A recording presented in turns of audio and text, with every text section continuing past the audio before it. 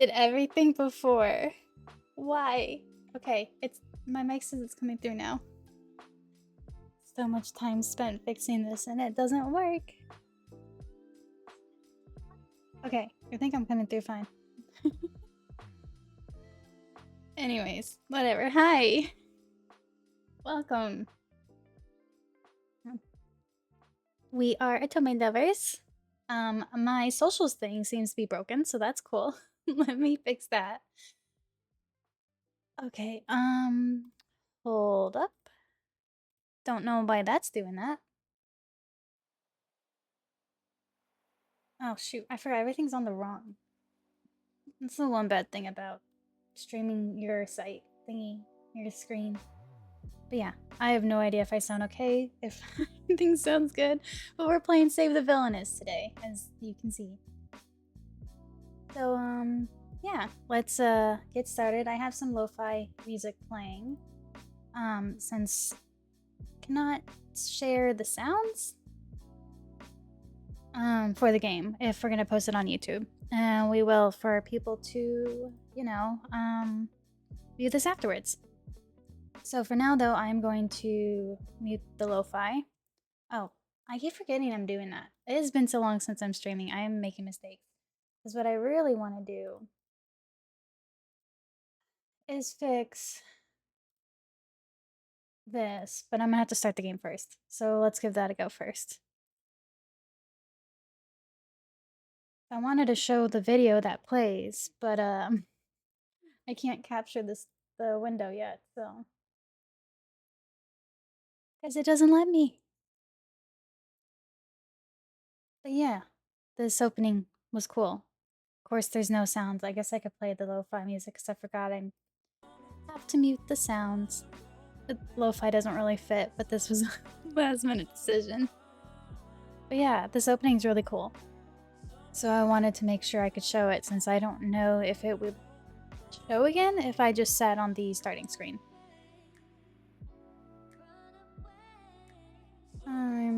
Okay, well, I hate technology. I'm so sorry.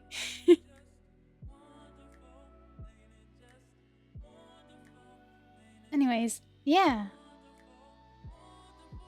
Oh, I so wish we could listen to this music though. But we don't want to get copyrighted now, do we, on YouTube when that goes there, so. But this is a really cool video. I am actually really curious who that person is though, because I don't believe we've seen them yet. Here's Edmund. This is our admin / curator Foxy, aka Foxelle's favorite character. This is my favorite character so far. I believe it is also our founder / admin / curator's Francisca's favorite character too. So her and I had to fight. I should have asked some of the other curators what their favorites were, because I don't actually know. But here's Ben. I'm pretty sure he is our childhood friend. I think they all kind of are actually, now that I think about it. Besides Serpent. But he's got puppy dog energy from just off the bat that you can see anyways, it feels like. And then here comes, I think, the lovely Servant, who they are... I'm just jealous that they can pull off both masculine and feminine energy. Oh, I don't think I've seen some of this before.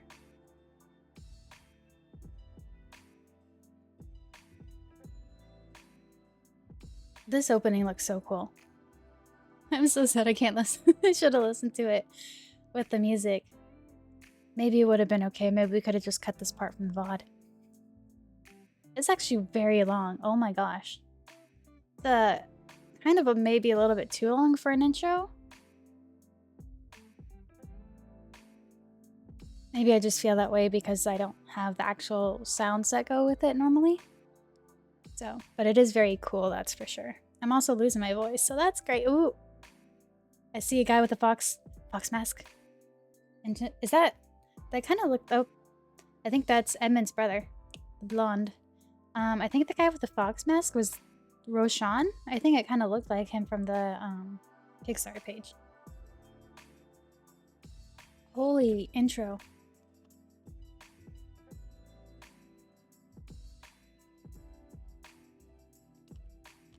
This is yeah, quite the, oh, there he is, Roshan. And Raymond, I think, is the blonde haired, and the rest of them I don't know. Hey, the axolotl, or the feet fish, I think is what they're called. Here we go. Right into the starting screen. Okay, that it was kind of long. No offense. It was actually very well done, but it may be just a little long for an intro, I think, in my opinion, anyways. Yeah, here we go. This is our starting screen. I'm actually gonna do a quick figure something out real quick. So forgive me. Yep. Yep. Because I want to shoot. Here we go. Do it this way. That's not right either. Here we go. Except that's also not quite right. Hold on. Okay. It has been a long time since I've streamed, so please forgive me. Oh, I didn't even set this up right, so also please forgive me. Hold on. I gotta remember how to do this. There we go.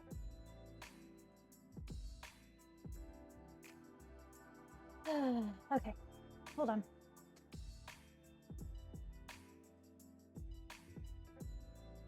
Okay. You know, I think we're good there. Maybe. I might be having some issues. I swear I fixed this all too beforehand, so this is kind of frustrating. Anyways, I think we're okay now. But yeah, I forgot I was just speaking away from the mic, so I might have sounded a little weird there. But yeah, this is our starting screen. So I'll just kind of show the settings and stuff that they have. So right now you can obviously start, you can wishlist them on Steam, join their Discord. There's their chapters list, which shows their kind of chapters that they have. I believe this only goes up to this. The end of the common route or somewhere there. I played a little bit of the beta demo, and it only went to like halfway through chapter 2 if I remember correctly. But I think this one goes through chapter 3, so we'll see. I hope we'll get it all done today. Might not, depends. It did say it's like 2 to 3 to 4 hours long for the demo. This is the settings. So basic, you know, kind of visual novel settings, which is nice. You can skip, you can choose window full screen. So the difficulty, this one is interesting with this game, is that you can have a story mode where it kind of tells you if you got a good like love choice up with the character and stuff like that. But there's also detective mode where it doesn't tell you anything, which I definitely appreciate because I like to not know if I'm getting the right choices, at least at first, because I like to go in blind. But right now, since we're playing the demo live and stuff, I'm just going to go story mode so we can kind of get a gist for everything that this demo and what the full game will offer. Right now I turned the text speed up all the way because I just like to have it, you know, that. We're probably not going to really auto-forward much. I had to turn the music off because don't want to risk getting copyrighted on the VOD, on YouTube, and then sound volume, and it's kind of left, I think, what it was. So we're going to go to extras, which is basically just all the credits that we do. I'll probably go through this towards the end of the stream before I end and just kind of let this all go by for that. The help kind of, whoa, creepy, kind of shows you kind of the different like options that it has. So like, hey, you can do this and that. Oops. If I get confused, I will come back to this. Oh. So you wish to know more about love? Sure. I didn't mess with any of this stuff beforehand. You seek me as your tutor. Your trust in strangers and talking objects is noted. I have created a gallery that will provide what you seek. You will be able to judge affection through writing, portraits, moods, and numbers. After all, you love to see success in every form. Do you consider success to be bringing happiness or misery? Your pleasure is your choice. What story will you tell? Or what story will be told of you? Cool. I really like the animations in this game, I will say. It's very cool. Oh, yeah, this is, Why is he uncovered already? You are not happy with the state of this gallery. Oh. You wish for more options. Perhaps you need some further explanation. Oh, it's just because this is a tutorial. Whoopsies. Oh well, I guess we'll go through this real quick. This is Duke Eisel. Oh gosh, I'm gonna butcher that. Kuze. Yeah, that's all I can think. Kuze. Never mind. Why bother showing the entire man when the only part you care about is the face? I know what you value, and here is where you can discover the effects of your choices. I gotta say, I do love the purple eyes. With the silver hair, it stands out. In this very special gallery, those who are capable of receiving love will show you how they feel about the actions of your villainess. For instance, how do you think Duke Eisel feels right now about the villainess's actions? Well, I mean, we haven't done anything, so I don't know.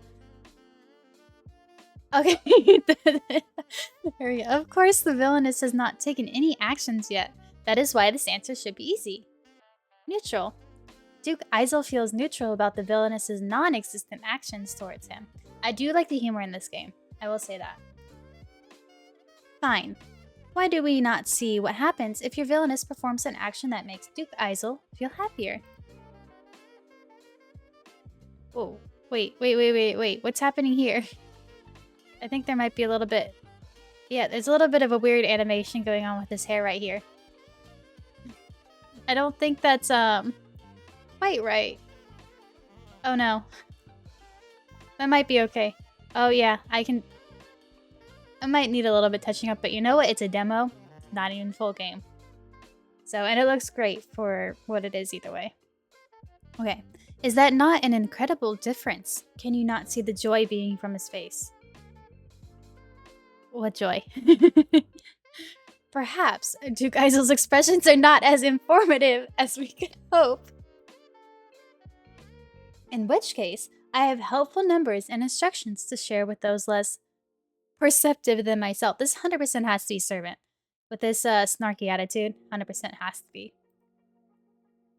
Like all good galleries, we have a helpful explanation of the portrait to help those with less understanding of art. Well, thank you. I don't get art, so that makes... I don't know if that makes me happy, but that makes it helpful. As you can see, it currently says that Duke Eisel feels perfectly neutral. Should an action be performed that makes him happy, is one... I do find this funny how it's in parts of how happy they are. Just, he's 1 part happy, 2 part happy, 3 part happy. I think 3 was the highest it goes. I don't remember. The writing will show the change in his mood, adding or subtracting the amount he is happy. There will also be signs shown at the time a choice is made, depending on whether or not you wish to. Watch a story play out, or be a true detective. We've already talked about this. We'll do the story part for the demo for live streaming. You are still complaining about your lack of options, are you not? Very well. I am not. How dare you? I live to serve. It's freaking servant. It's literally in the word serve. Servant? While this exhibit is not yet uncovered, you will find a portrait for it soon enough. However, these portraits will not last forever. The choices made will determine who is capable of being loved, and who will have a curtain drawn over their future. Choose wisely, and remember, save the villainess. Yay!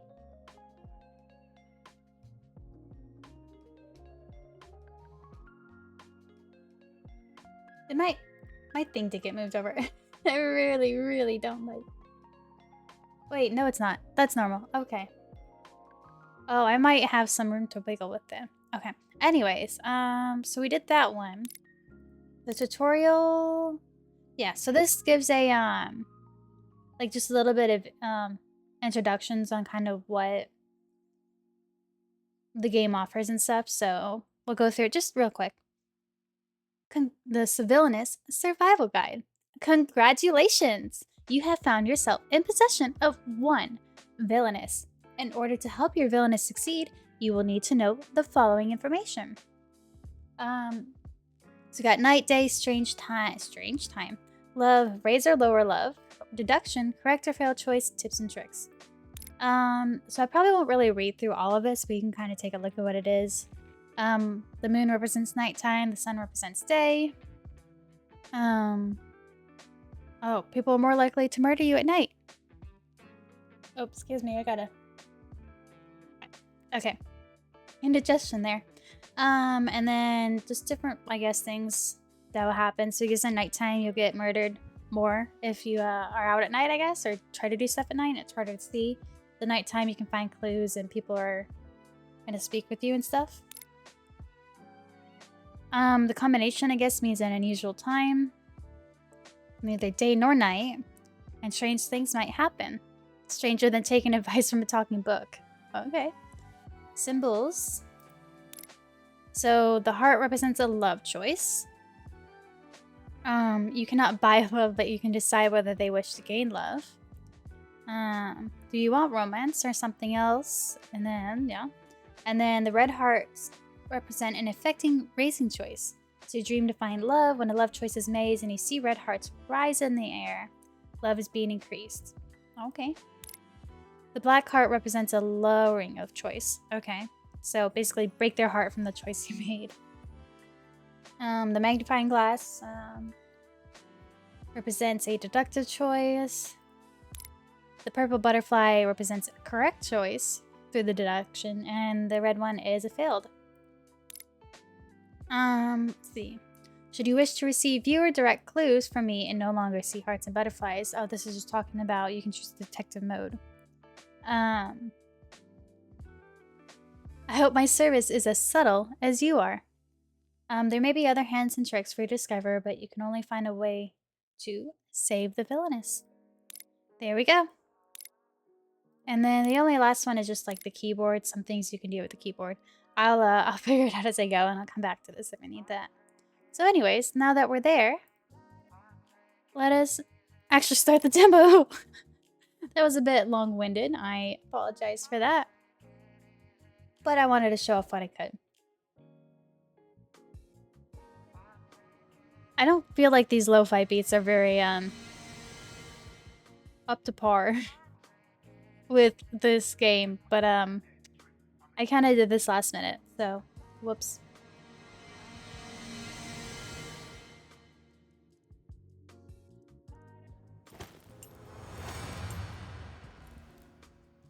The curtains have risen. Okay. We're starting play. It's kind of what it looks like. Maybe we're watching the play of what is Jane's life.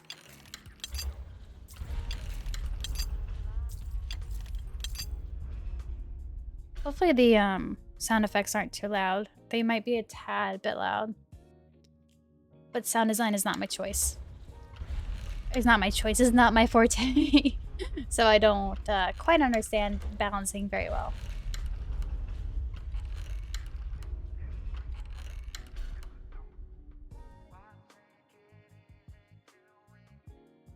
This lo-fi music is not fitting. Give me another...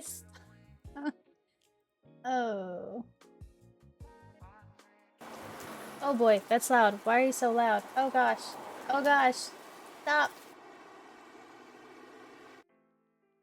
That's not what I wanted. I'm so sorry. Okay. I am a noob when it... Oh my gosh, why do you keep going to the wrong screen? I guess that one doesn't matter because you can't see. Anyways, shall we begin?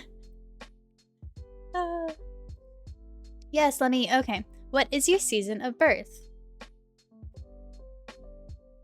I mean, technically I think summer, but also technically spring? Because my birthday is before the summer solstice? Huh. Good question now. Now I'm second guessing myself. June feels like summer, so I'm just gonna go with summer. Because you know what? That's when summer break happens. If you're in school. But I like the green more than the yellow. I obviously like blue more. Okay, anyways. We're going, what's up? Sup? Summer? Oh. Yeah, I should have realized that there's a hand there pointing. I guess, yeah. Okay, we'll continue. So you were birthed in summer. Sure, yes. It is a beautiful It is a beautiful season for bones to dry. Sure, you could look at it that way.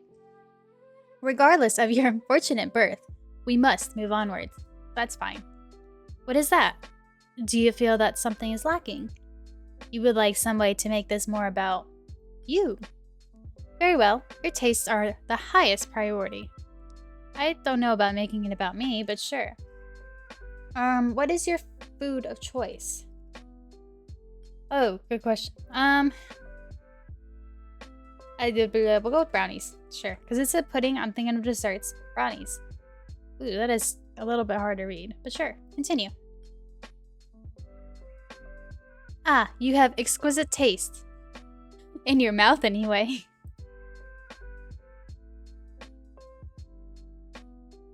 Were you expecting more questions? More focus on your desires. That time has passed. After all, yours is not the only story. Not the only story. The only story? Your story. Chapter 1. Wheel of Fortune.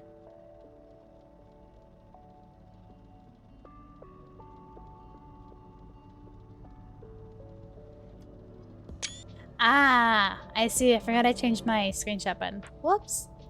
Okay, if you hear that, I'm so sorry. The purpose of existence is that one should become conscious. Carl Jung.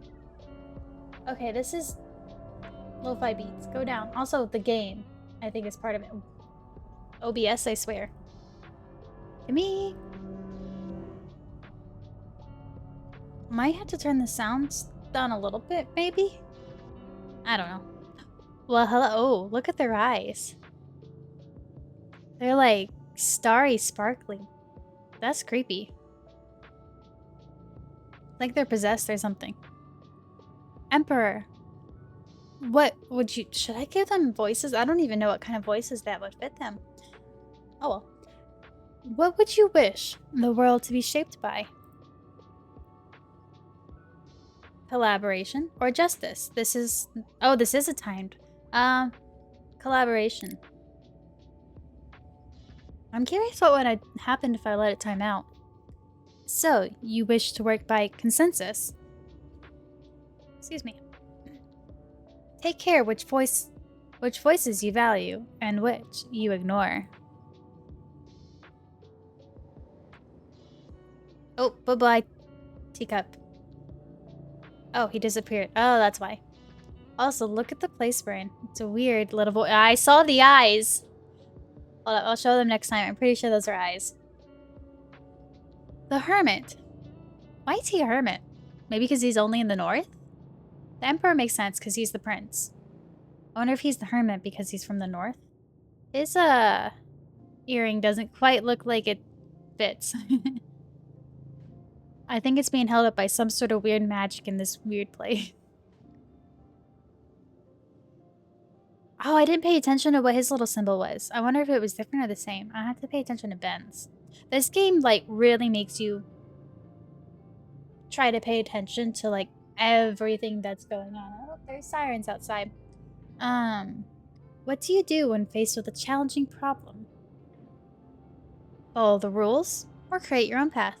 We'll go with create your own path. There are more ways to solve a problem if you have no restrictions. If you do not mind, what other problems are created along the way? He's got the butterfly on his brooch. I think that's like a brooch too. Okay, look for the eyes, look for the eyes. Do you see these eyes? Terrifying. Those gotta be eyes. Something's watching us in this weird void of a place. Oh, it is different. Magician. Oh, dang it, now I wish I... Oh, Edmund's must have been like a crown or something, right? Okay, sorry. I ate before this and now I'm regretting it. Which is more important to you? I wonder why he's the magician. Interesting. To find love through forgiveness, or to love yourself in your own strength? I don't know. Sure, to love yourself, I guess. That's pretty important to do, is to love yourself. Loving and respecting yourself can help you overcome many trials. Are you willing to extend that love and respect to others as well?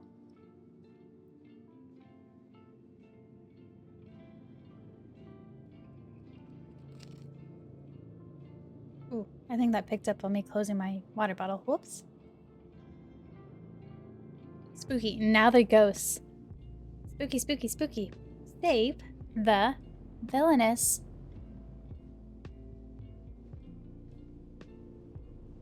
Ooh, timey warp spindly things.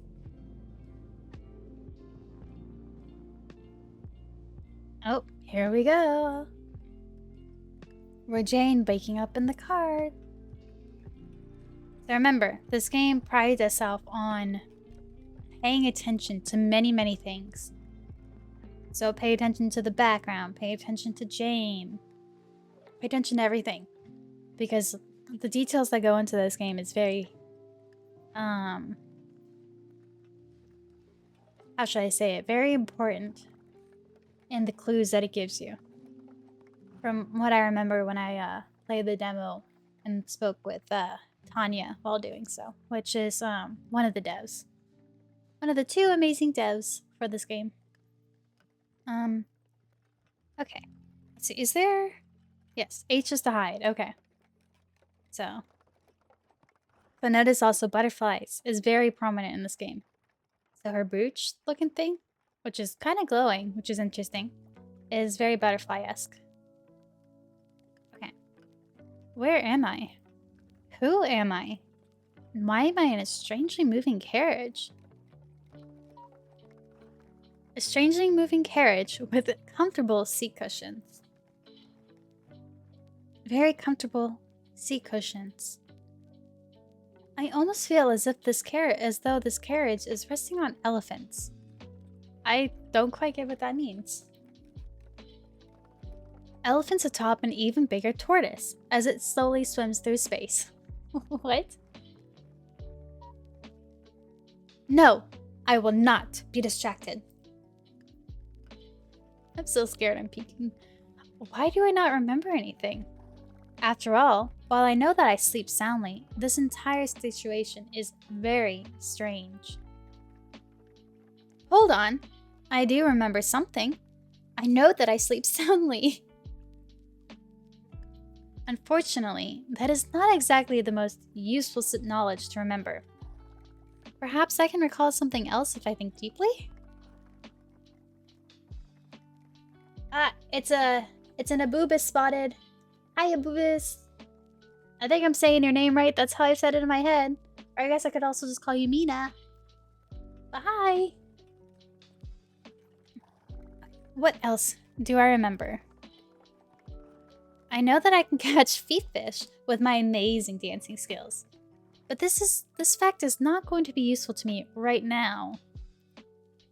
I have more immediately important things that I need to remember. For one, what kind of person was I?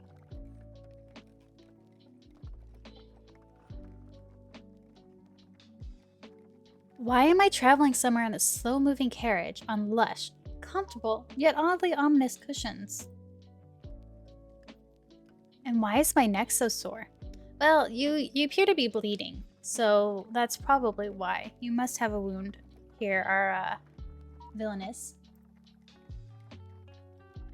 Hey, I said it correct. Win for me.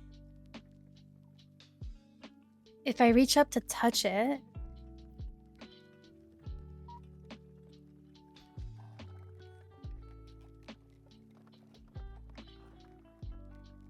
Yes, Jane. Or I guess we technically don't know her name yet. Yes, Miss Villainess. I guess we technically don't know she's a villainess either. But yes, Miss Lady in the strangely slow-moving carriage, top elephants at the top of a tortoise with lushly comfortable cushions. Yes, you're bleeding. Well, now I have another question.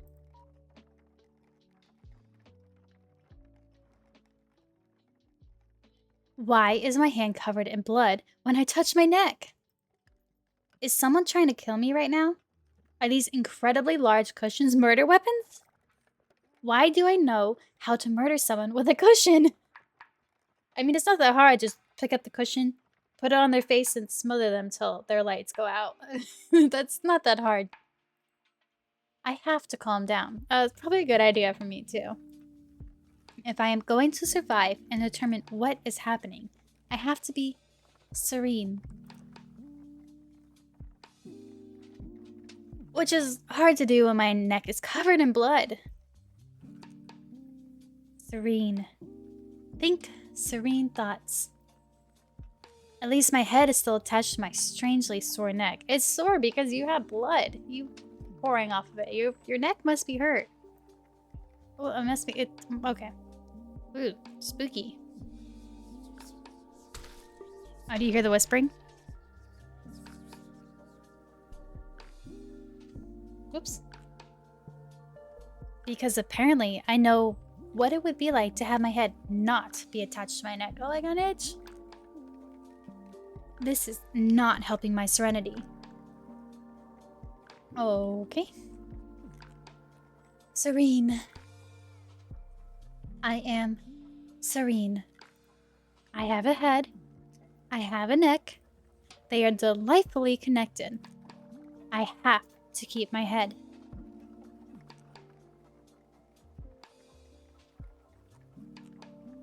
Losing my head would be fatal, figuratively and literally. I am vulnerable, injured, and cannot remember anything remotely useful. I need to find some information that can help me. Even if this carriage is moving very strangely, something has to be making it move. I can hear the horses pulling it, and if horses are pulling it, someone must be guiding them.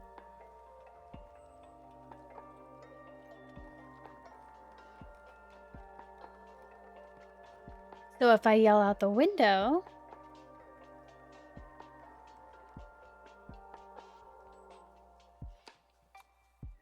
That is odd.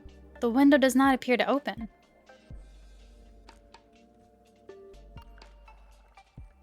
Perhaps if I yell loudly, the driver will hear me. I'm not gonna yell because, one, I would probably peek, and two, my downstairs neighbors will hate me again. Hello, Mr. Carriage Driver. Could you please tell me where we are going? Oh, I definitely peeked there, so forget it. Oh, jeez. He is not answering me. Well, if the driver is not doing his job properly, I suppose he would choose not to answer me. Bad downstairs neighbors. Yes, they are very bad. They're so mean.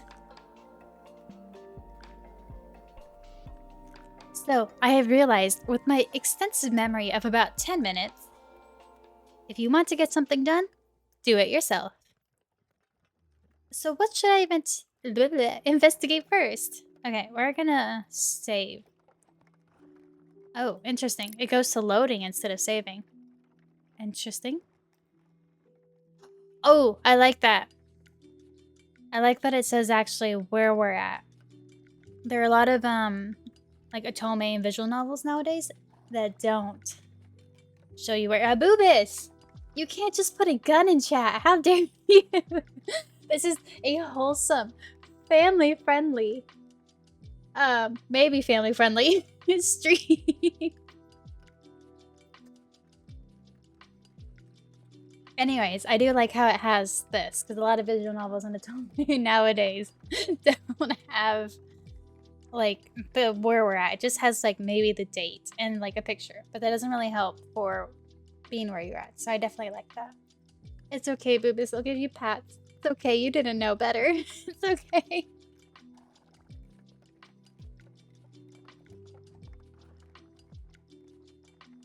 Okay, hold up. I gotta take another drink of water. I'm either apparently getting sick or I'm just losing my voice. Okay.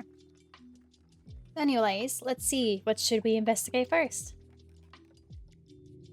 Oh, You again. So you need a little additional assistance? One might even say, help. As always, I live to serve.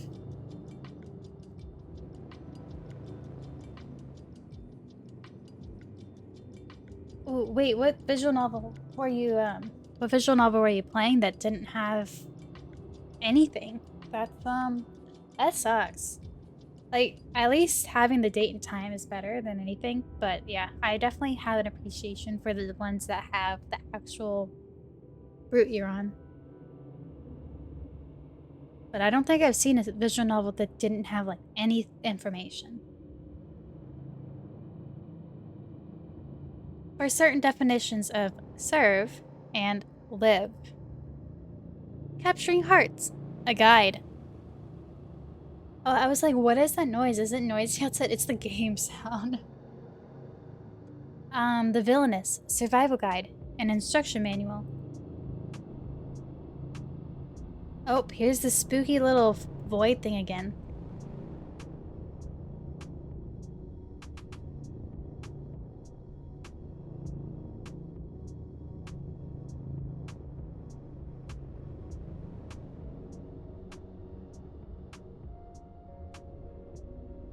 I will say some of the animations, while they are cool, I feel a little bit slow.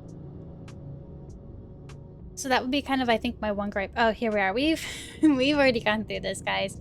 So no worries. It's just the same stuff we went over in the beginning of the stream. So we can exit this for now. Should you I hate S words. Should you wish to revisit my assistance or read further notes of use, you may seek me at any time at the sign of the butterfly. So look for the gold butterfly or yellow, whichever you prefer. Solve the mystery. Write the story. They're doing it, guys. They're saying the thing. Save the villainess. Dun dun dun. We've got the title.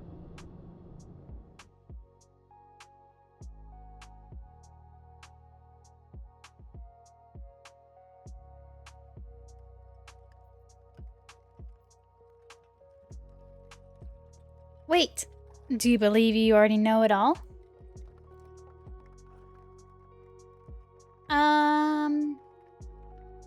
Since we're playing this for stream, we'll do this one. No, I wish to learn more about this world.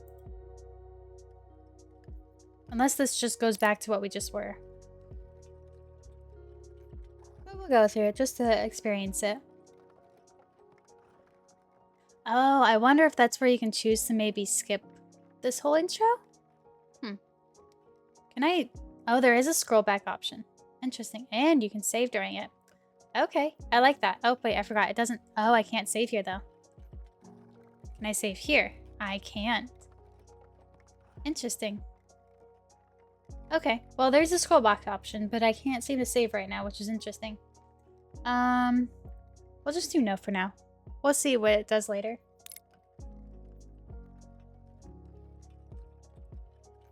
Abubis, do you mean the, like, when you open the game, that,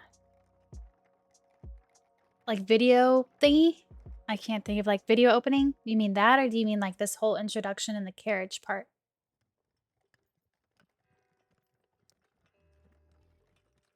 Oh, okay.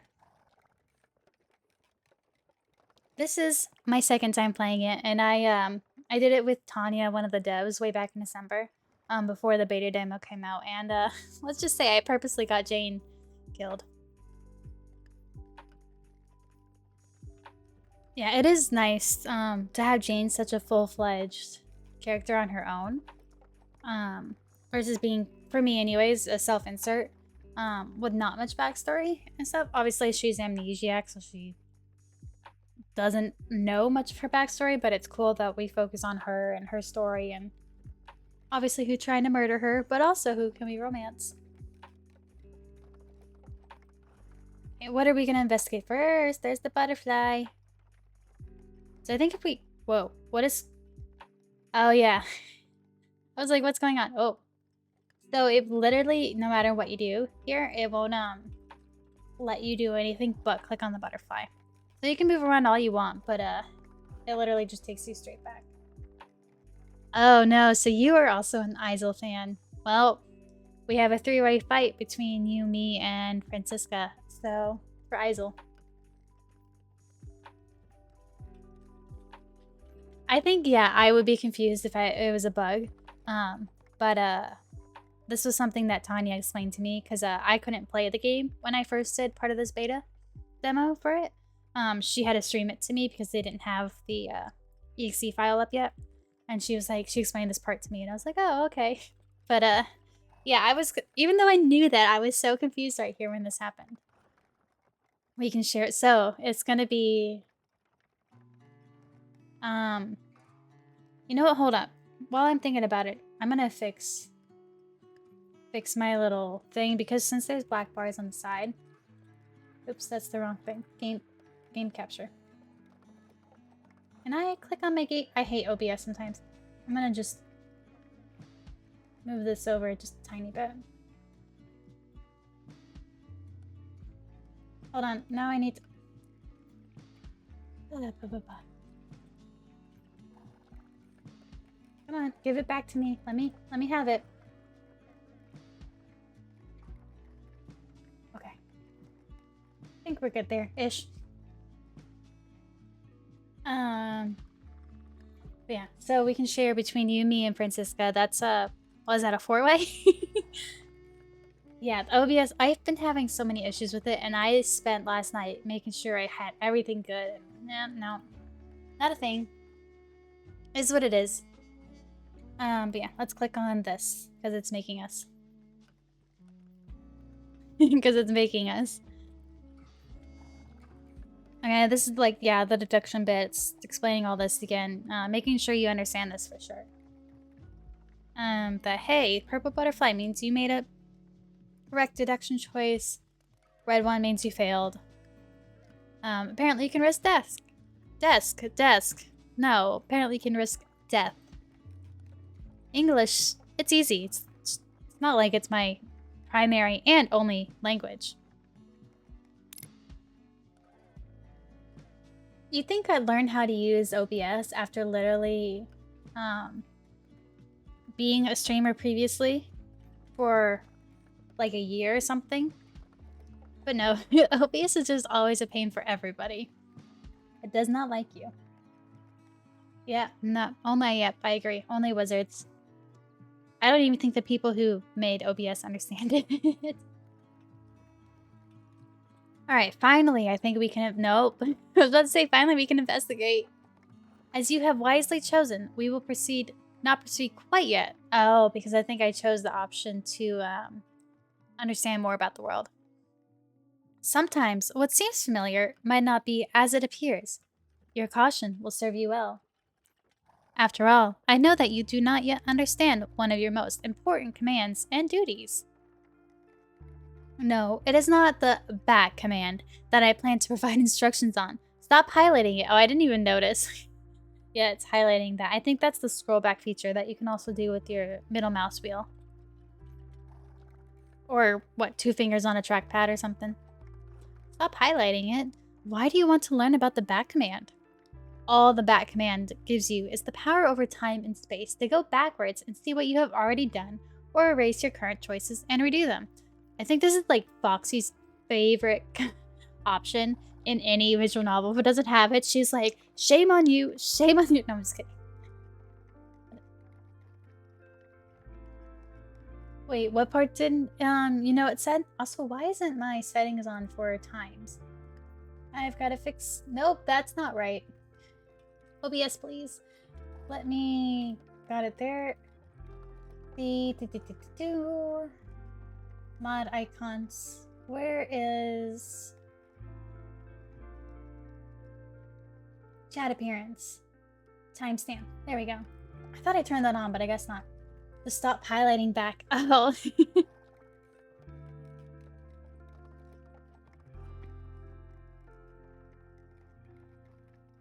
Don't worry. It's I think part of it is that it's just so low to the screen that it's easily missed, probably. You can also go back by reading a page up in the story or by rolling your mouse wheel backwards. Although, why you have a mouse on a wheel? But why would you use this power? I agree. I haven't... Oh, it's literally highlighting it now. I can't do anything. I forgot what I was gonna say. I was gonna say something. I played a game recently, I feel like, that gave that option. I think I was playing the Glass Heart Retold. It definitely allows you to do that, which is really nice. Especially if you just kind of want to test some extra things. But it is nice if you can go past the choices. Although I know for some, there's no point to go past choices because they're like, well, you made your choice, live with it. But honestly, just let the player play how they want. Same with like ones that don't let you save during choices. So all the back command gives you is the power. Oh, wait, did I already read this? Yeah, I did read that. Oh, because I literally went back. Oh, haha. Very funny. I will warn you that you will not always be able to return to the past. Some choices are unchanged, so think carefully before you act. I'm not hating on you, devs. Disregard what I just said.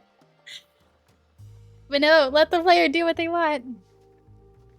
I know part of this is just for their storytelling, but that's that's funny. And do you know what will always allow What will always allow you to return to the past to protect you against the consequences of your own actions? The save. It is not only the villainess you need to save. We're highlighted down here again. And then it forces you again. Save. I've already saved, don't worry, game. Welcome to the Gallery of Memories. There are many exhibitions you can use to create the memories you wish to save. Of course, you have no idea how art works. Allow me to simplify things. These are empty pictures. What do you do with empty pictures? Perhaps that is too many pictures for you. They're really laying it on thick. How dumb you are. I know this is, like I said earlier, probably supposed to be Servant, and Servant just likes to show how dumb you are compared to them. But it might be laying it on just a little thick. But I think it's funny personally, so. Alright, no worries, Boobus. Thanks for stopping by. Have fun being a lurker.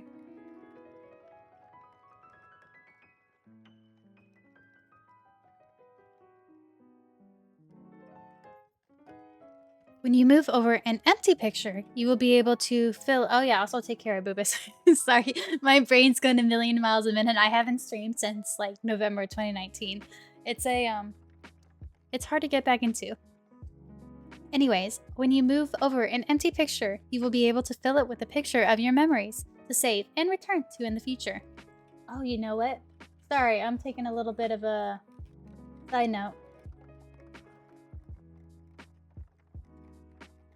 I'm gonna also go do not disturb on Steam and put that I'm streaming Save Villainess.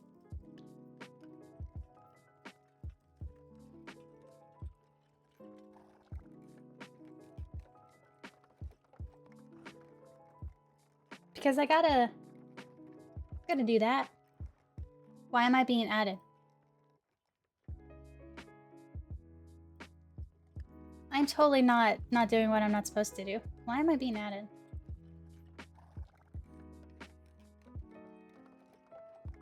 Oh, okay. Anyways. Okay. Sorry about that. Let's go on. I think I read that. Anyways, you could have read it while I was doing stuff that shouldn't be done on stream. Trying to mess with other stuff. No, you cannot practice painting now.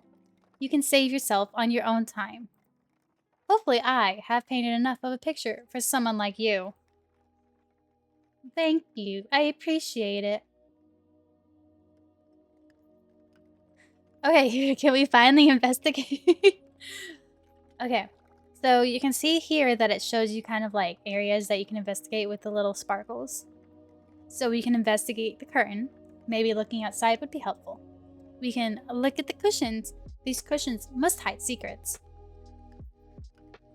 There's a few places on Jane we can look. We can look at her hands. Have I really looked at my hands?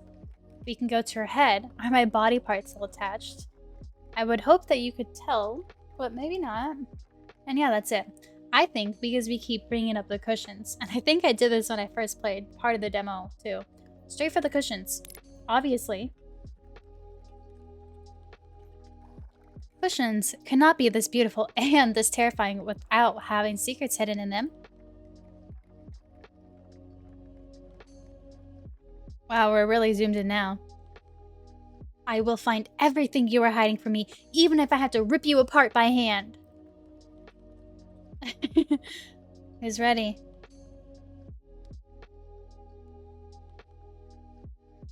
Oh, having music here would be so fun. Just imagine. Fight, fight! Wait, that's the Batman theme song. Do do do do do do do do do do do do do do do attack.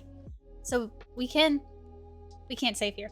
Okay. Anyways, we'll attack just for the heck of it. Ooh, those sound effects might be a little loud. The cushions are unmoved. I don't know why you attack them with your hands. She literally has like a brooch or something she could rip off her dress to stab. So notice how our determination and stuff goes down. And the cushions and stuff just doesn't change at all. It's all question marks. We'll attack once more. Because I like the number 6. Anyways. Attack! Scratch, scratch. We need like cat claws. Where's a cat when you need them? The cushions loom ominously. Actually, you know what? We're gonna go all the way down. I want to know what happens if you go all the way down in determination. Oh, it goes down to 4. Ooh, interesting. Okay, let's go again. Let's see what happens. We saved a little bit earlier. We can go through stuff. Oh, geez, spooky. I think the curtains are mad at us. The cushions are too ominous. Spooky sounds. Oh. Hey, we're in the, we're defeated.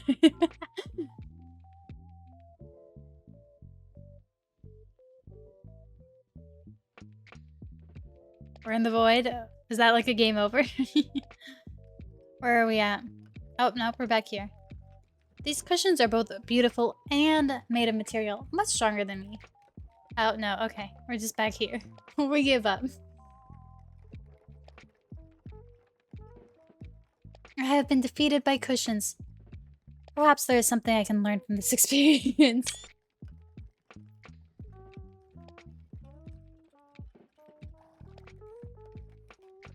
These cushions must be wildly expensive. Like this carriage. Its ornaments contain enough gold to fund a small nation. Whoever I am, I know when something is expensive. Oh wait, whoever I am, I know when something is expensive. Even though, based on my condition, I am not an expensive person. Therefore, this is not my beautiful carriage. This is not my beautiful ride.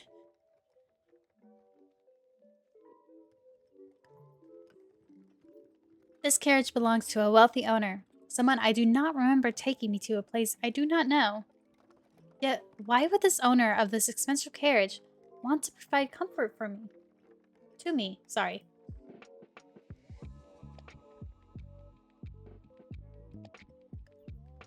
Ah, here's a, thingy. I can save again, though.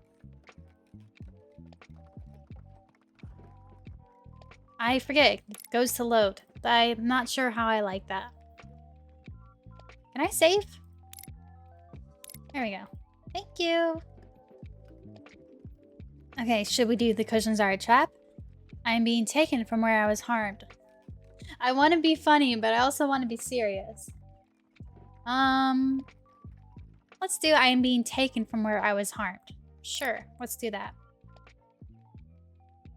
Oh, shoot, I didn't even notice. Her neck isn't... I wasn't paying attention. Her neck has stopped bleeding. Shoot.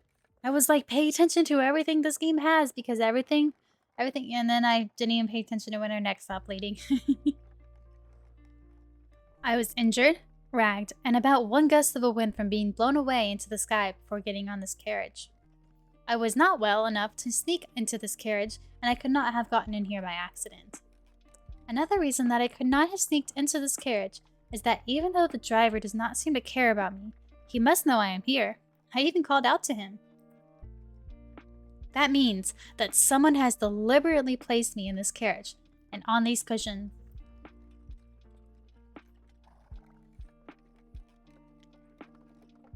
This means that someone removed me from my place where I have been harmed to put me on these terrifyingly comfortable cushions, even though I look and feel as ragged as my dress.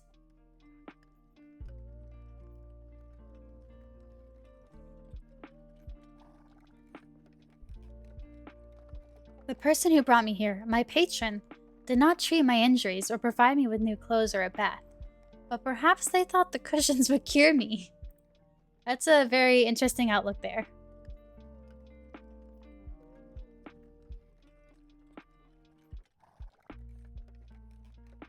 Would anyone notice if I took the cushions with me when I left? They are the only support I have right now. Or Jane. Or I guess girl whose name we do not know. So what should I investigate? Alright, we can move on to our next one. Oh wait, did I miss this one before? The clothing part? Interesting.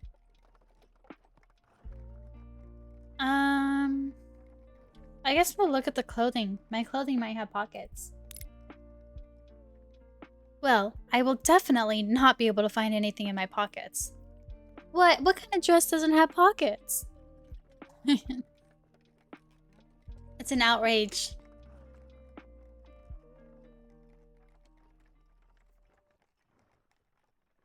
Because I do not appear to have pockets. Unfortunately, this dress is even more mysterious than the lack of pockets. Why is someone riding in a beautiful carriage wearing something like this? But it's beautiful, if it wasn't ripped and tattered. The biggest mystery is, how did I not become naked trying to walk in this outfit? I agree, it does look a little bit like it, be hard, but maybe her bust is holding it up. You never know.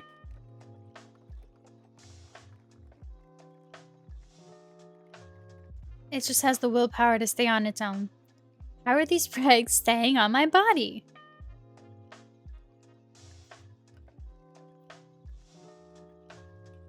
Still, I need to solve my immediate problem.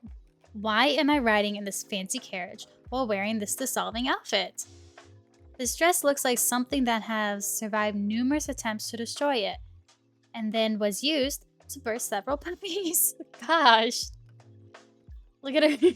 Look at her face when it goes to like the one eyebrow. She is so confused. Hungry puppies? Why does she look so angry?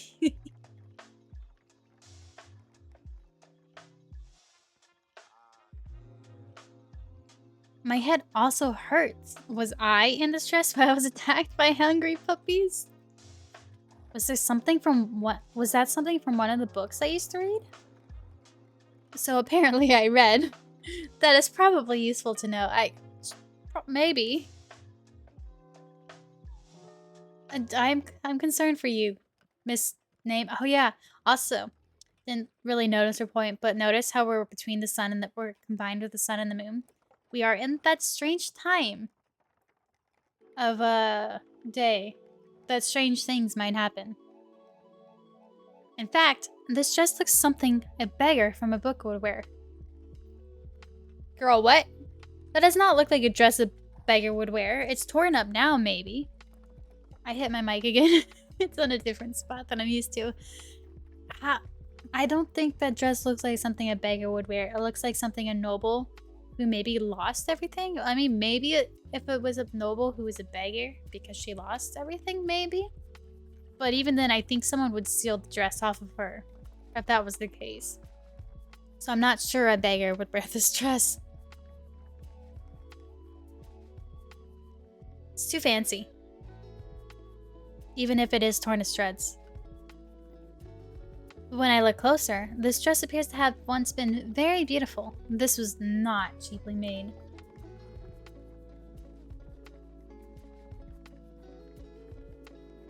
This dress also appears to have been damaged, not just by wear, but by force. The dress and I have also not been washed for weeks based on the overwhelming smell. Oh gosh, that's awful. Weeks?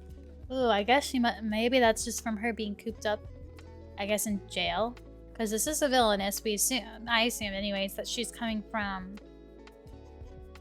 maybe like being in the jail cell, because the little scene we got with the guillotine and stuff makes sense. That she's probably coming from maybe being cooped up. Of course, they're not gonna let it. I just realized I hate OBS. The burning passion. Why? Okay, I fixed it. I don't know why it's like this. I need to. Hold on. I'm gonna group this so that it doesn't move. Because so many OBS problems. Anyways, let's continue. If I am in this fancy carriage, why could I not change out of this ragged dress? What happened to me?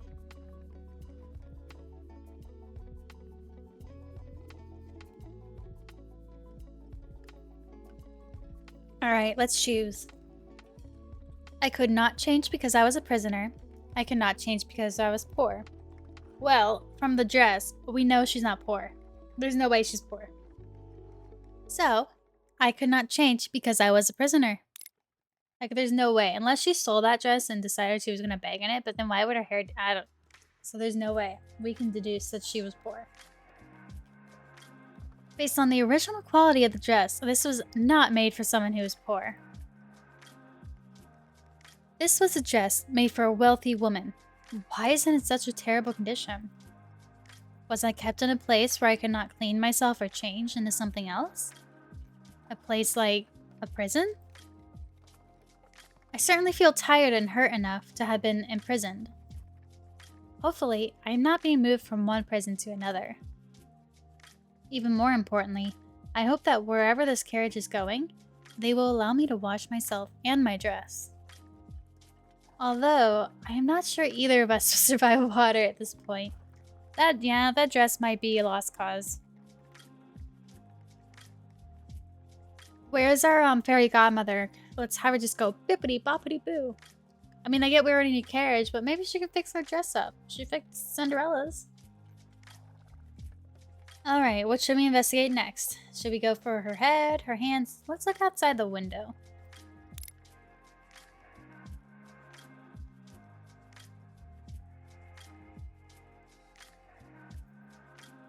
I do kind of like how it zooms in and moves with, even if it kind of makes stuff very unfocused and fuzzy like that, but it kind of sucks. But it is kind of cool to have it kind of focus on where you're looking, and have the character move with it.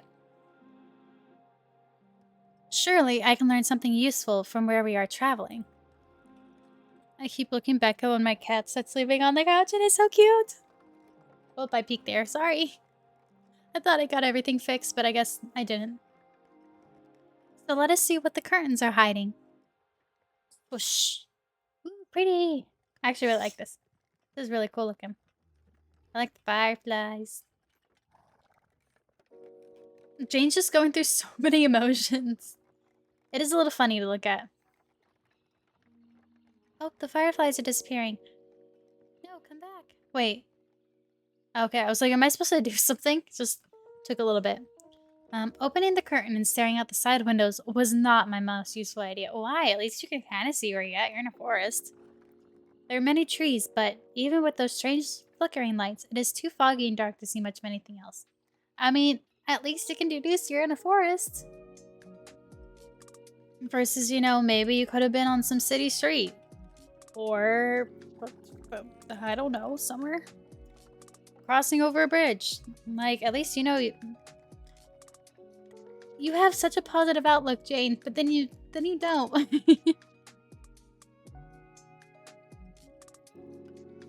including the front of the carriage. Well, yeah, that one's a little weird. Someone must be driving me, but there is something very strange about the way we are moving. The carriage is moving so slowly that I cannot feel the ground moving beneath us. That is a little weird. Maybe it's a very, very smooth road. It almost feels as if we are going back and forth in the same place. You know what? I could see that. We're in that weird space and time. We're not really moving anywhere because this is the tutorial.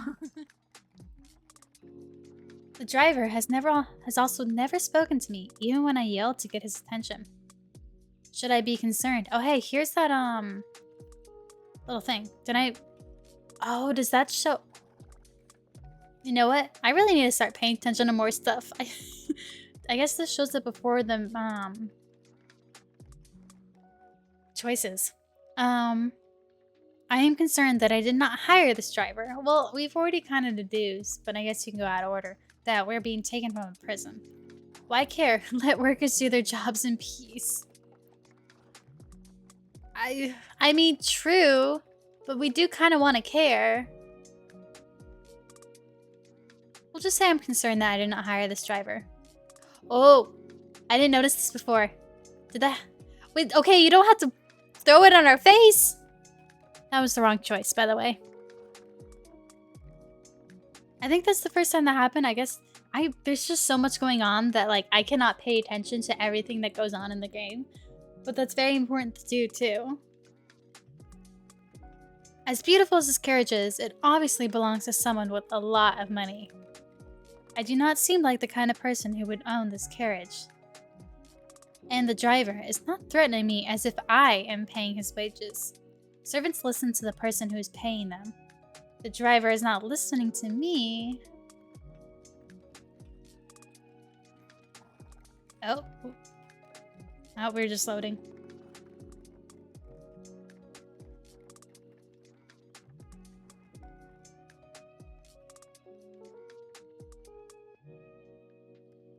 Give me one moment, please.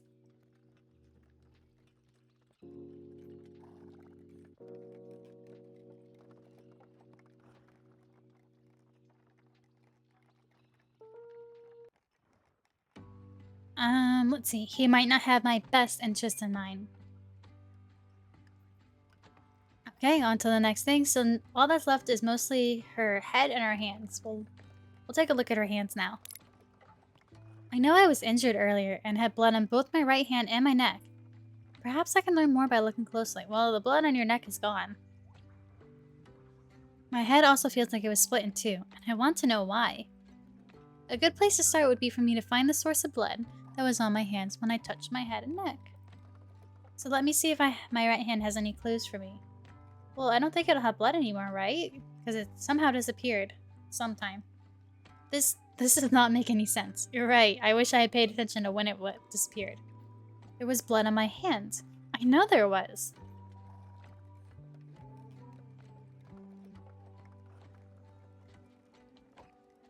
I just need to touch my neck again.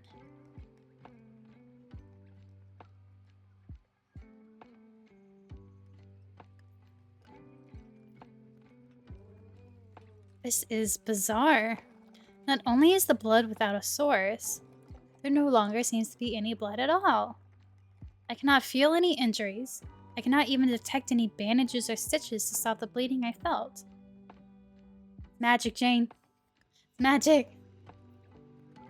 Even the blood that was there earlier is gone now. My hands and neck are completely clean. Even if I could heal in minutes, the blood on top of the wound should still be there. I do not understand what is happening, but I do have another hand. Perhaps that hand will not betray me. You are a little scuffed up. Oh, hey. Here's a cool thing. Notice, oops, I knocked, trying to get comfy. And I knocked my mic. Notice that there's a not tan spot on her ring finger. You know, like she was wearing a ring on the one finger that you normally use when you're married or engaged. A little fun thing there. So what does my left hand have to offer?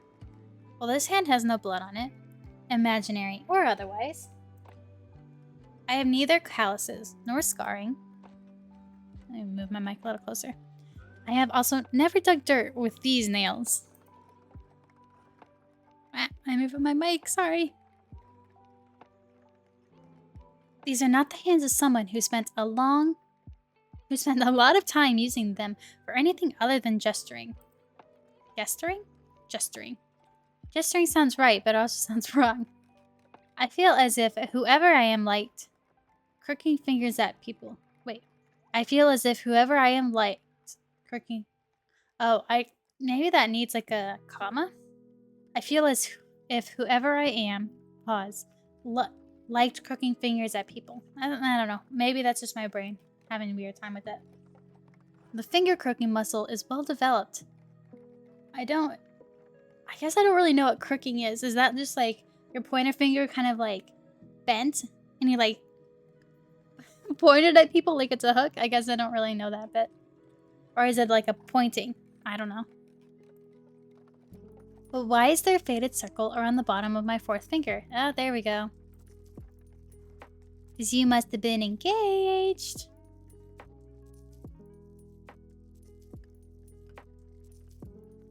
I hurt my hand, and the scar faded. I had recently removed a long-worn wing. Well, that's the only one that makes sense. Oh wait, it's purple. Oh wait, purple's right. Oh, I'm so stupid. Sorry. Forgive me. Yeah, I got my ones mixed up. But it does do it. So yeah. Never mind. Forget what I said earlier about the carriage driver. Yeah, that was the right one. Brain's just not in it today, apparently. Can I stop peeking, please? Why would I have a ring mark on the fourth finger of my left hand? Unless... Was I engaged? Married? I can't. My voice is not going to be in it for that. Married?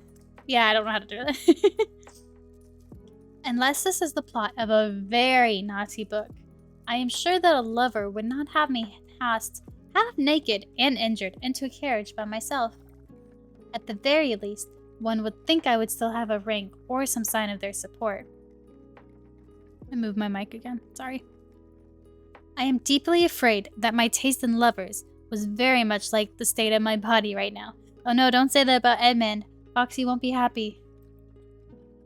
They both stink.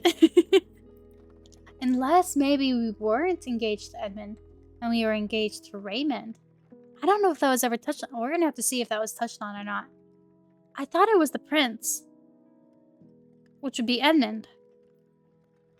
Huh, now I'm curious. Okay, we'll see. Alright, next thing to investigate is... I think all that's left is just her head.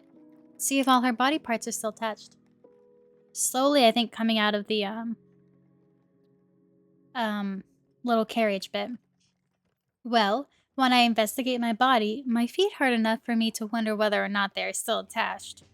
The good news is that my feet are still attached to the rest of my body. The bad news is that there's definitely a reason for my feet to be hurting. Oh, no. Jane, you can't. Please don't show your feet. You cannot. Oh no, she showed her feet. Cover them. Cover them. Her toenails are painted though, if you look at them. Are they? Or are they just normal color? Oh, they might be normal color. And just have like a glossy look to it for the art. Oof. But yeah, look at her her ankles. You can tell they are definitely chained. And all that bruising.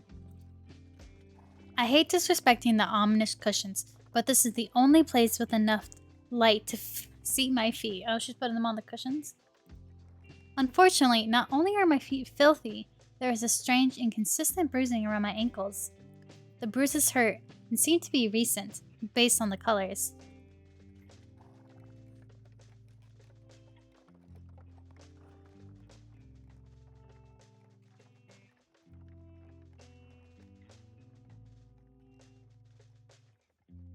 How did I get a ring of bruises around my ankles?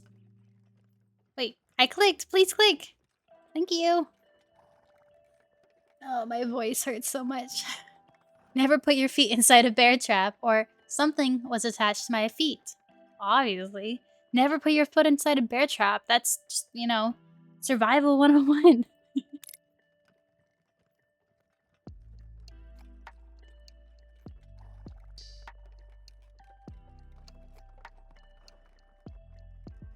No, Jane, please stop showing the feet. It's so...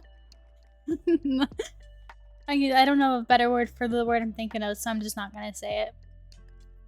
No matter how hard I grip my ankles, I cannot possibly create this kind of damage. Something was attached to my ankles. Something that was heavy and hard enough to badly bruise me. Did I click too fast on that one? Whoops.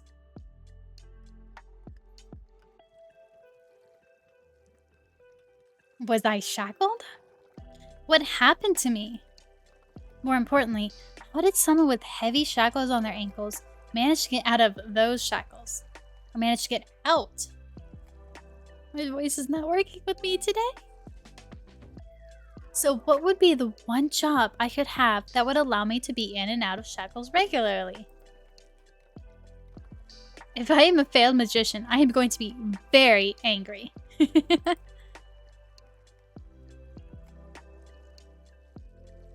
So what should I investigate? Wait, there's nothing left. Right? Oh, okay, yeah. No more investigation. It is time to deduce. I have realized. No. No more choices for you. I have learned my lesson. Left to choose your own devices, you will choose to fight cushions. I must find a way to convince you to make better choices. Oh no! Even though I think I did most of the other choices right, because I went and kept attacking the cushions. Oops, shit. Sorry, I cursed. Don't shoot. I hit my mic. I can't move on to the better choice. Oh, I didn't pay attention, I think. Okay, do you understand what this is? Oh, I think maybe I just can't choose yet. Hold on. Okay. No, not the concept of not knowing what you are doing. Do you understand what this is? It's locked because we have to choose the right choices. This is a lock. L-O-C-K. What does a lock do? Yes, it locks. In this case, one of your options is locked. Because of your previous terrible choices, the path that would proceed to a better future is closed to you. Should you make clever choices, or rather, if the villainess makes clever choices. I peeked there. I am so sorry. I might need to fix my mic some. Maybe I'll turn my gain on my mic down just a tiny bit. Wait.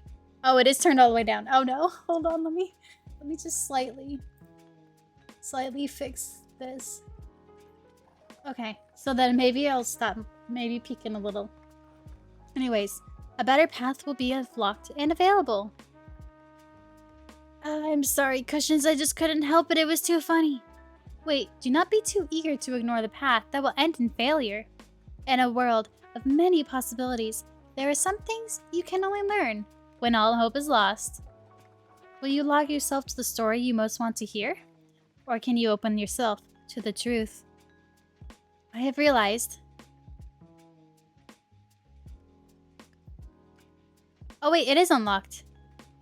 Wait, what is happening here? That doesn't... I don't know if that's supposed to happen. Okay, anyways. We're gonna save here. Dang it, I forget that it doesn't go to save. We're gonna save here. Because I want to show the... Thank you. Because I want to show the, this one if we don't get the right answers. So, okay, cool. Even though I attacked all the cushions, I must have done the other answers right. So yeah, we'll show what happens when Jane is... Excuse me, completely clueless.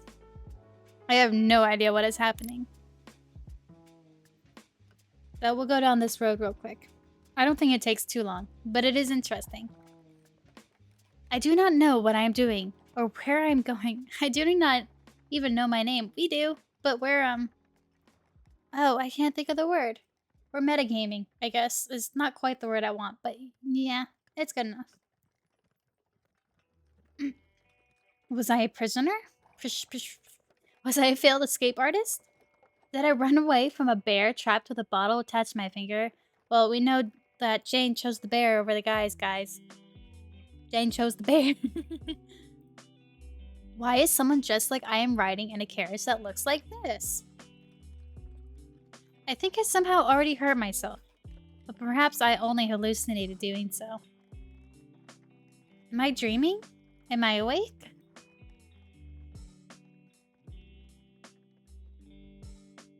I have no idea what is happening or what I am meant to do. Excuse me, I'm dying. Where's my water? Hold on.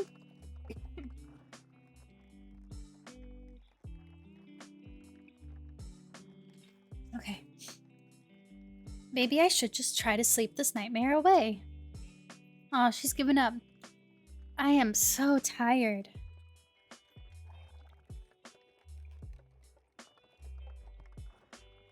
Perhaps when I wake, the world will finally make sense.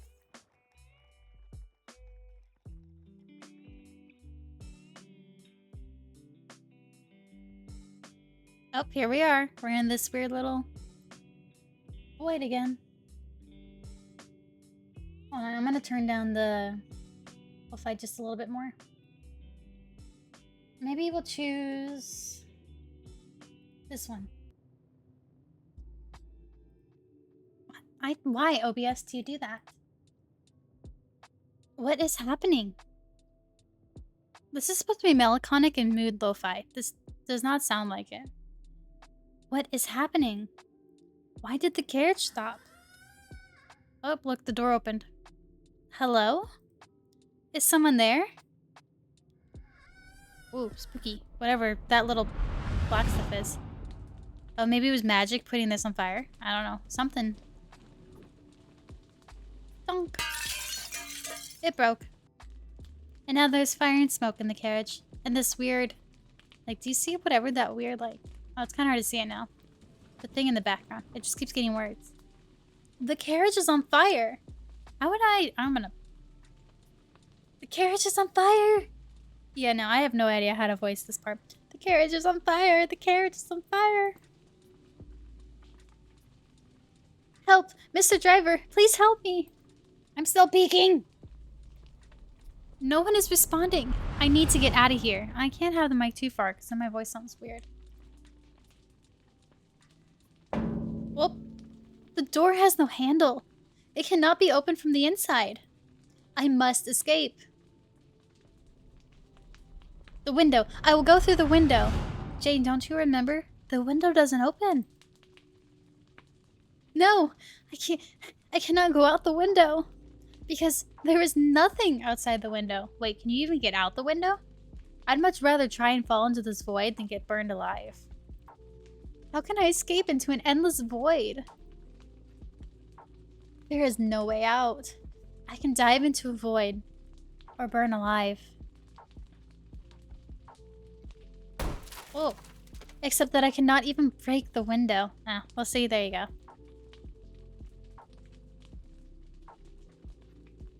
It hurts. Oh no, Jane, I'm so sorry she's crying. I just wanted to show people what happened. Oh, now you're making me feel guilty. Why is this happening?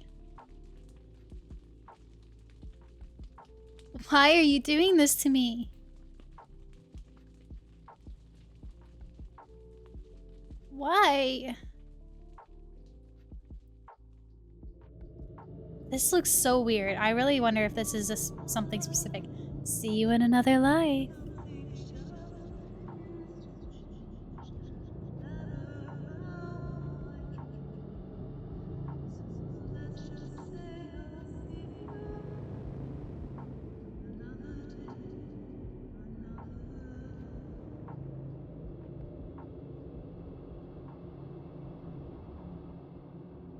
Spooky.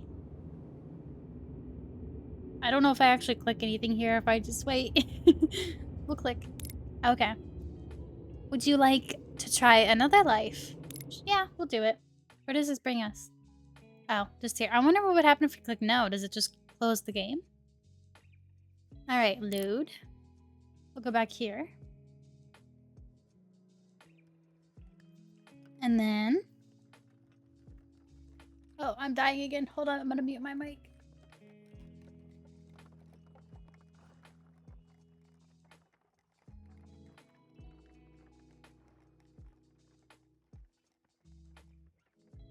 Okay, I'm alive, kind of. I am in serious. Oh, what was that meme? I'm in danger. Cringe. While I might not remember my name, I certainly remember power. Unfortunately, I also know that I currently have none.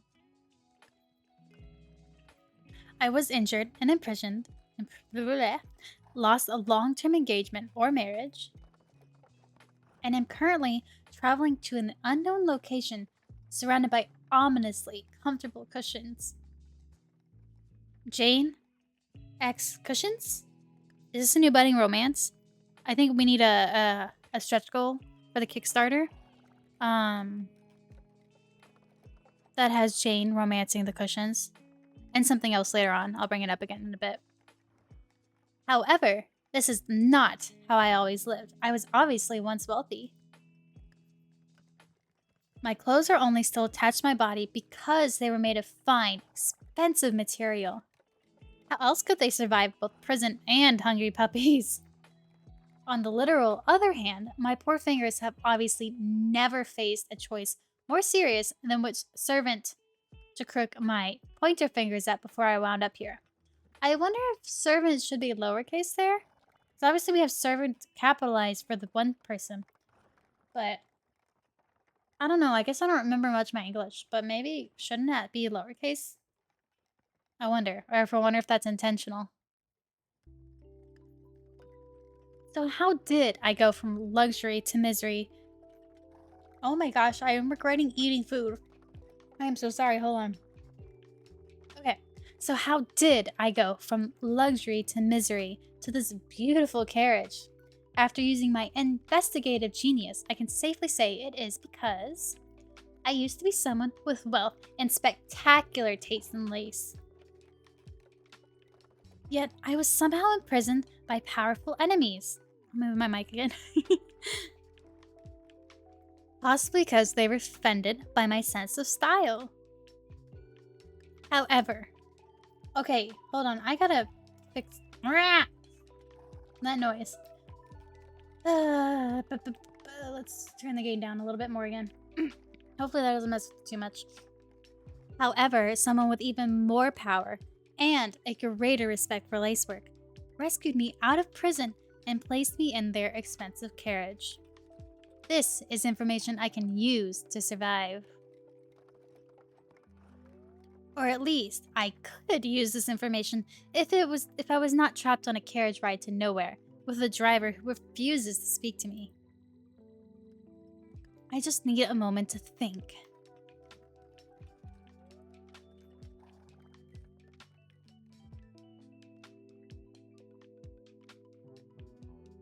Oh. I looked away for a moment. There's the butterfly. There's our villainess. It is a little off-putting mostly because she doesn't really fit with the style that's already have. But it is very well done art, and I will give it that. Butterfly. But it just, she looks very different than her sprite, I feel like, personally. Bye-bye, butterfly. So I guess Jane's just sitting there and thinking, oh, there's a star. Oh, we're on our butterfly. And it now goes to us. Oh yeah, this is where, yeah, keep watching this thing. Yep, see that her marks and stuff that she had on her body? It's going away. I don't know the significance of this or what causes this, like what this is, but it's definitely interesting.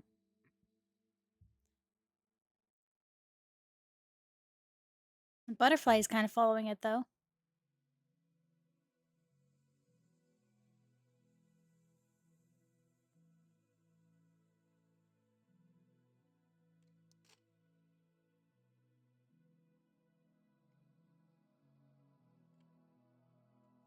And with that, I think the last of the scars are gone.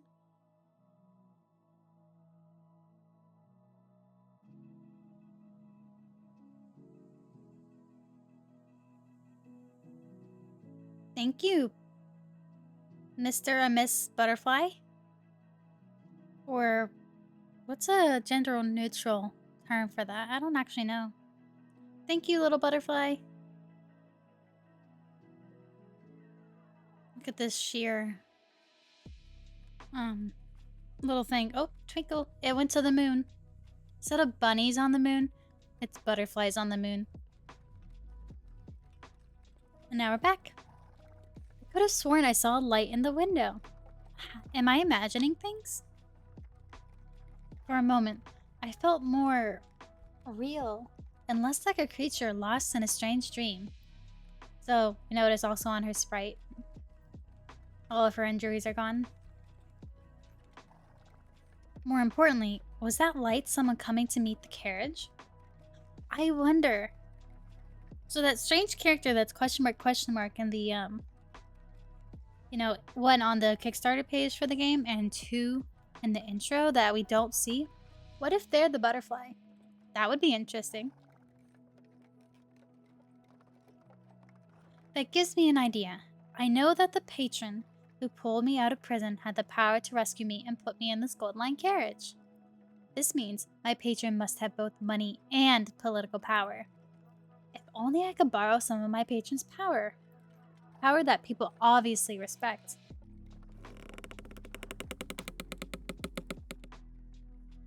Oh, carriage stopped. Is the carriage stopping? I have a bad feeling about what the driver is planning to do by stopping in the middle of nowhere with no destination in sight. I have no way to protect myself with my dissolving dress and unmovable yet ominous cushions, so I will have to find some other kind of power. With apologies to the revolution, I'm going to have to use the most ancient path to power. Name dropping the most powerful person I know. And who would that be, Jane? You don't remember much of anything. Okay. So the door is open again. Remember last time, though, that led to certain death. Thank goodness you were here, Mr. Diver. I am glad you came to speak to me about speeding up the pace of our journey. After all, oh geez, there's that stuff again. After all, when I look out the window, I can see the light of my patron ahead. My patron is obviously impatient with how slowly we are traveling. At this rate, my patron will be here before you even reach the front of the carriage again, and that would be unfortunate for you. After all, while I support the rights of workers to have needed rest, not all powerful people are so understanding. If my patron is already coming out to meet us, they might be concerned at the delay. I want to know what these black particles are. Still, no matter what consequences you face for your bravery, I will support you. I will still be there for the revolution, comrade. I don't get the comrade part, but you know. Power to the workers who make the country and this carriage run. Okay, hold on. I want to do that over again. That was fun. I will still be there for the revolution, comrade. Power to the workers who make the country and this carriage run.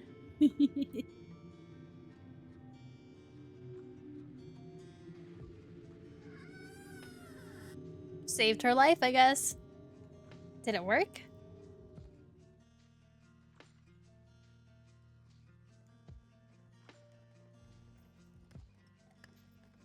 And we're moving in. Oh, hey, looky. We're now in the nighttime. We're back in the normal world. I knew name dropping the owner of the carriage was the way to survive. The rights of the working class are very important, but sometimes you need to have the power to purchase large carriages to make things happen. Finally, I am getting somewhere. Perhaps this time, I shall even remain conscious. The purpose of existence is that one should become conscious. Carl Jung. Nope, I think we're moving on to the next chapter.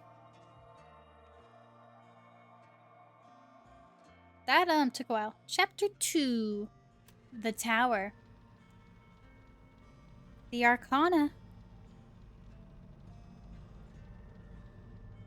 There is no coming to consciousness without pain. Carl Jung.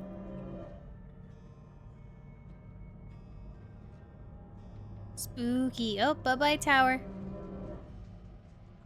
Got lit up and struck by lightning.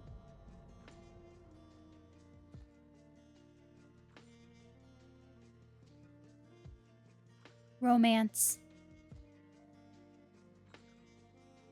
Love.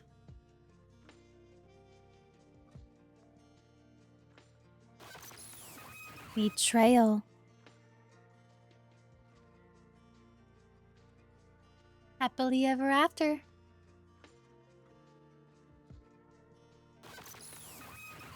I don't know what that says. I can't I can't read it. Maybe that was just Villainess. That must have been it.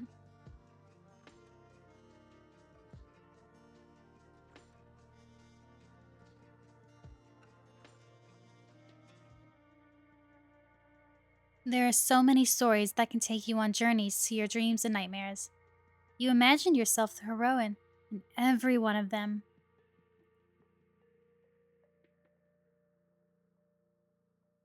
Do you remember? Do you remember your sanctuary from a cruel and unforgiving world? Do you remember the hours spent reading until your eyes were so dry you could no longer weep?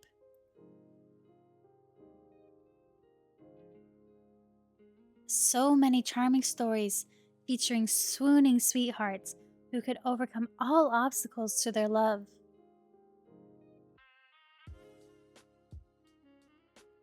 You have spent countless hours with perfect princes, icy northern dukes, and charming childhood friends.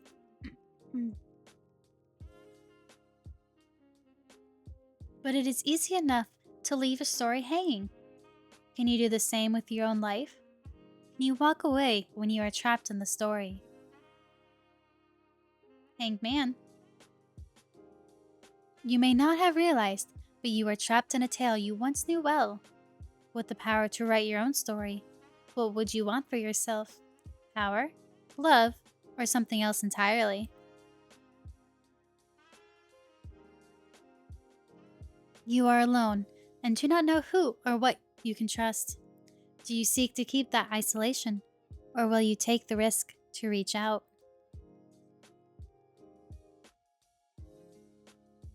Above all else, a single wrong choice, a moment of inappropriate hesitation, and you will not live to learn this cursed story. The Reaper, or Death, I think. Sorry, I thought I heard a cat. If you would protest that sweet stories should not have such danger, remember that not everyone in such tales can be loved by the creators.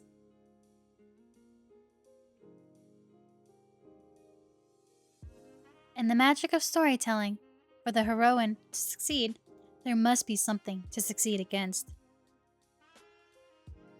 Oh, the magician. I just now realized it. If there is a heroine, there must also be a villain, or a villainess. However, the devil is in the details. Sidon? All hope is not lost. Perhaps you can shine a light on what is wrong with this world. The sun, the star, I don't remember. I'd have to pull up a thing to look and see which ones would probably be each of the arcana. What is the balance between your sins and your glory? Trust your judgment, or be weighed as undeserving. This is the balance one. The scales? Shall we remember the tale you have forgotten? Shall it end as it began? The story awaits.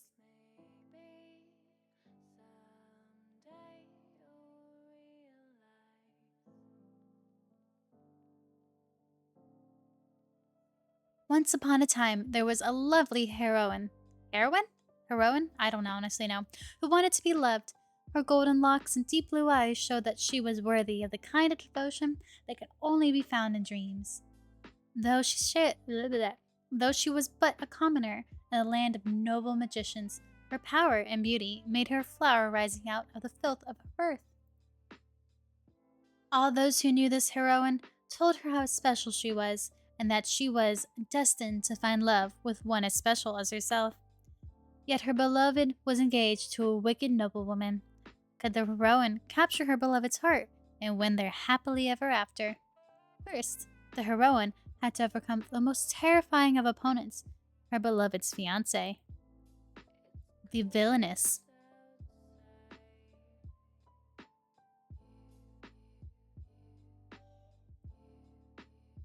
I don't know when to click and when not to.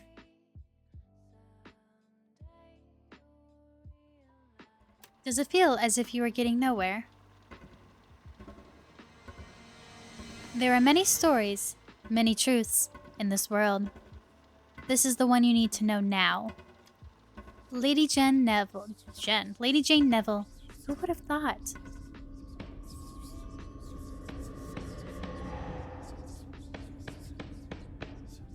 I think the thing's a little loud. I'm just gonna turn it down on OBS for a little bit. I'll turn it back up soon, just in case. Indigestion again. I'm never eating again before a stream. Order! I will have order in this court. I am presiding over this trial, and I will have order. Okay. Turn it back up again. Look how pretty she is. Lady Jane Neville, you stand accused of harassing a promising and productive citizen of the great kingdom of Carcosa. You believe yourself to be above the law? Do you understand the seriousness of your situation? You have no defenders, there are no supporters to speak for you, and your own fiancé has... If I might interrupt. Not until the verdict is pronounced. This is an impartial court. Lady Jane must be sentenced to execution. I insist. As the fiancé of Lady Jane... Why do I keep messing up her name? As the fiancé of Lady Jane Neville, I invoke my legal right to speak to her fate. Proceed. These voices, I can't make the voices. Does the court truly wish to make such a quick decision on her fate? To truly reflect on and understand her actions, she must be removed from this situation. I call for exile. Oh no, I might have to take a break soon. I have to go to the bathroom. Exile.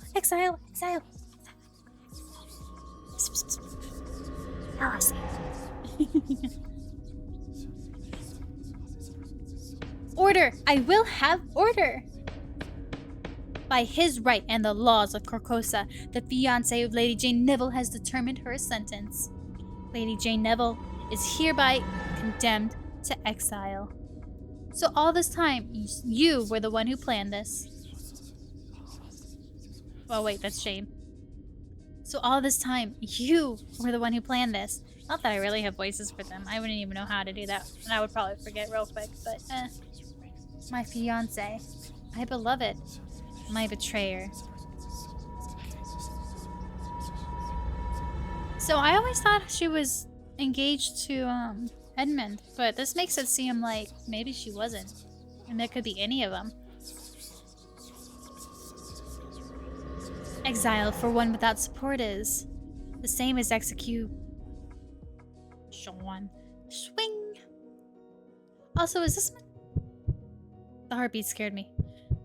Wasn't this normally had blood on it earlier when we looked at the memory? Huh. Oh, there it is. Never mind. I got ahead of myself. Swing! Whoops.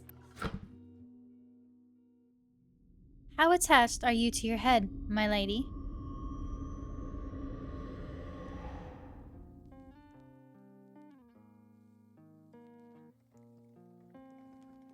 Okay, I'm sorry. I'm gonna have to go to the bathroom real quick. Let me make a... I didn't make a theme for be right back. Where is...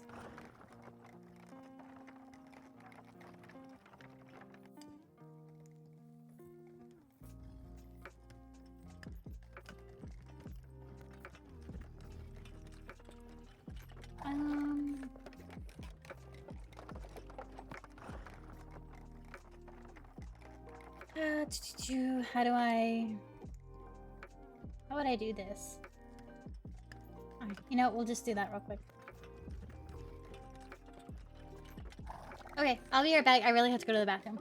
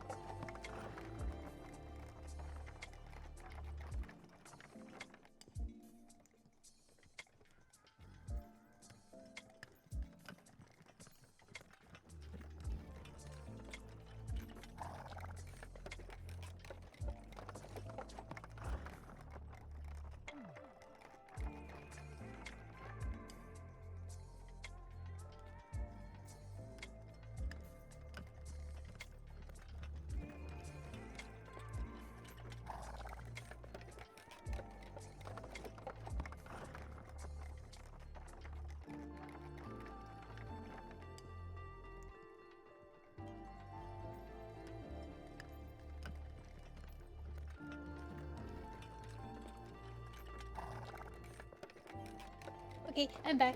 I hope that was too long. I didn't really pay attention, but I had to... When the bathroom calls, the bathroom calls. Anyways. Let's us continue. I kind of have to get comfy again, but we'll get there. See, how long have we been streaming? Oh, just under 2 hours? Okay, that's not terribly bad. Okay, I have to get back into into the vibe. Oh boy. Okay. What in the name of ominous cushions was that? I think I just barely survived a potential murder attempt from my silent carriage driver. Probably also notice that our it's like all smoky out there now. Like we can't even see out back anymore or anything. Interesting. Was that murder attempt connected to my dream? My dream that I became the villainess in a terrible romance novel that I do not remember reading? That would explain why I'm a rag-covered amnesiac who has a strong understanding of guillotines. Guillotines. In English. Don't come for me, Foxy, if you see this.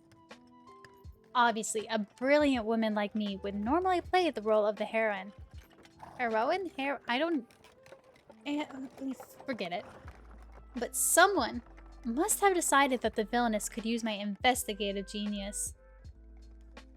This all means that I am currently trapped in the body of Lane. Why? Why can't I say her name? Okay. This all means that I am currently trapped in the body of Lady Jane Neville, a woman whose name has evil written into it, right into it. I know this is supposed to be, I think, like a leaf, but the little line in the makes it kind of look like a little butt. Sorry. So if I want to survive, I must use my investigative genius to determine who wants to get rid of Lady Jane. I nailed it that time. Is everybody an answer? Probably. However, if that dream is true, then Lady Jane was mostly loathed by the heroine and Lady Jane's fiance for being in the way of their romance. Oh, the butterfly is no longer yellow. But it still just leads to this. Okay. Oh, I wonder if it's because it's nighttime. I think the whole like color of all this changes. We'll see when it gets daytime. Interesting thought though. I don't think we know who her fiance is, because when we meet all the guys here, they all act completely normal. Here we go again. I call for exile. Flashback. Oh, she's still kind of dirty. Wait. Did we... I'm confused. Did we not get fixed? I could have sworn maybe everything had been gone. Why are we dirty again? I'm confused. Based on that dream, Lady Jane's fiancé obviously wanted her to die miserably in exile, only to have his plans foiled by a patron who broke Lady Jane out of prison. So one of the three guys, we're not counting Servant because Servant is Servant, and they're themselves, yeah. But one of the three guys between Edmund, Ben, and Isel, who we're gonna meet soon, is her fiance, but one of them I think is her patron as well. Possibly? All the mystery.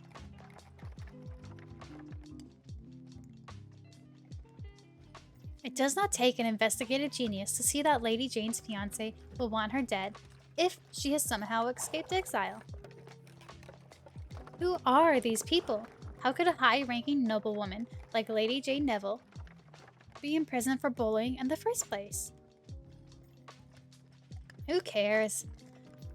The important thing is that I find a way to survive this bad romance, preferably by smothering all of these people with cushions. Once I remember who they are.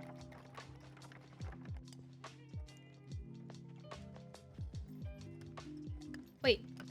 Now they... Hold up. Okay, so they're here right now. And then they're suddenly gone. Is that meant to be like that? Sorry, I'm just... Nothing's changed. I don't know. Anyways. Serene. I am serene. I am much smarter and better looking than any terrible writer of adulterous romances. I am now Lady Jane Neville, and I will stop any murderous fiance with both subtlety and my knowledge of bad romance novels.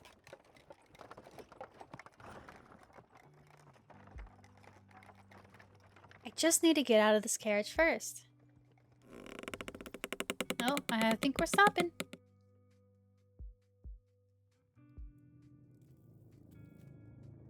I did not mean that I wanted to leave that quickly. Frankly, I would be more eager to stop if I could actually tell where we are stopping. I assume this is not another worker's revolt. Surely the driver could not behave that suspiciously a second time.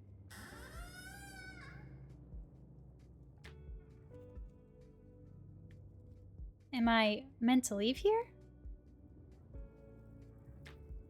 I have so enjoyed our conversations, Mr. Driver. I will miss them wherever it is I am going. I cannot stay in the carriage forever. Let us hope the night holds something of use. Oh, jeez. Oh, no. My pop filter fell off. Technical difficulties. Uh-oh. Hold up. I gotta fix it. Which way does this unscrew? Forgive me. I must mute my mic for a moment.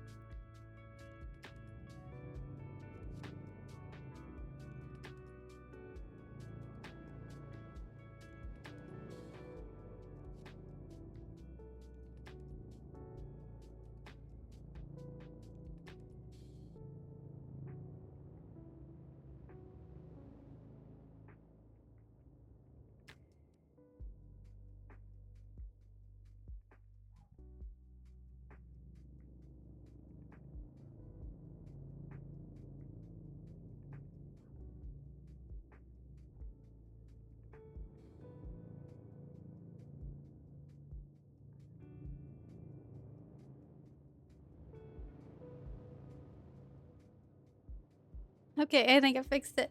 I was not expecting it to fall off. Okay. Somehow, this view is even less appealing than it was when I saw it through the window.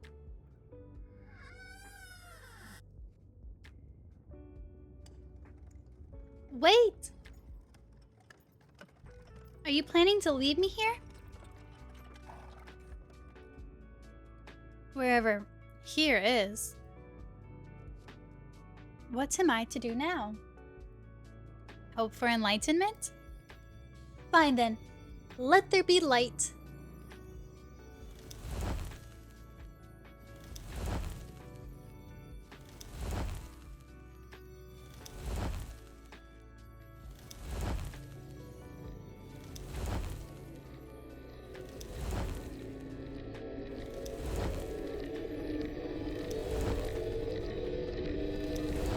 Spooky.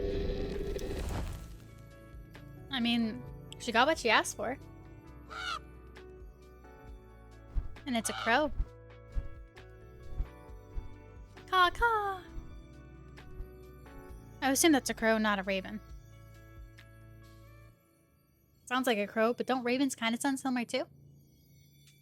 I might need to take a look at the Kickstarter for this. I think it says what they're called. Well, that was not all ominous. This place is not all suspicious or murderous. What next? Will the dead now call for me? Come closer.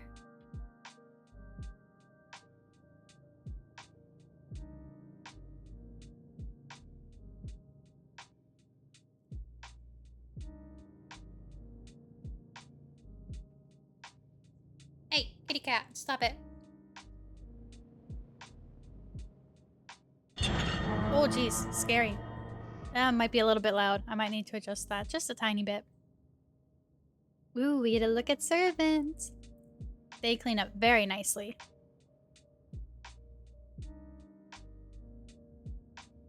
Look at the butterflies. Butterflies. Cat, please.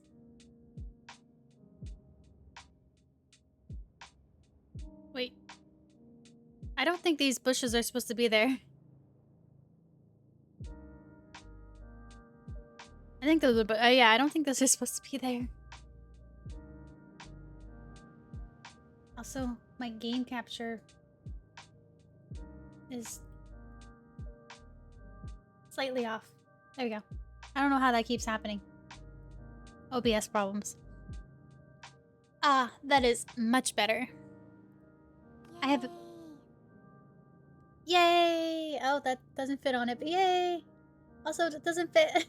Something I'm gonna have to fix. Thank you, Tanya. Hi. I have been waiting for you, Lady Jane Neville.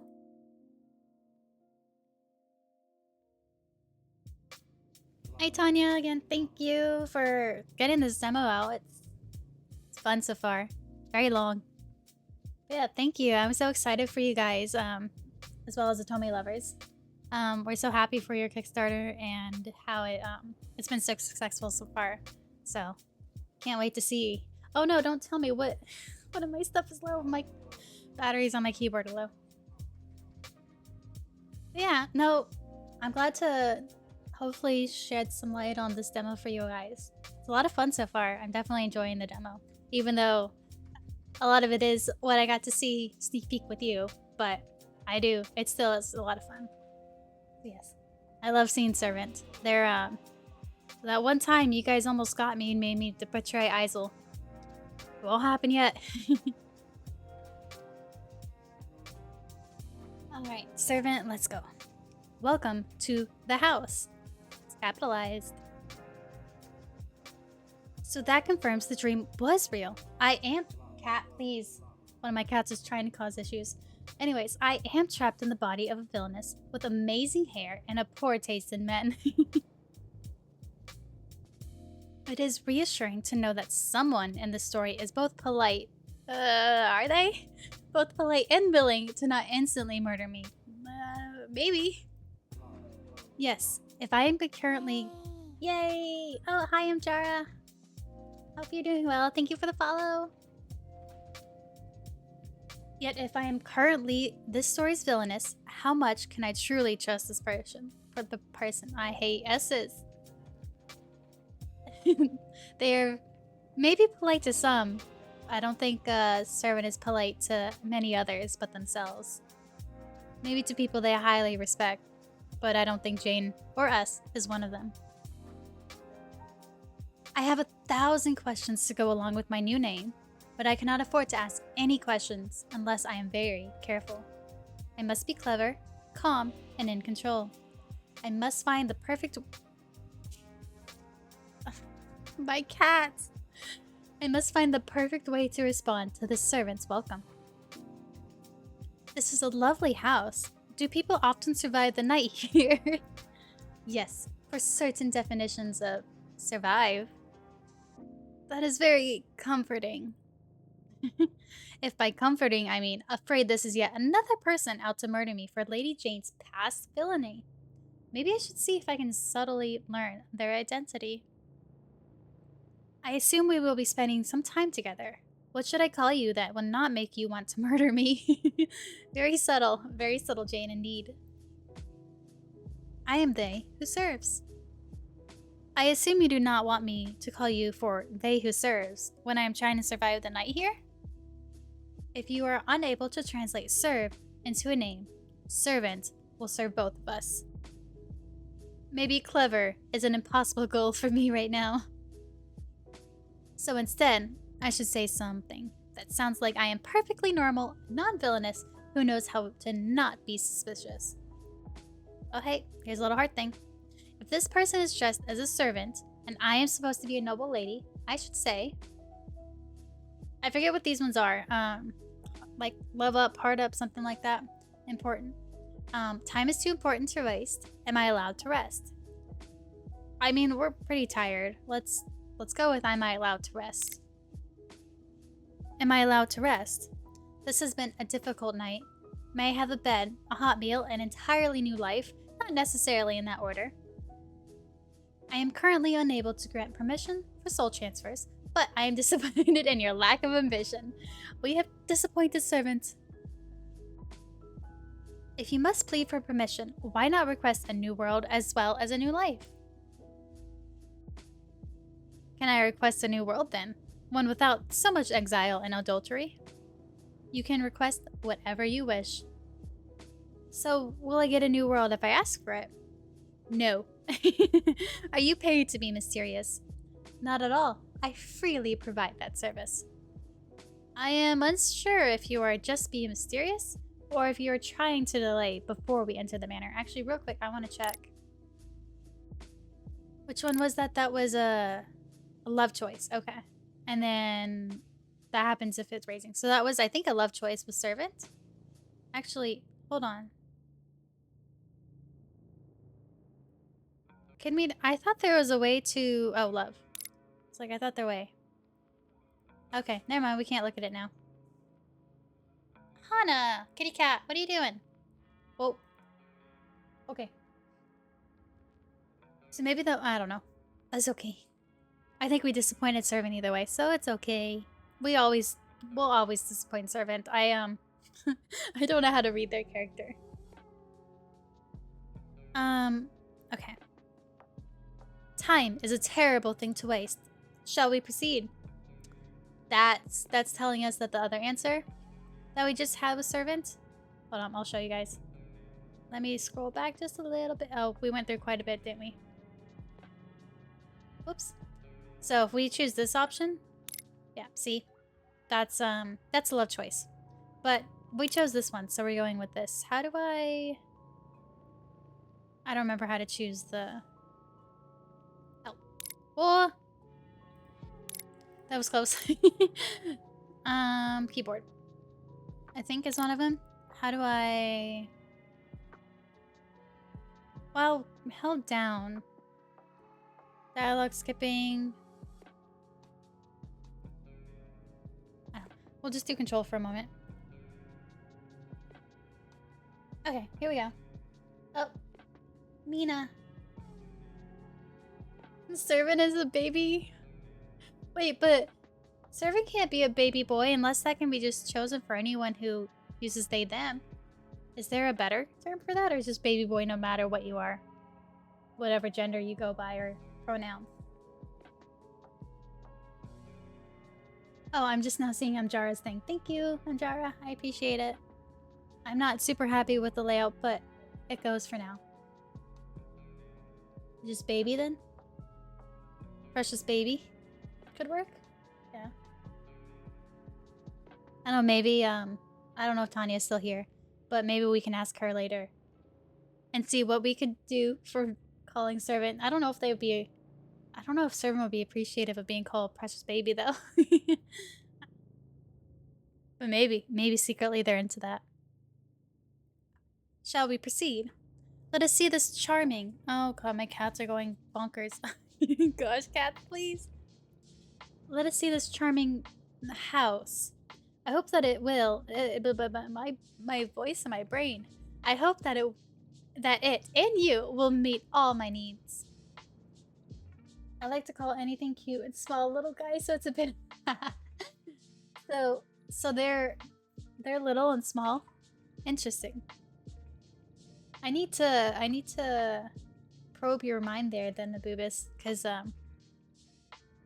I don't think we're seeing the same thing. Hana, please stop. You were gonna make my downstairs neighbors so unhappy. All these boxes and she's just deciding she's gonna play in them. There is both what you need and what you believe you need. The house and I will provide one of these things. Welcome, Lady Jane. May you find what you seek. After you. Servant pets, yes. We'll give servant pets. I think that works.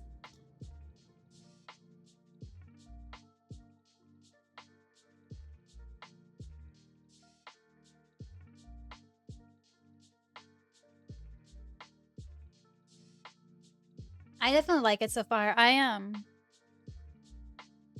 actually got to play this demo technically already when it was in the beta demo stages. So so far nothing has really changed.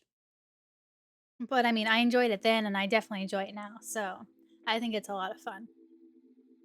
And that's oh my god. Or my cat just tried to jump into a box and landed with her belly hitting the box. Oh, poor thing. But I think it's still a lot of fun, and I'm excited to meet the characters. So, oh, Jane, we're spinning. Jane, we're spinning. Careful, Jane.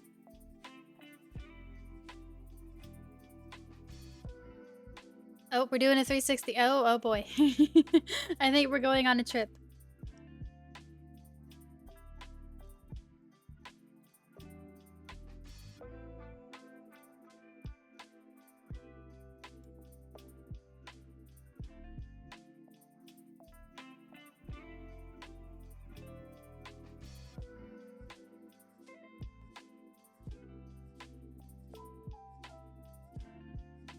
Oh, cat hair.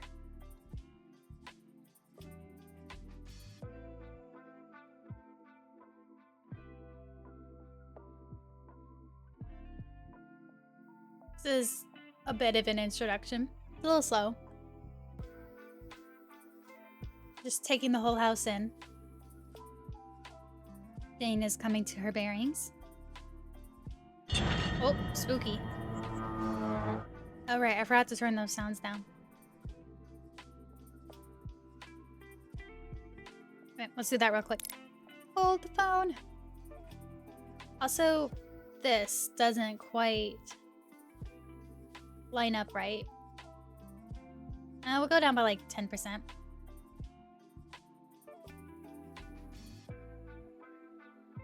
Okay, you startled me. People come and go so quickly around here.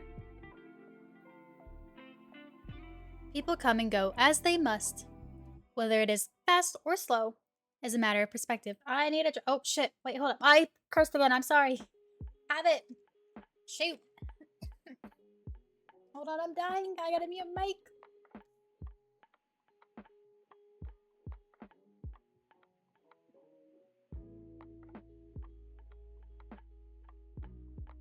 Okay. Hopefully that works with my muting mic right there. Hold on. I get it. I see. Oh no, being a window is a little hard. I forgot. So in this game, you can actually move up and down. Oh. Now, being in window mode, it's a little bit difficult on this with my thing, but that works. But yeah, we can move up and down. Anyways, it's going to tell us this. Stop right there. Have you noticed yet that your perspective is not the same? Of course you have not. Let me try to simplify things. You can move up and down. Only on some cases, though. This is Jane. Thank you. Very obvious. If you move, Jane will move too. See Jane move. Okay. There will be moments where the perspective changes, and you will be able to see things more clearly. Did you look around? You will be able to discover things that might have been hidden, or not. If there are voices blocking what you can see, you can hide, H, them from view while you explore.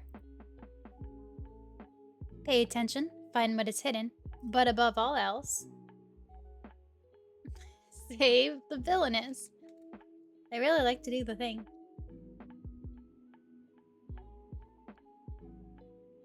I might have to get more water. People come and go as they must.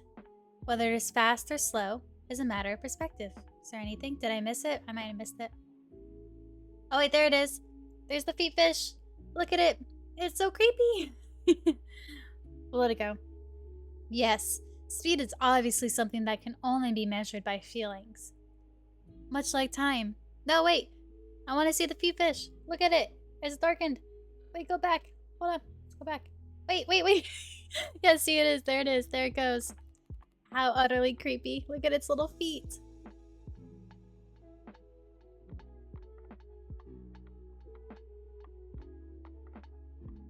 Hi there. Sorry. We're gonna just... Not interested. Just gonna delete that. Sorry.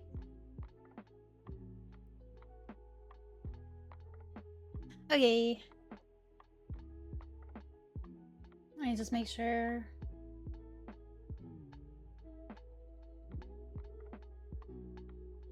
Yeah, that's not needed. One of the rules. No self-promotion. Sorry.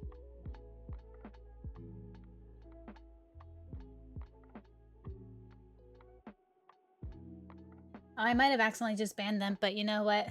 It's fine. They aren't here for the love of Otome and visual novels. I don't think I tried to just delete the message, not ban it, but that's fine. Anyways, let's go on. Obviously, I will not be spending... Wait, sorry. Oh my gosh, indigestion. Taco Bell was a mistake. Obviously, I will not be speeding to my bedroom to rest if I cannot stop going around in circles, both literally and figuratively. So what can I say to move things forward? So this is the house? The house? As you can see, my lady, there are no other houses here. Therefore, this is the house. Certainly, everything about this situation is perfectly logical. However, here's another left choice. I don't... Sometimes the moving up and down is a little bit too much if I'm trying to move my mouse, but... can you tell me something useful? Why is the house alone?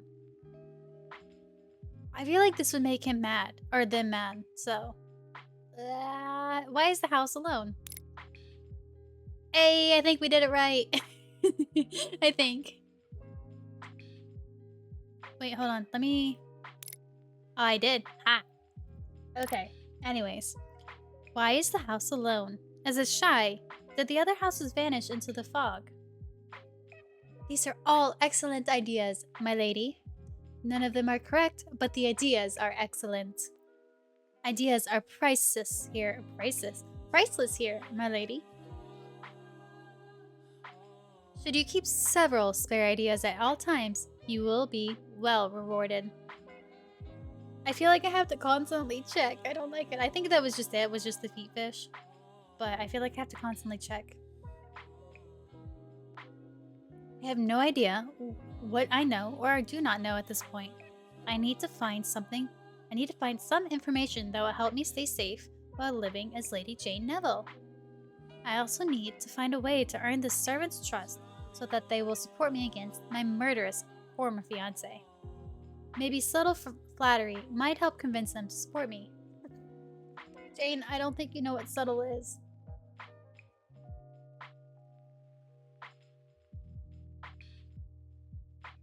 This is a very lovely house that obviously does not always kill people under mysterious circumstances. Yes, I have said as much. I wish more people would appreciate the beauty of hardwood. Okay, we're good. Now I can move around as I please. Well, I appreciate hardwood. I can definitely look around and see how wonderful this house is. Alright, here we go. Let's take a look at all the glory that this house has to offer.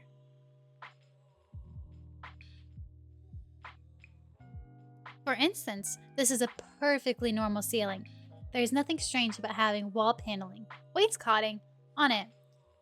This was the first time that I ever learned what the heck wainscoting was. I still don't quite understand it, to be honest with you. But this game is obsessed with wainscoting, so just be prepared. Normal manors often have heavy wooden panels on their ceilings that might unexpectedly fall down at a moment's notice. That is correct, my lady, though I would suggest you be careful where you stand. I'm trying to figure out a voice to give servant and the rest of them, but I'm not good at changing my voice. Especially right now where I'm losing it. Why? Is that the secret of the house? Does it destroy people by dropping unexpected wainscoting from the ceiling? That is mostly a matter of timing, and time is always relative. For all that servant speaks of time being relative, I feel that it is running out for me. So what can I do to extend the clock and learn what I need in order to protect myself? Perhaps I will learn more if I subtly show servant I am trustworthy. Speaking of timing, you can't tell me anything, and at any time. I am very trustworthy. How Wonderful. You were very trustworthy. In which case, the secret of the house, yes, is that we barely have the wainscoting under control. What? It is very difficult to tend to places beyond my reach. I am both ashamed and impressed that you notice my inability to serve. This is beyond my ability to respond to. Same. Whoa. Wait! Ignoring their obsession with wainscoting, servants said we.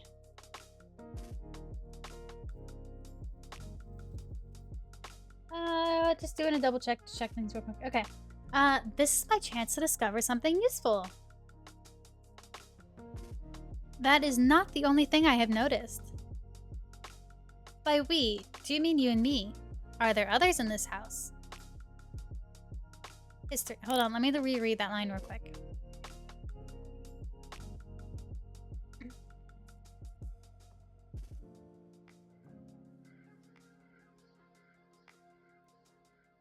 Let's just go with are there others in this house? Hey, we got it right. Are there others in this house? I mean, other than you, myself, and the wainscoting. Very clever, my lady. The inhabitants of this house vary, but they will become clear as you decide. You mean like the feet fish? So there are other people in this house. I knew that light in the carriage window meant that someone was there. So does that mean my patron is here? Or is it someone else entirely? Is my former fiancé lurking in the wainscoting while preparing to murder me? Either way, I'd better make sure servant is on my side and not tempted by fiancés lurking in the wainscoting. Well, no one else could possibly be as remarkable as you. Oh, hold on. Ah, why didn't you hide? Oh, I can press the middle mouse button. Why is it glowing right here? Maybe there's just a light out there, because I think this is glowing off and on. So maybe there's just some light that's happening. Well, no one else here could possibly be as remarkable as you. Oh, my lady, in several hundred years, your bones will grow flowers as lovely as your long decayed flesh. So odd. Yeah, my own thoughts, Jane. On second thought, I hope I meet some of the other inhabitants soon. I hope that my honesty does not confuse you. I am not sure I ever stopped being confused. However, I do appreciate you answering my questions. Unfortunately, all of servant's answers raise even more questions. I have just realized that I had no memory of this person when I arrived at the house. I just knew that they were a servant and treated them accordingly. When they called me a lady, it felt natural to give them orders. Yet, who was servant in the original novel? Was servant someone important to the tale? Or just one of the unnamed background characters?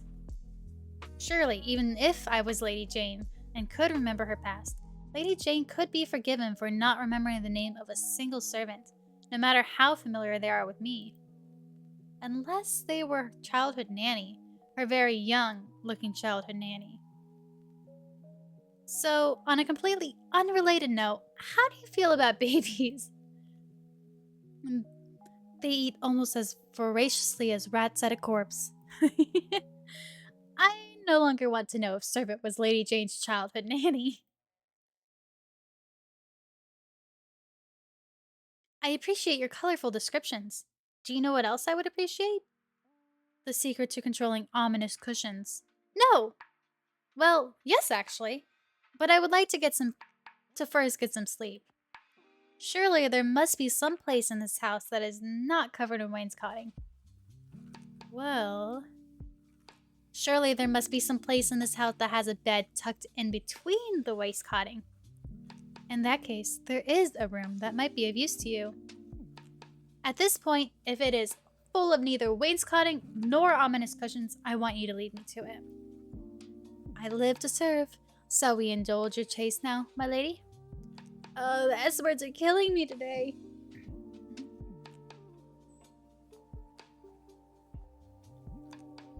I am definitely ready for something to taste.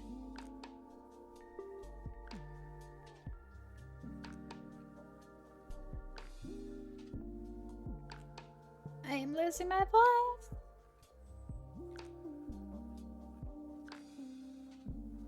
Oh, here we are.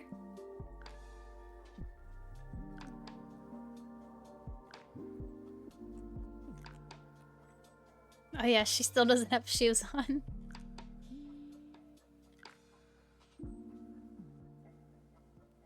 Whoa, that photo just appeared in. Can't really view it, but I don't remember if that was there before when I played early in the beta demo. Oh, look at it. It's like, has that weird little filter go over it. Watch it again. Anytime now. You're making me look like a fool. Oh, there it goes. Interesting. I want to see more of it, but I can't really tell. She does show, this portrait does show up in the little intro video though. Nearly there, my lady. For some definitions of nearly and there. It feels as if there should be many more rooms on this side of the manor. Yet there is only one door. This does not match the windows I saw from the outside. Even the lights I saw from the outside did not match the lights inside. Then, once again, I came inside. Those candles slowly lit up by themselves. However, at this point, I will be grateful if there is not a giant pit I must cross to reach the bed. Is this the bedroom where I will be staying? Of course, unless you prefer the hallway. Pardon me? Well, it is a beautiful hallway. You are welcome to stay in it as long as you like. So long as you do not mind what comes out of the wallpaper when you close your eyes. Serene. I am serene. Ah, serenity. I wonder what that feels like. Oh, me too. Now that we have something in common, I should ask Servant a question to better understand what is happening in this house. After all, I am supposed to be trapped in a bad romance, not in a horror novel. Well, maybe it's a bad romance horror novel. Yet it is clear that there is something very odd about this manor, or perhaps about Servant. To help me become serene, I have something I need to know. Here we go. And oh, when did that happen? Go back. Go back. Go back. Okay. When did that start? Okay, it started here. Oh, I probably missed whatever there was. I don't think it comes back again. Darn it. I really need to pay attention to that more often. Sag. Yeah, I don't see anything. I think another feet fish shows up here, I think was what happened.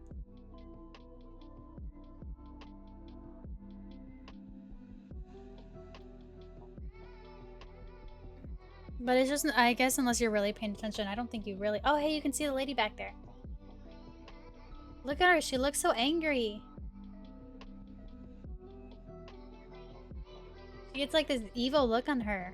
She's blonde. I can't tell what color her eyes are. I wonder if she's related to the prince. But I wonder why her portrait would be here. Does that mean the patron is Edmund? Dun dun. Okay, anyways.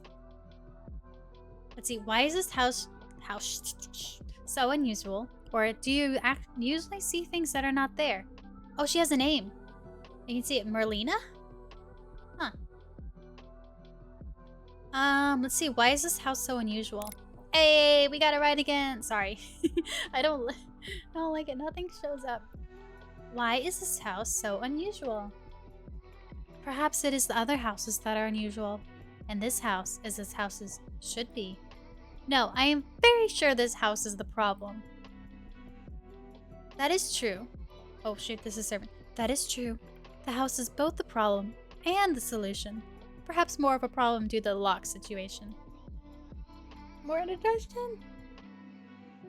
What lock situation? When there are locks, sometimes one can get locked out of rooms. If you get locked out of a room, are you not supposed to speak calmly? Since communication is... Jane! Since communication is key... You are as witty as you are lovely. I think that's a lie. I think you're lying there. I am not... I'm not sure whether or not I was just insulted. I think you were insulted. However, the only thing worse than being insulted is having to ask whether or not you were insulted. So, as I definitely understood your clever words, I'm now ready to sleep and think about how clever you were. What a coincidence. Oh, shoot, I've got to get out of the habit of cursing. What a coincidence. I'm ready to stay awake and think about the same thing. Well, I am ready to take my chances with whatever is beyond that door. It stopped. See, like, I don't know. We missed something, unfortunately, which I think was just a few fish, so. Then, while the evening is spread out against the sky, let us go. I don't understand how to tell, I guess. Maybe because they changed based on the background. Because you can kind of notice that the lady in the portrait moves back up. So, I don't know. Maybe that's a way to tell. Then, while the evening is spread out against the sky, let us go. Into the room we go. After you, my lady.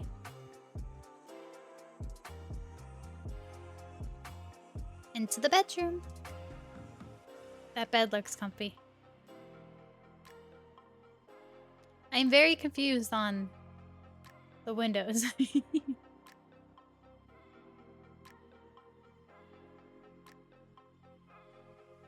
The mirror facing the bed. That's a nightmare to have.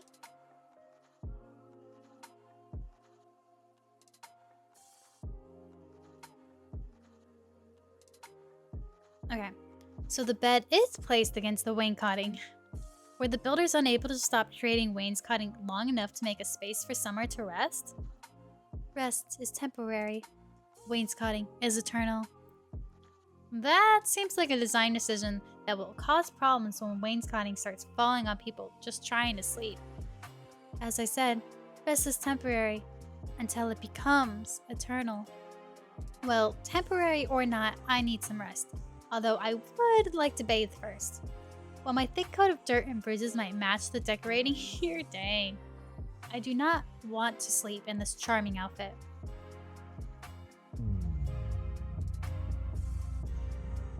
Oh. Oh no, I forgot. I forgot the hunger noise. I forgot. It confused me again. I should have known it was coming. The hunger noise. It appears I have another concern as well. Based on the noise in my stomach, I need some ways to fill my hunger. The bath has been prepared and food is available to consume while you oh, this is sermon again. I keep forgetting. The bath has been prepared and food is available to consume while you wash. Still, while the bath is available, I will not be joining you. Well, that's a shame. I'm just kidding. What? I cannot provide for all your appetites and needs. Excuse me? You are excused. Still, you will need to clean your body and thoughts on your own. Good evening, my lady. May you wake from your dreams.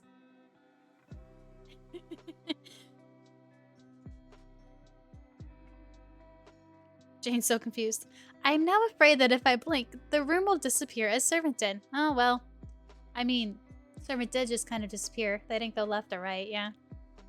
I must find the bath before this happens. The room looks as if a depressed brothel mated with an army of wood paneling? That's a description. Where could a bath possibly be hidden in this space? Oh, interesting. It looks like it just kind of stops right there. It doesn't go any further. Even though I think it is. It just kind of looks like it's a hard stop because of this line. That makes both more or less sense than I expected. How did they even fit the bath in? You know what? Wait, where's the bath? You know what? Never mind. I'm just grateful to be able to clean myself. Oh, maybe the bath showed off screen, I guess? Oh, probably because they didn't want to add it in, maybe? More trouble than it's worth. Can I? Oh, here we go. I must have clicked the middle button on accident. At least the water is pleasant and does not seem to be ominous. I guess that makes... Okay, I get it now. Even if I can no longer see the blood, I am sure it was on my hand and neck. At least I am able to become clean. I can't get over the stomach noise. If only I could do as well for my stomach. Where did that food come from, and why is it being held by a piece of wainscoting? I am too hungry to care. I will be very upset if I am murdered by a frighteningly shiny apple and a wine glass full of apple juice. But at least my stomach will stop making terrible noises.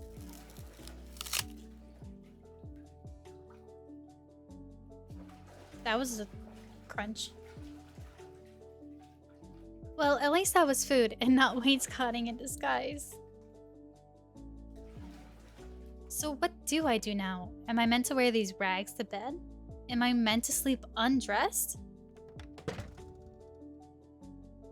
Don't be judging, Jane. There are many people that sleep undressed.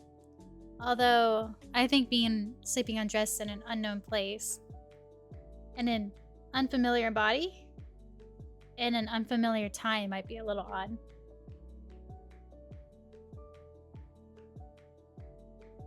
That is definitely a nightgown. I am going to assume it was hiding at the bottom of the wine glass. Although I am tired enough to have imagined the wainscoting dropping it in front of me.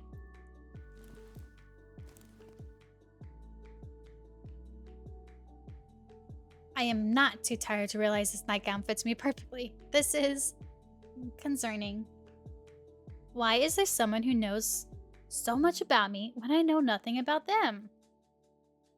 I still do not care. These pillows look so comfortable that they can strangle me and I will die smiling. It is time to sleep. Good night. Z.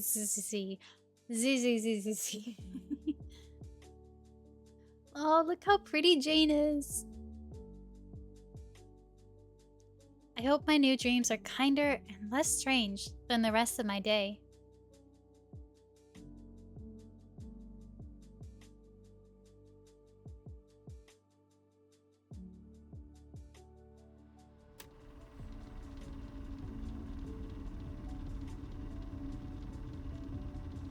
Oh, are we on to the next chapter?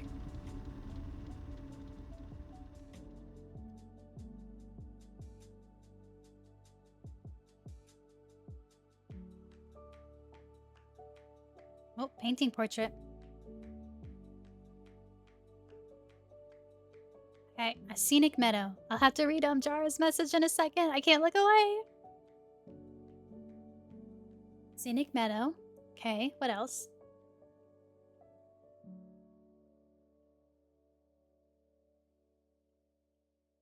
A stunning beach. Am I bad for not realizing that was a beach?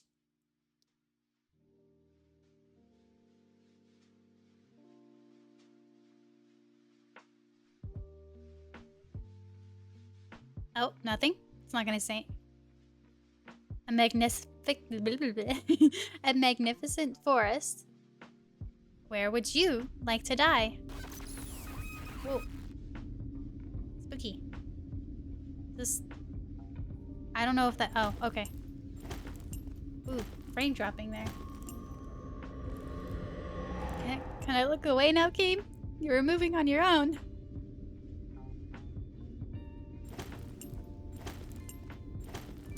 It's also automatic. I'm afraid to look away and miss something. We're back on the stage, though.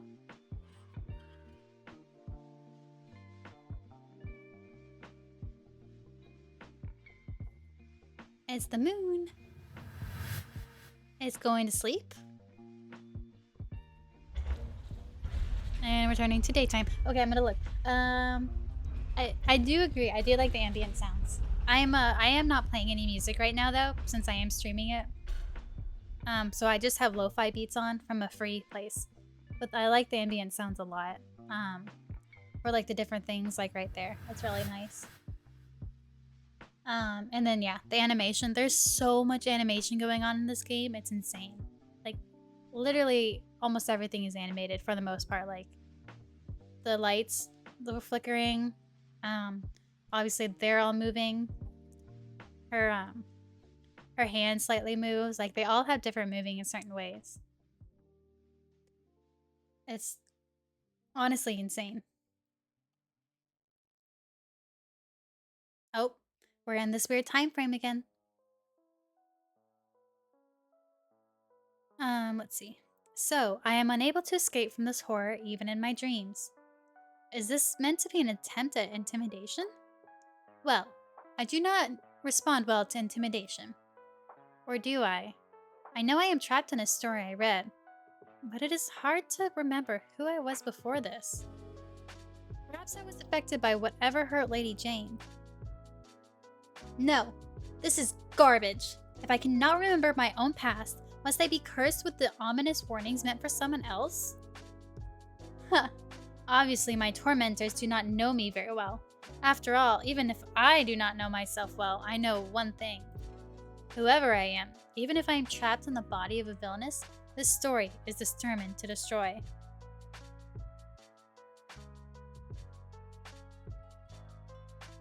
Now we're in the daytime again. If you take away my arms, I will kick you. If you take away my legs, I will bite you. If you take away my teeth, my gums will make you bleed. I will not be defeated. I will find a way to escape this mad world. Good morning, world. Here I come.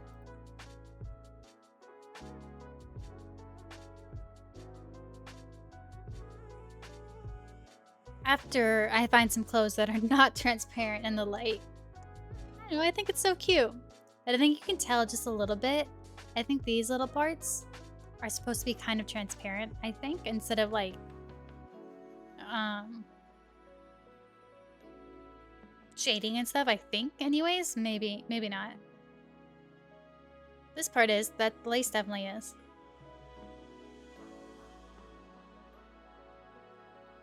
Where should I go to find clothing? I suppose I could go back to look in the dresser. Or the wainscoting could just drop an outfit in front of me, along with a large apple. Oh, apple sounds so good right now. Crunch. I am a little concerned about the house's obsession with providing me with apples. Is it saying I look like a roast pig? Oop, gotta move. Okay. Regardless, I will save an apple for the future in case there's somewhere with no wainscoting to provide me with food.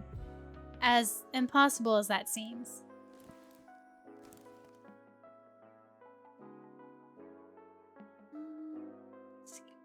At least I also now have a suspicion.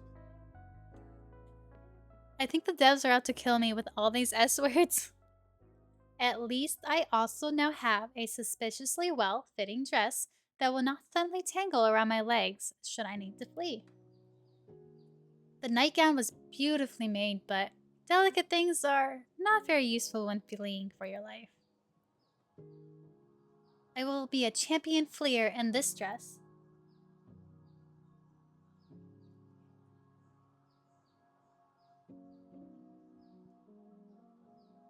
Oh, yeah, that is just about dinner time, isn't it? Do you have anything that you're eating for dinner, Anjara? Yes, let us know when you're going to play the demo, and I will make sure I spam you with making sure you have snacks. Because you might get hungry. I think there's a few more times it pops up with food, just a little bit later. But thank you for the compliments. It's weird to try streaming again, and unfortunate timing because I am losing my voice or I am sick. Oh, also, I just realized. So this one has like that outline. I wonder if this is where the wainscoting is opening up for the apples and dresses. Oh, look at her cute little thing. She has the little... I think it's supposed to be a butterfly. It does kind of look like a moth to me, though. All the butterfly motifs. Okay.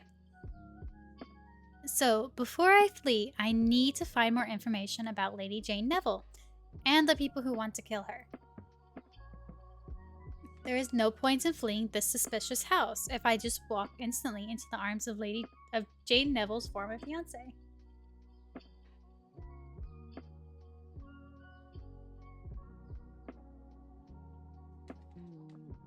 Yep, dinner after the stream for me for sure. I have no idea what I'll eat. But pizza sounds good. I think I have some leftover pizza I made the other day. I might follow you and have pizza for dinner as well.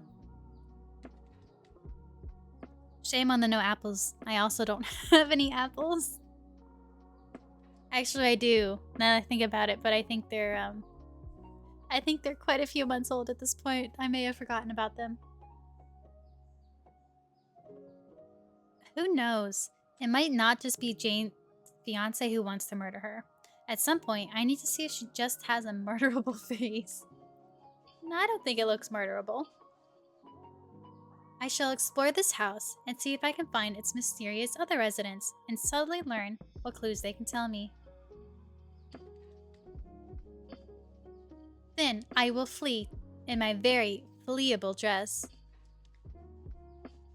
It is so comforting to have a plan.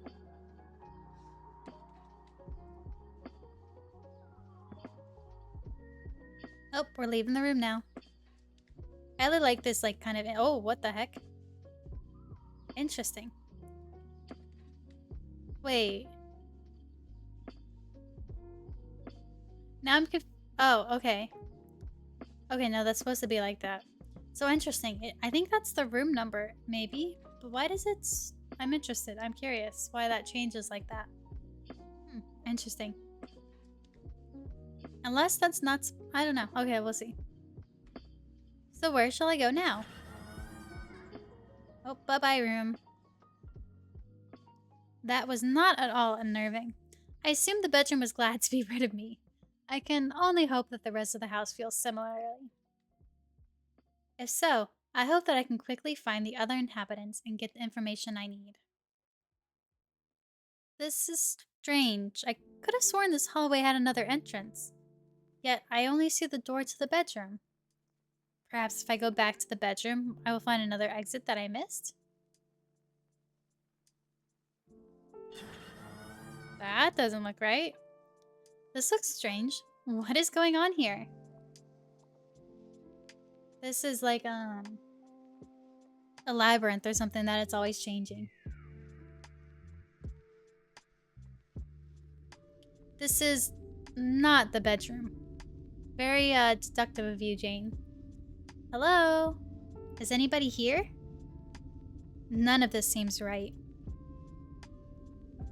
I can move. Move. I'm scared because I'm in window mode, so I'm like going off screen on like the right side. If I look around, this seems like a manor long deserted. Not a house that is being lived in by multiple people. Maybe.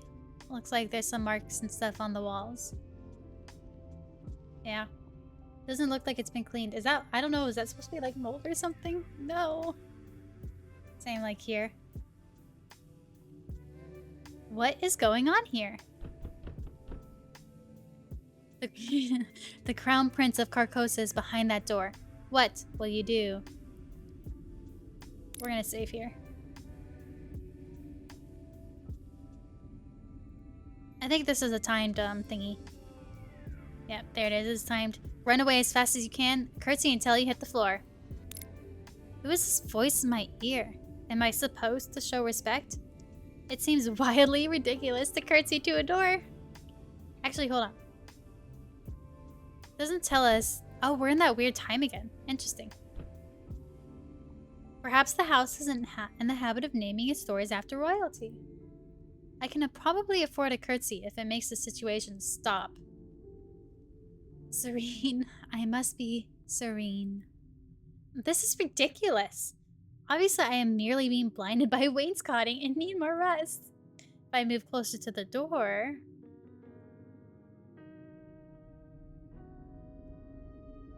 I can see nothing unusual. Nothing unusual for this house, at least. How could the Crown Prince of Carcosa possibly be on the other side of this door? There he is!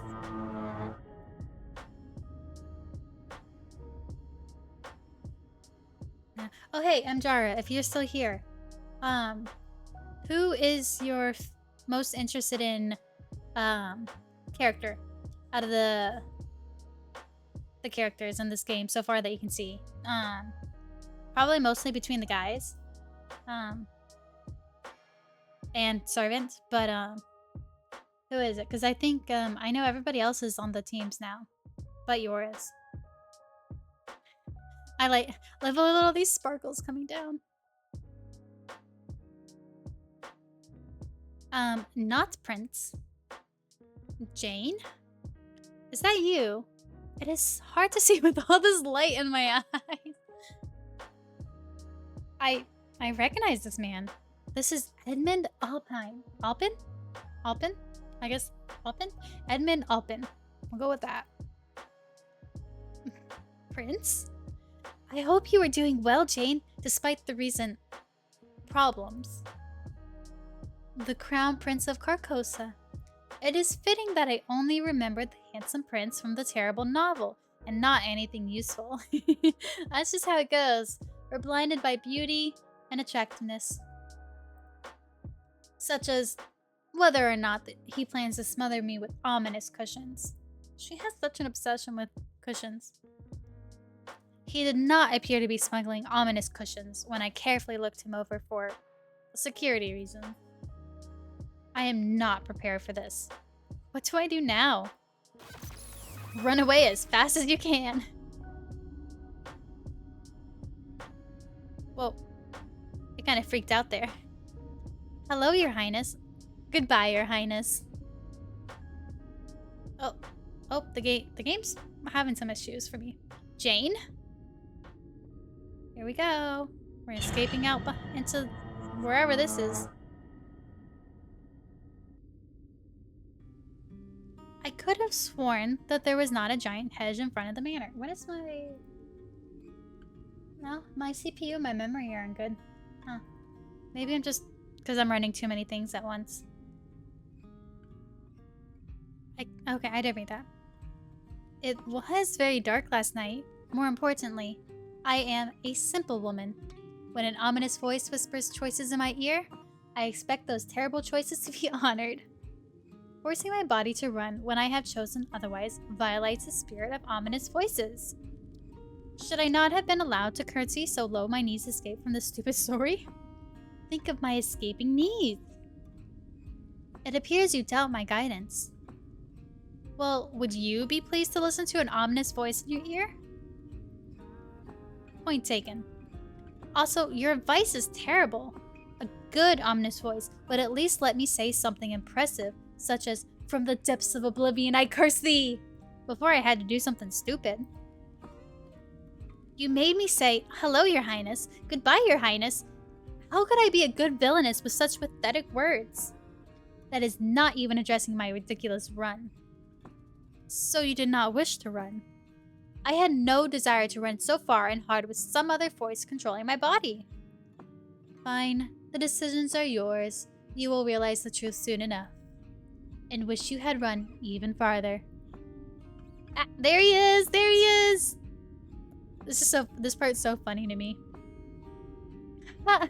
You sound even more foolish now.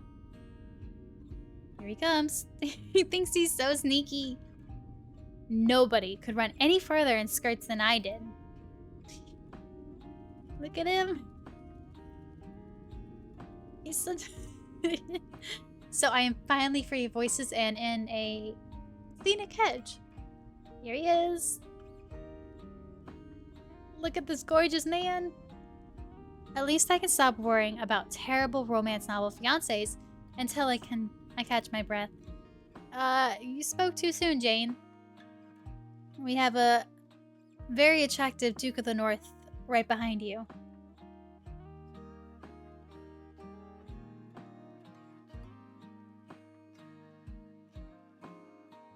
Butterfly. I wonder if that's a hint. I should have looked at Edmund real quick. I don't know if he had a butterfly on him. Maybe his ring might have been butterfly motifed. Look at this gorgeous man and his magically held on earring. So you did escape the hedge, Jane. Who is this man? And why is he covered in leaves? Wait, I know him. Well, I kind of like how some of them, well, At least that one kind of went over the chat box there. That was cool. This is Aizel Kuze. I still don't know how to say his name. Duke of the North. Oh, there it goes. Duke of the North. Romance novels are terrible at naming places. Also, apparently, the only thing I remember from reading novels is the descriptions of attractive men. That seems fair. Yeah, it does. And that is why it is important to determine whether it is a good hedge or a bad hedge before moving.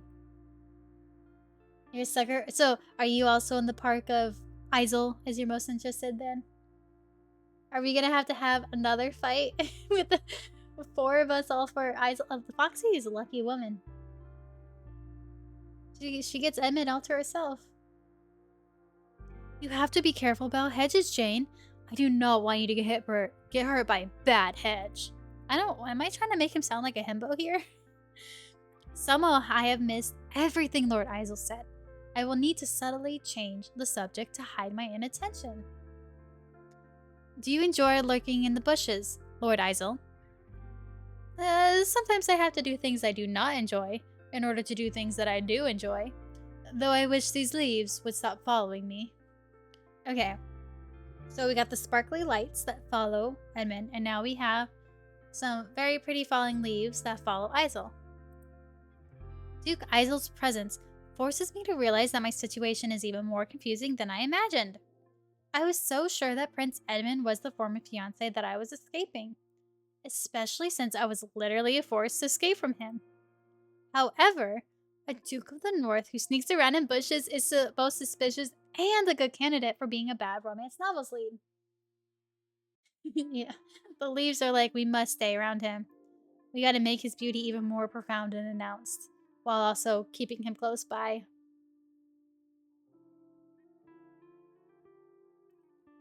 Which of them was the fiancé who betrayed Jane and sent her into exile? Unless, could one of these two men be the patron who helped Jane and me escape from prison to come here in the first place? Who is who?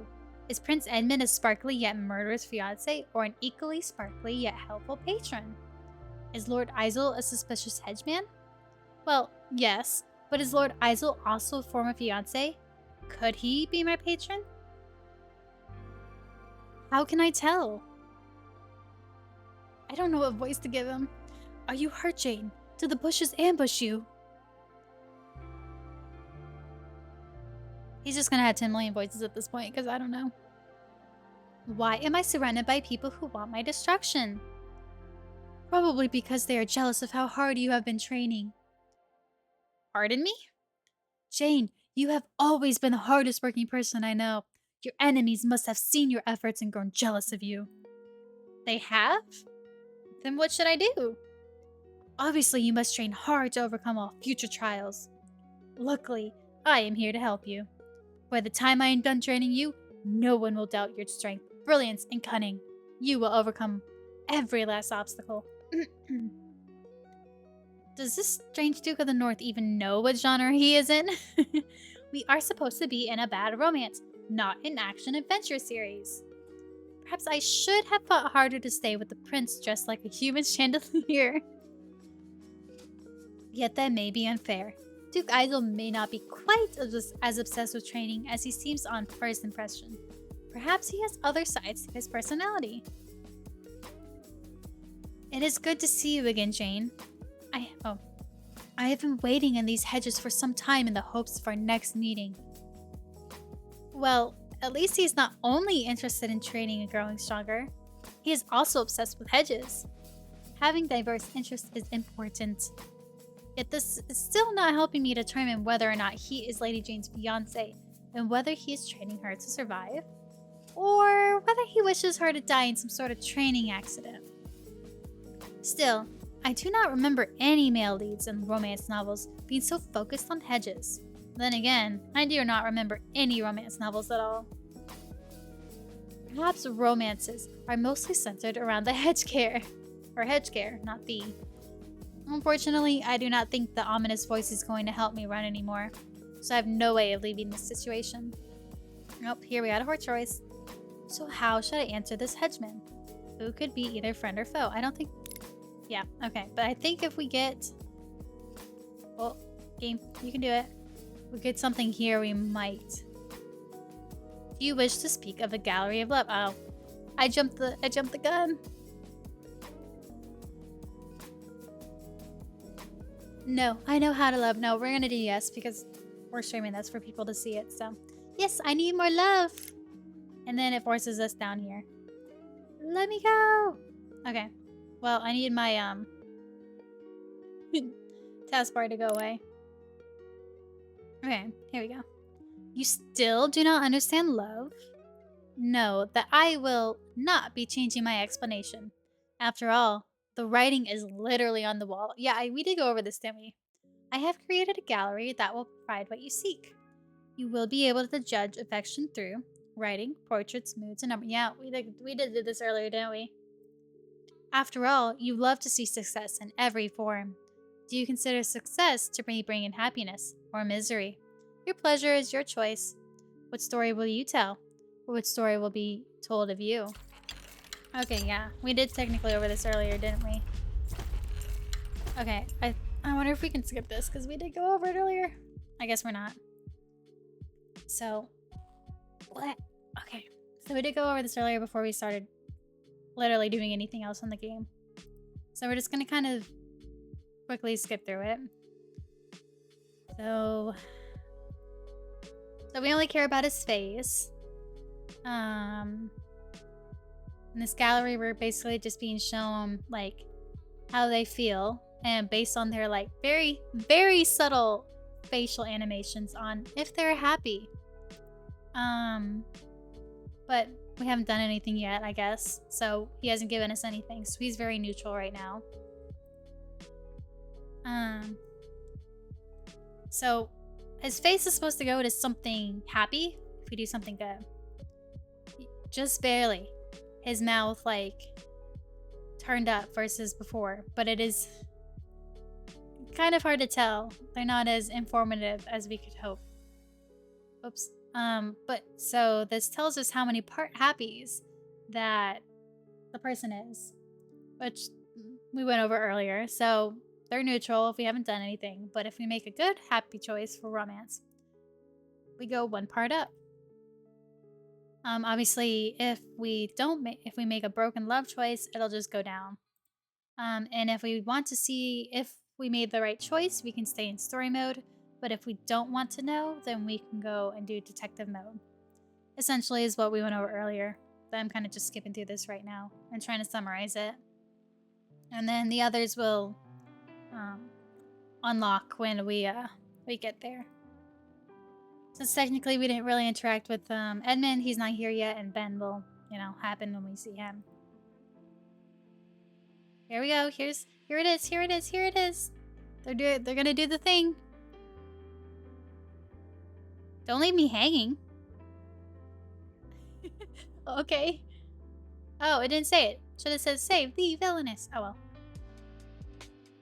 Okay, so how should I answer this hedgeman, who could either be friend or foe? How do you plan to train me? How do you plan to prick me? We'll go with train.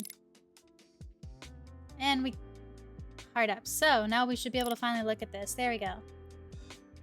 So he's one part happy now. Now, obviously, if we were in detective mode, that little heart that showed us we, got a love affection up would not have shown up. So the only way to know if we did it right, if we wanted to know and not turn on story mode, would be to check the love. How do you plan to train me? Wait. Phrase what? Which part? Which part did I, say? Jara, that was the, wrong. Prick me phrase. Oh.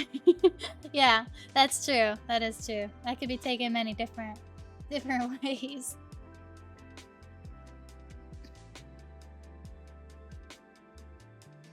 Thane, I am glad you are ready for training again after all that has happened. We will work to show your speed, strength, and cunning to all around you. No one will dare doubt your abilities. The cat's so cute. I can't help looking at her. Okay. Unfortunately, Duke Eisel appears to be saying that I am surrounded by my enemies. And he is probably right. If that is the case, I really do need to train to get stronger. There are likely far too many people out to dismember me because of Lady Jane's villainous ways. I should thank Duke Eisel for this excellent warning. Thank you, Duke Eisel, for letting me know about this threat. I will try to become more difficult to dismember. Perhaps that will prevent future blades from reaching me. Oh, if you have already some blades pierced through you. If you have already had some blades pierced through you, it is all the more important to practice dodging. Obviously, my problem is that I have not spent enough time dodging. Do you know where I can find a tutor? I am more than willing to help you practice your skills, Jane. After all, I am very good at dodging. And piercing!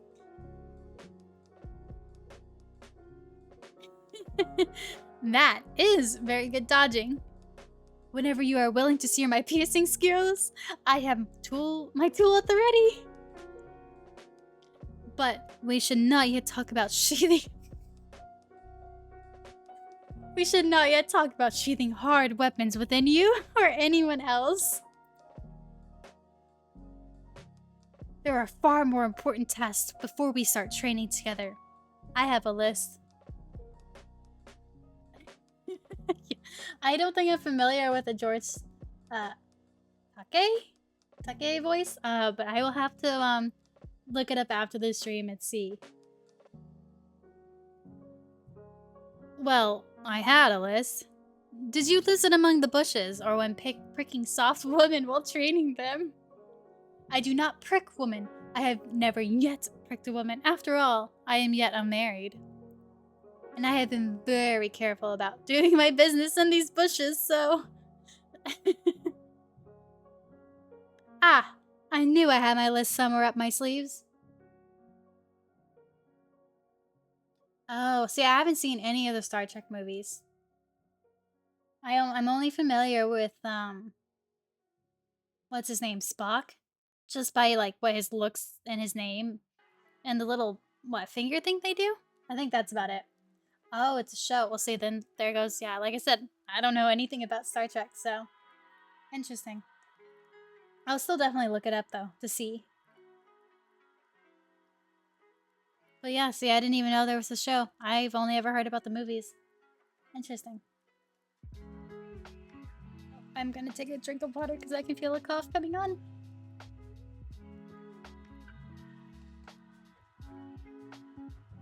Okay. Here is Eisel's list. Go to Jane's Manor, find Jane, solve problems.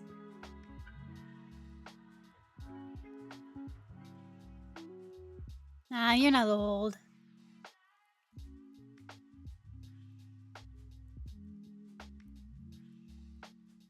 Is the Next Generation, is that the movies? And then the original was the show? I'm trying to understand what you're saying there. Also, I want to point out, he says Jane's Manor, so does that mean where we're at is somehow Jane's Manor? Somehow? Because he is here, so that's curious. Nope, show came later. Nope. Oh, so the Next Generation is the show? And okay. Ouch. Oh, my throat again.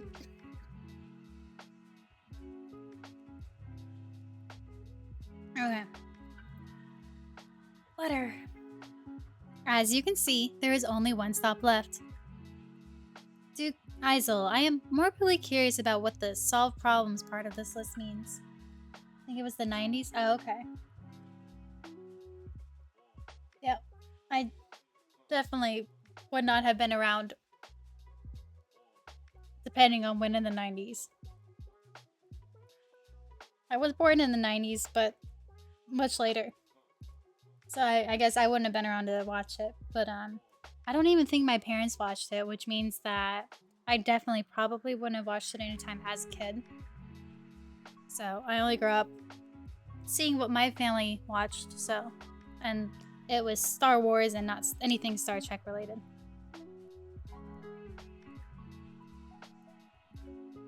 Now I might go ask my parents why they never introduced Star Trek. Huh. I must know. Okay. So let's see. Are you here to help me, or am I the problem you are solving? Let's just ask if he's here to help. We broke his heart! Okay. So I think I did that last time. So his love, he's now perfectly neutral again. Are you here to help me? I assume people are interested in either helping or murdering me. So which of these two options does your plan include? My plan is very simple. I am here to follow the list. I do not see the word help on the list. Damn, he's mean. Look at how angry he is. Just because the word help is not on the list does not mean solving stuff isn't helping. Your mind is so... Word escapes me. Think broader, Isel. So that means you are here for murder. I do not wish to doubt your reading skills, Jane, but I am clearly here to solve problems. Do those problems include murder or help, Duke Isel? Why would I help problems? I think I need a list of ways to treat a headache. Nope, the Taco Bell. Well, if you need help, I am very good at making lists. I think it is important that my list be made accurate while you work on yours. Let us officially add you to the list. Here we go. I don't know, I wonder what kind of flowers these are. Alright, solve problems. Jane. Now, all we need to do is follow my oh, there's a feet fish! Look at the feet fish. So creepy. Look at him go. Dang, he's tall. Look at him go. Wait, how are you gonna go over that? That's a bump there, my friend. Okay. I guess you're just gonna trample right over it. Bye, Mr. Feet Fish. So creepy. I do like how... Oh, there he goes. There he goes. Look at his creepy smile. I do like how some of this is... Like, you can put stuff behind it. Like, it's all kind of separated. So that, like, with how Isel was earlier, he was hiding behind one. And now the feet fish was going behind, like, this and that. I do like how that's kind of done. Now, all we need to do is follow my list and the troubles will be ours over very soon. I see. I do not see. I think I am more confused than when I started. Frankly. Obviously, what I need to do is find a subtle way to learn more about what he is intending. This is another heart thing. Let's butter him up. I am impressed by plans. Hey, okay, now we're back to part 1 happy. I am impressed by plans. Since you make so many plans, you are very impressive. I do think I am very good at plans. Thank you for noticing. As an investigative genius, I was able to deduce your interest in lists as well. I always oh, dang it, I always get... I need to read these more. I always enjoy discussing plans and lists. I have lists of all my plans, and a list of the plus... And a list of the list of the list of the list... and a list of the list of my plans. It does mean I have less space for clothing, but luckily my father's old clothes can fit well under the papers. Come to think of it, I probably need a list of what lists I put the clothing under. It is very hard to find socks now. He needs organization help. Wait, what? Why do you need lists for? Well, otherwise the sofa keeps eating them. You have to have enough lists that if a sofa is attacking you, you can fight them off with a spare list so that they do not eat your fingers instead. This is like a tongue twister. He's speaking in riddles here.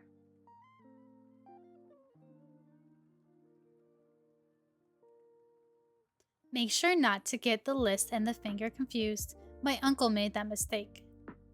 That is why they call him the three-toed bald kuze. So somehow when he put out his finger instead of a list, he lost both his toes and his hair? No, but he lost the plan for keeping people from noticing his hair loss. I am so glad you understand how important it is to plan for luxurious hair. I mean, his hair does look very luxurious. It's very soft and shiny looking anyways. Oops, I knocked my mic. That is something important to remember. I am glad that you are smart enough to understand my plans. Jane, look at my very complicated list and how much I have done. I went to your manor, I found you. Now I solve problems. It is a little more challenging to have you on the list as well, but I will find a way to make it work. Like that time we decided to learn how to do sword dancing. I wonder what sword dancing is. Sword dancing? We trained in sword dancing? Do you not remember when we decided to learn sword dancing? Of course I do. How could I forget that unforgettable time we decided to learn sword dancing? Of course I do not. What kind of romance novel features sword dancing? I am going to accidentally murder myself. It's a little connecting. If he hands me a sword, how can I possibly pretend to be Jane Neville, who, frankly, seems more amazing by the minute? All I need to do is be subtle, and I should be able to avoid his suspicions. Yes! Sword dancing, my absolute favorite hobby. It is unfortunate that we do not have any swords nearby to practice it again. Sword dancing would have been such a great part of our training regime. However, I am sure we can cope with this disappointment bravely. Very bravely, extremely bravely, with graceful bravery almost to the height of the house's wainscoting. You like sword dancing, Jane? But after we destroyed the gazebo, the hedge, and your father's beard, you told me that you never wanted to see me pricking anything ever again. Then you added no swords either. But if you like swords... Here we go. It's coming on the list. Sword dancing. Wait, why is it 3 a.m.? Oh, because it's... Oh boy. This will be very helpful for solving problems. I am sure it will. Was the problem with the list truly the lack of sword dancing? I will obviously need to sharpen my investigative genius if I hope to survive in Jane Neville's body. Who knew romance novels involved so much sword dancing? I suppose that sword training makes sense given how many enemies the Villainess must have. Let us hope that Isel's cunning plan is not to have me murder myself. I am excited to see your sword handling skills again. Oh, I gotta move. My legs. Don't forget to stretch. In any case, moving away from my overwhelming passion for training with large, dangerous objects. Would you like to go into the house, Duke Isel? It must have been a long ride here. Surely you need to rest and refresh yourself. Then, while he is resting and refreshing, I can go to the stables, steal his horse, and ride away to safety. If I'm going to live up to Lady Jane's reputation as a villainess, this is the best way to do it. Why would you want to live up to her reputation? Like, just change your ways. Be like, Katarina Klaus. From... Was it How to Save a Villainess? I don't know, something like that. I don't remember the name of it. After all, I truly do not want to demonstrate my non-existent sword dancing skills. Even if Faisal does plan to train me, it would be hard to continue training sword skills that do not exist. Oh hey, the stables have shown up. On the back there. Oh, I understand. When I want something, I think everyone else wants that same thing too. If you are hungry, Jane, I will go make sure that food is prepared for you. We always work up quite an appetite together. I will brave the hedge for you, Jane. I will make sure I can feed your appetite. She looks so concerned. I do feel a little sorry for Duke Isel. No, Isel, since he keeps calling me Jane. He is very earnest and obviously not as subtle as I am. I wonder if his angelic face and sweet words hide something more sinister. Perhaps it is time to think things over. So far, I have seen 2 men on this estate. It makes sense that one of them would be Jane's fiancé and the other her patron. So is the very relatable and very normal Isel Jane's helpful patron? Is he her cruel fiancé? How can I possibly tell? Especially without letting these men know that I do not remember Lady Jane's past. How can I tell without letting them know that I am not Lady Jane? What will these men do if they realize I am not Lady Jane? I think I need to find a horse to steal. To the stables! I just need to find the stables first. We'll just keep walking, Jane. That looks right there. Were the stables always at the end of this pathway? No. Never mind. If life makes it easier to steal a horse, you do not ask too many questions. Alright, who's ready for the romance interest? The horse. Oh, see you, Anjara. Have a good dinner, and I can't wait to hear your thoughts on the demo when you play later. Take care, and thanks for stopping by. See ya. Thank you, you as well.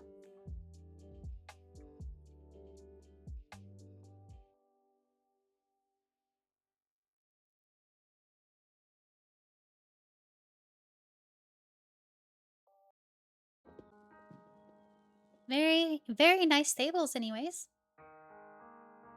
I don't really understand how that wheel is moving. But besides that, very nice stables. So where are the horses hiding? Between the carriage that brought me here and however anyone else arrived, there must be at least one horse here. Oh, here he is. Here's our little horse. Our big horse. With its very kind of creepy mouth. Are you looking for me? No, I refuse to believe I read that kind of novel. Why would I read a novel about enchanted animals that need a kiss to turn them back into attractive men? This is obviously a mistake of some kind. I am obviously so grateful to see that my desire to mount you is overwhelming my common sense. Well, Jane, I can certainly take you for a ride if that is what you want. Surely I did not have such bad taste in my past. I would know if I had such a strong desire for horse flesh. Who actually wishes to kiss a horse to get a worthy man? Honestly, I think I'd rather kiss a horse than a toad. Not gonna lie. Just kiss them right on their, like, where do you have to kiss them? Like, right on their nose? Or can you kiss them anywhere? Does it have to be on the lips? Like, I think that would be a little better. Personally, anyways. I'm not sure I qualify as a stallion, but I will take the compliment. Why on earth would I ride a stallion? I thought you were gelding. Jane, maybe you should look slightly further over. And here he is. Our lovely childhood friend, Ben.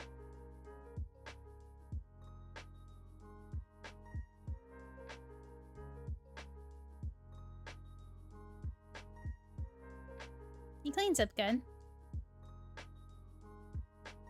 I don't think I noticed the butterfly motif on him, though. Oh, and here are the flowering petals. Which, kind of just look like reworked leaves. I have... Not horse. I have missed you, Jane. Ben? Oh, thank goodness. I was afraid you were going to call me Lord Byrne for the rest of my life. It is good to hear you say my name again.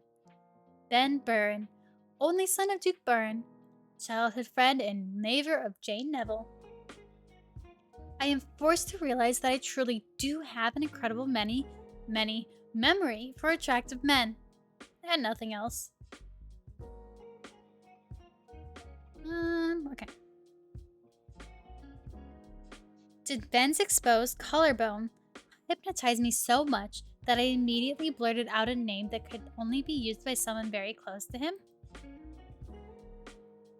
Ben is not upset, but I need to be less suspicious. Perhaps I can subtly change the subject. You look well, and not like someone who is about to murder me. Why is she always so subtle? That is true, although I'm amazed that you can see me through all these petals. Why are there petals floating in a stable anyway? I have no idea. Maybe someone was storing potpourri in the rafters and the packets fell off when you came here. Those scents of flower packets stink. Does that mean I'm going to spend the rest of my life smelling like the inside of a drawer? Think of it this way, Ben. What other foul-smelling objects would be floating through the air in a stable? I don't want to know. Or I don't want to say. And look at his face. He's like, ew. Oh, now he's tapping him. Point taken. I will complain about the petals no further, even if they continue raining down on me. Have you tried nicely asking the house to stop? For instance, you could say, please stop making me smell like the inside of my mother's linen closet. Oh, they're gone. And the horse is just creepily back there. That is much better. Think though your flower fall was too cruel a punishment for so small a sin.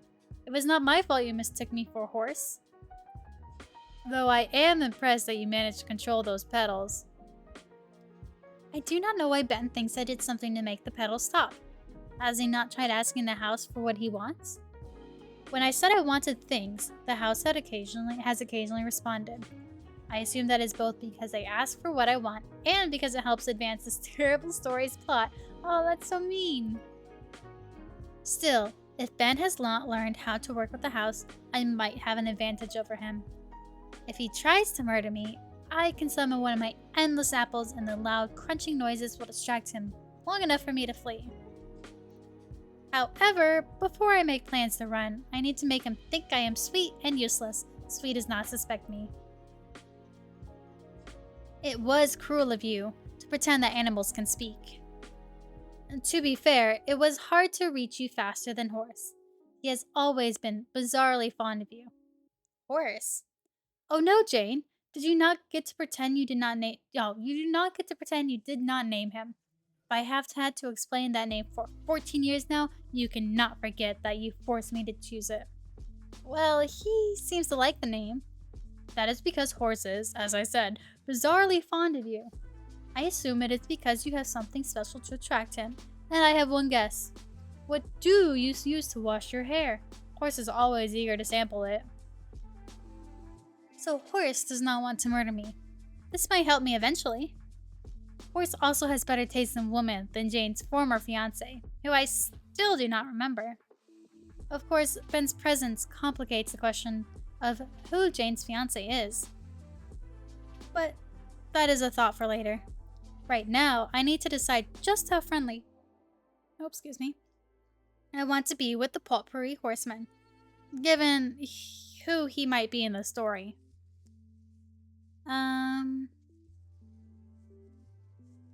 Let's say, should I not have soaked my hair in oats? Oh, okay, he liked that. Should I not have soaked my hair in oats? Your commitment to beauty standards and animal care is what I most admire about you. I don't see anything butterfly-wise on him right now. Although, I suspect that your hair could attract more than Horse. Truly, attracting Horse was an accident. Really, I have been trying to lure squirrels to do my bidding. He's so surprised at that. Wait, why on earth would I want to lure squirrels to do my bidding? He's not attracted to that. He's just saying the same thing. Why on earth would you want to lure squirrels to do your bidding? Squirrels are nasty, terrifying creatures who will kill you with a blank look in their beady little eyes. No! Squirrels are so cute. Ben? I see. You must plan to use bloodthirsty squirrels against your enemies. By the blood, the way your mind works makes me... Wait, hold on. The way your mind works makes me... I think that should be makes. Make me dizzy. Maybe not. Works make me dizzy with. Okay, never mind. Amazement at my brilliance? Yes, amongst other things. Ignoring your brilliance, if you still are concerned about attracting Horse, you need not be concerned. Your hair is lovely, with or without an additional scent. Almost as lovely as it is to see you again. You are so... I am so... Have you lost your voice? Are the words you are thinking too disturbing to share? Of course not. It is just that the Horse misses you. Or missed you. Would Horse be flattered to know that I missed him too? I will have to thank him personally. Where is Horse? I could have sworn he was right beside me. Oh, he's very clever. Horse managed to find himself an open stall with food where he can still stare lovingly at you. Yeah, look at him staring at us. So creepy. I could have sworn that stall had bars in front of it. Surely Horse is not capable of removing bolted planks with his teeth. I gotta switch positions. It's getting warm in here. I gotta turn the AC down a little bit. Give me one moment.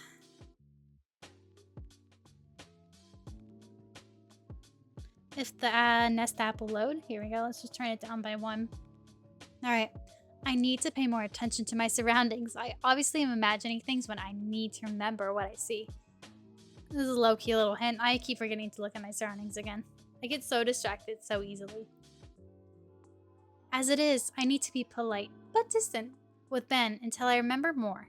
It is important that I do not say anything that could be misinterpreted as cruel or cold.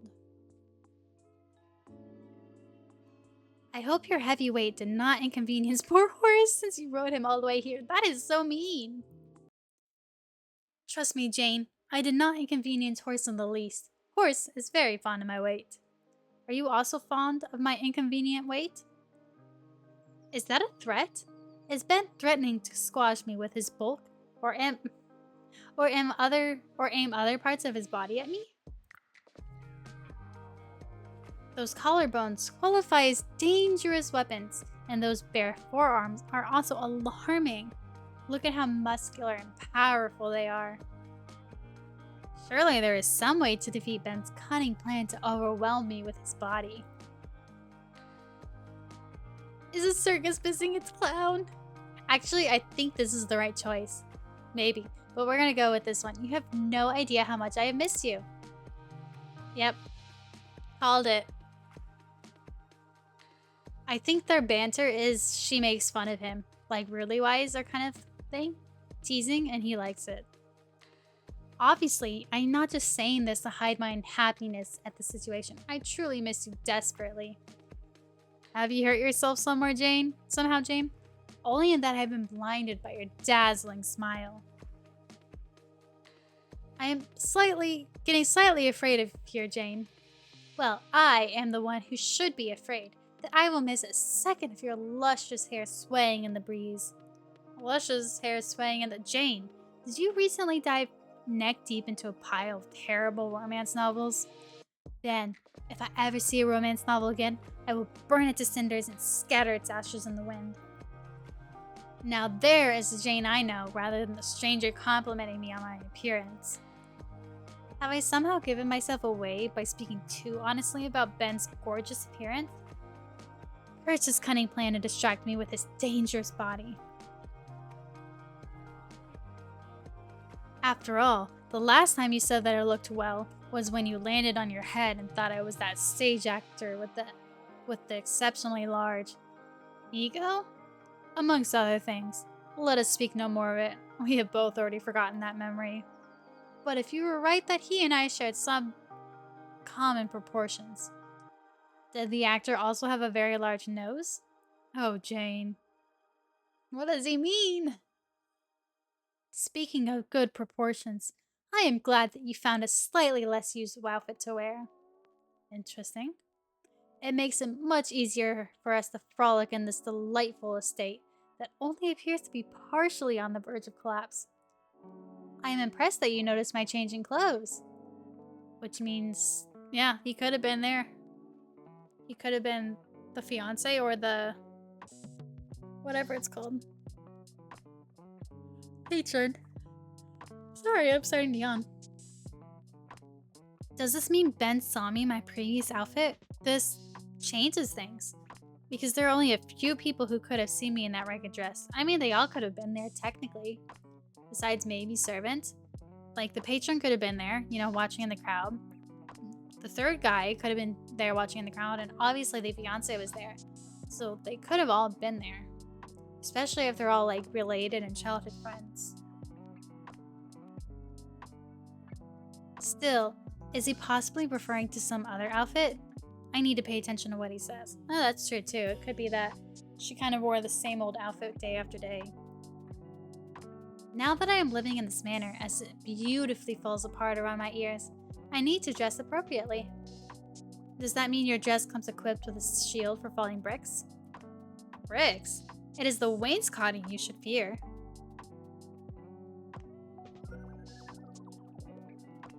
Ben, you need to breathe as well as laugh. Oh, I guess he was laughing. This must be like a laughing, kind of, right, animation thing. Oh, sorry, I'm laughing. I'm just yawning again. I remember Ben. Something in me knows him. I know that Jane grew up with him and spent countless hours in his company. I remember nearly nothing about Jane, but I remember Ben. So why am I so afraid to trust him? I need to see if I can get an actual non-joking answer from him. Ben, are you not here to judge my fashion choices? Oh, you are not here to judge my fashion choices. So why are you here? Jane, you wound me. I always have time for your fashion choices. If Duke Buren will not let me wear a lace-covered gown, then who but you could model it for me? I can see why your father would object. If you continue to show as much skin as you do, the lace would have to be attached to your flesh. So you can understand why I urgently needed to see you. I actually do not. Why are you here, Ben? Where else would I be? I will always race to be by your side whenever you need me. So, you had decided that I needed you. I had hoped you needed me. Once I have settled horse, we need to speak seriously. I have never ridden as hard or as fast as I did today. Once horse is well, we need time to discuss all that has happened. Preferably over a cup of tea, assuming of course that the tea in the manor is not as decayed as literally everything else here.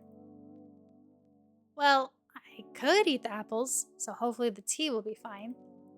Maybe I can press Ben with my courage or my knowledge of the house. No need for tea, I have apples. Nah. Sorry, Ben.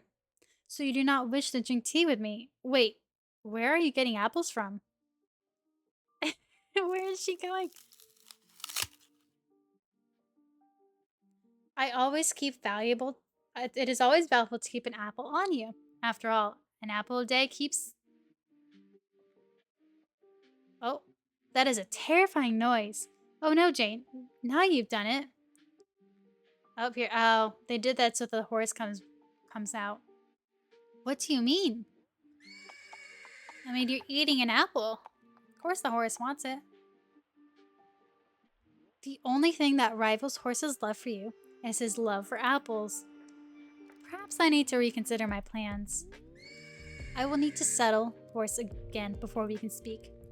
Yes, after you care for Horse, come to the manor. We shall have tea together since we should avoid apples. It is obvious that we have a lot to discuss. I think I will take Horse for words, please work. I think I will take Horse for a quick ride because he is too worked up to immediately put him in the stall. You seem to understand him very well. Take him for a good ride. Just know that I will waste no time taking the best tea desserts for myself. I would expect no less from you. After all, time is a terrible thing to waste. Hey, servant said that too. Time is a terrible thing to waste. Oops, I clicked. Ben, are you here too?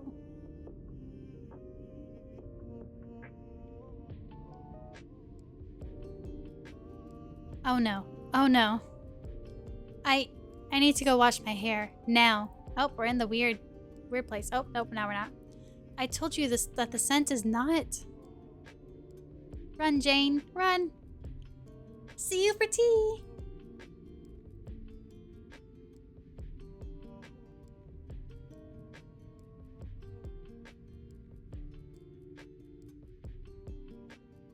Back into the hedge.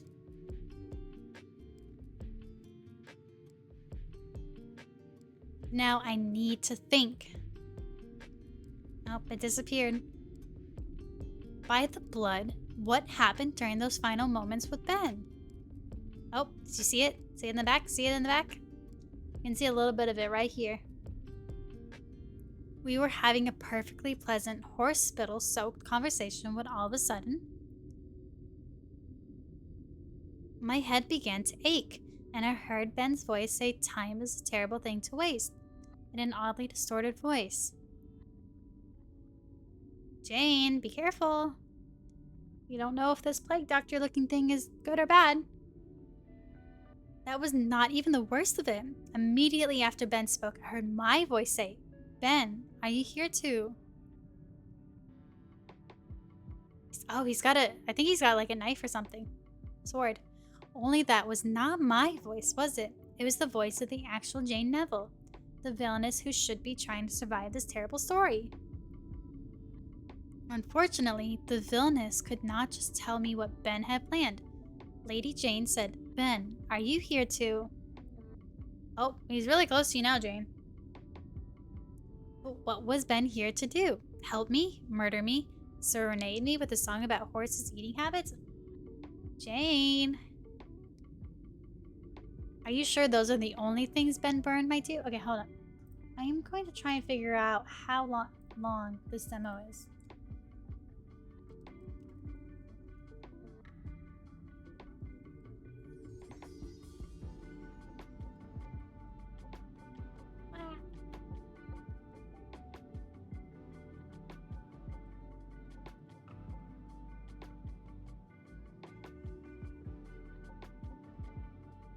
Hopefully she'll answer me. We'll see. Okay. Whoops. Oh, you again. Well, it seemed as if you could use a sympathetic ear. Or perhaps some other assistance. I thought you had planned to leave me alone to make my own choices that I would regret forever. I am not sure that is exactly what I said, but I'm not making your choices for you. I am here to listen. Honestly, it is nice to talk to someone who cannot murder me. Even if it is the only reason you cannot murder me, is because you do not appear to have a body, and have sworn to no longer control mine. If you could stop reminding me that literally everything and everyone else here can murder me, we would get along very well. I will avoid providing more warnings. For now, I am more interested in your thoughts. I have so many thoughts. For one, I thought I understood what was happening with Ben until I heard both his voice and my voice in my mind. Now, I have to worry about Ben being the male lead. This is despite the fact that childhood friends are supposed to be loving but ultimately disposable and terrible romance novels. That's so sad. Did we get a response? Can I? What? Why? My computer won't work. Computer, please. Ah. Okay, so it should just be to the end of this chapter then. I think that we're on. Okay. She said 2 chapters. So, and we are on chapter 2. I just know chapter 2 is quite a long one. And I know I still haven't caught up to where I was in that first beta demo bit that I did with the devs. So, hopefully, we'll see. Because we are going on almost 4 hours of playing this demo, though I did feel like I spent like 40 minutes messing up the menu stuff. So yeah. Okay, let's see. Until I heard those voices, I was convinced that the childhood friend... Oh yeah, we're in this weird spot. I was convinced that the childhood friend could never win over the heroine. Stupid gnat. Thus Ben could never be the former fiancé who betrayed Lady Jane. Did you not see Lord Byrne's collarbones? I admit that it was a terrible mistake not to take Ben's collarbones into account. However, I was too hypnotized by them to realize the danger. So you realize Ben Byrne is a potential danger too? Well, no, because the situation is even more confusing than it was before my vision. According to what I understand, there should be 2 men involved in this story. One of these men should be the fiancé who betrayed me, and the other should be the patron who saved me. As for who Ben is, Ben, are you here to could be followed by help me or harm me, so we could fit either of these roles. Nah, I swear to God. So it will be easy to determine which role Ben Byrne fits. But that is the problem. Ben, the childhood friend, is not the only man in this manor. I also met Edmund the Crown Prince and Isol the Duke of the North. So now I must deal with 3 men and 2 roles. Okay, hold up. No, let's not do whatever this sound is. We don't want voices in our lo-fi right now. I'm definitely gonna have to choose different lo-fi beats next time. Or different sounds. I just chose this one on a very quick, right before the stream. Okay. That seems like none of these music fits. I don't like lo-fi. Can we choose something different? Sure. That seems like a very confusing math problem. Yes, especially since I have no idea why I have a 3rd wildcard here. Wait, this music sounds loud.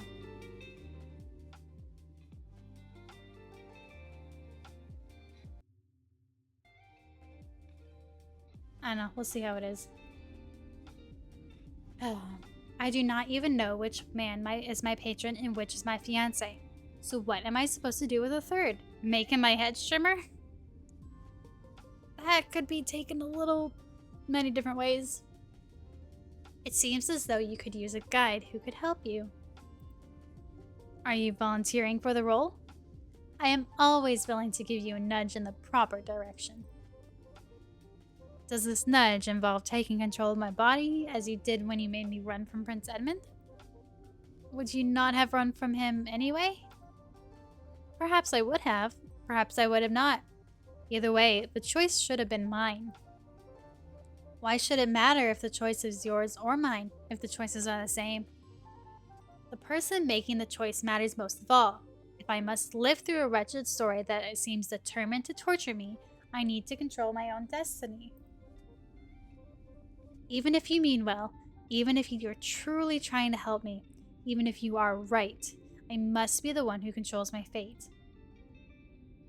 I do not understand. When I made you run, you called it a terrible choice. Yet you believe it was a good choice when you ran on your own?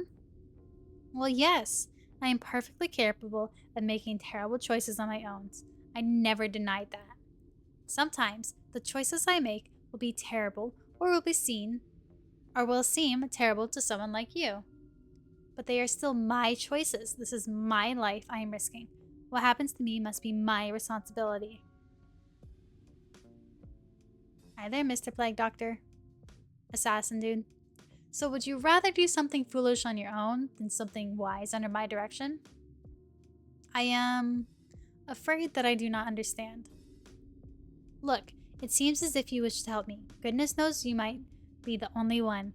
However, you can help me by respecting that I would rather bet my life on my own investigative genius than be someone else's puppet.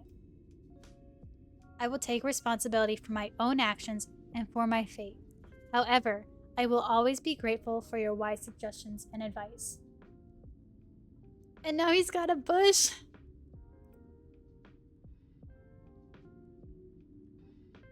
Sorry, but the fact that, we just went over, this sneaky thing that Duke Isol did, and with swords, you can't tell me it doesn't point towards him being suspicious. And gloves? Does that mean I can still send you an ominous warnings once in a while? Say yes, Jane. Only as long as they're the most ominous warnings.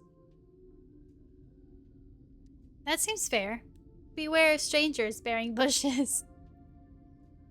Now that was a good warning. I am now ready to proceed. Somewhere. Did I click? Oh, whoops. The little pauses are a little strange, because I'm not sure if it's actually going or not. So shall I just walk the hedge until I find somewhere else? Oh, Bye-bye, Mr. Weird Plague Doctor. Apparently we walked right by you. That looks as good a place as any. Hopefully I shall eventually find some food that is not apples on my journey. I think we're getting closer to where I may have stopped. Like where the beta demo ended. At least for me. I think this is the entrance of the... Yeah, here's the manor. There's the, like, crow thing. Raven thing. Whatever it is.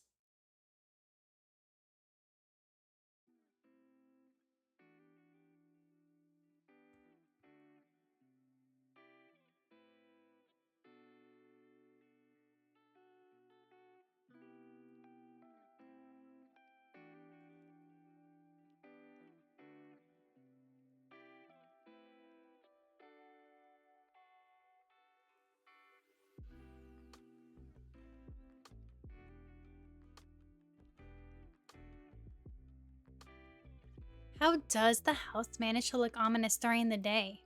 Truly, there are no end of ominous objects here. If I remember the ominous voice's warning, then I should also check one object in particular. Oh, Jane.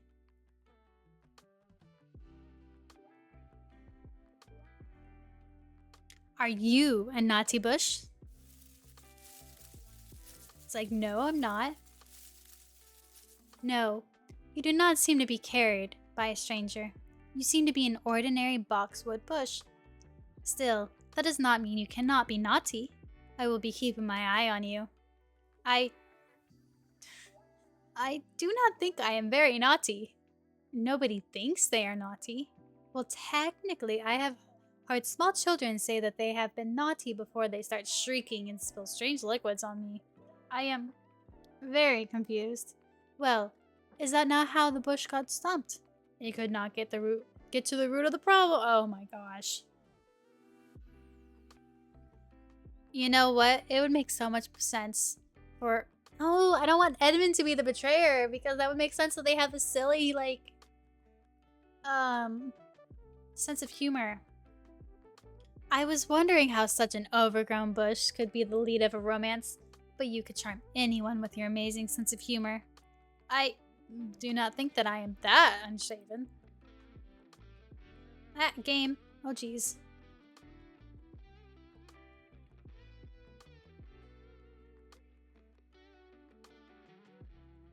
Oh, here come all the sparkles.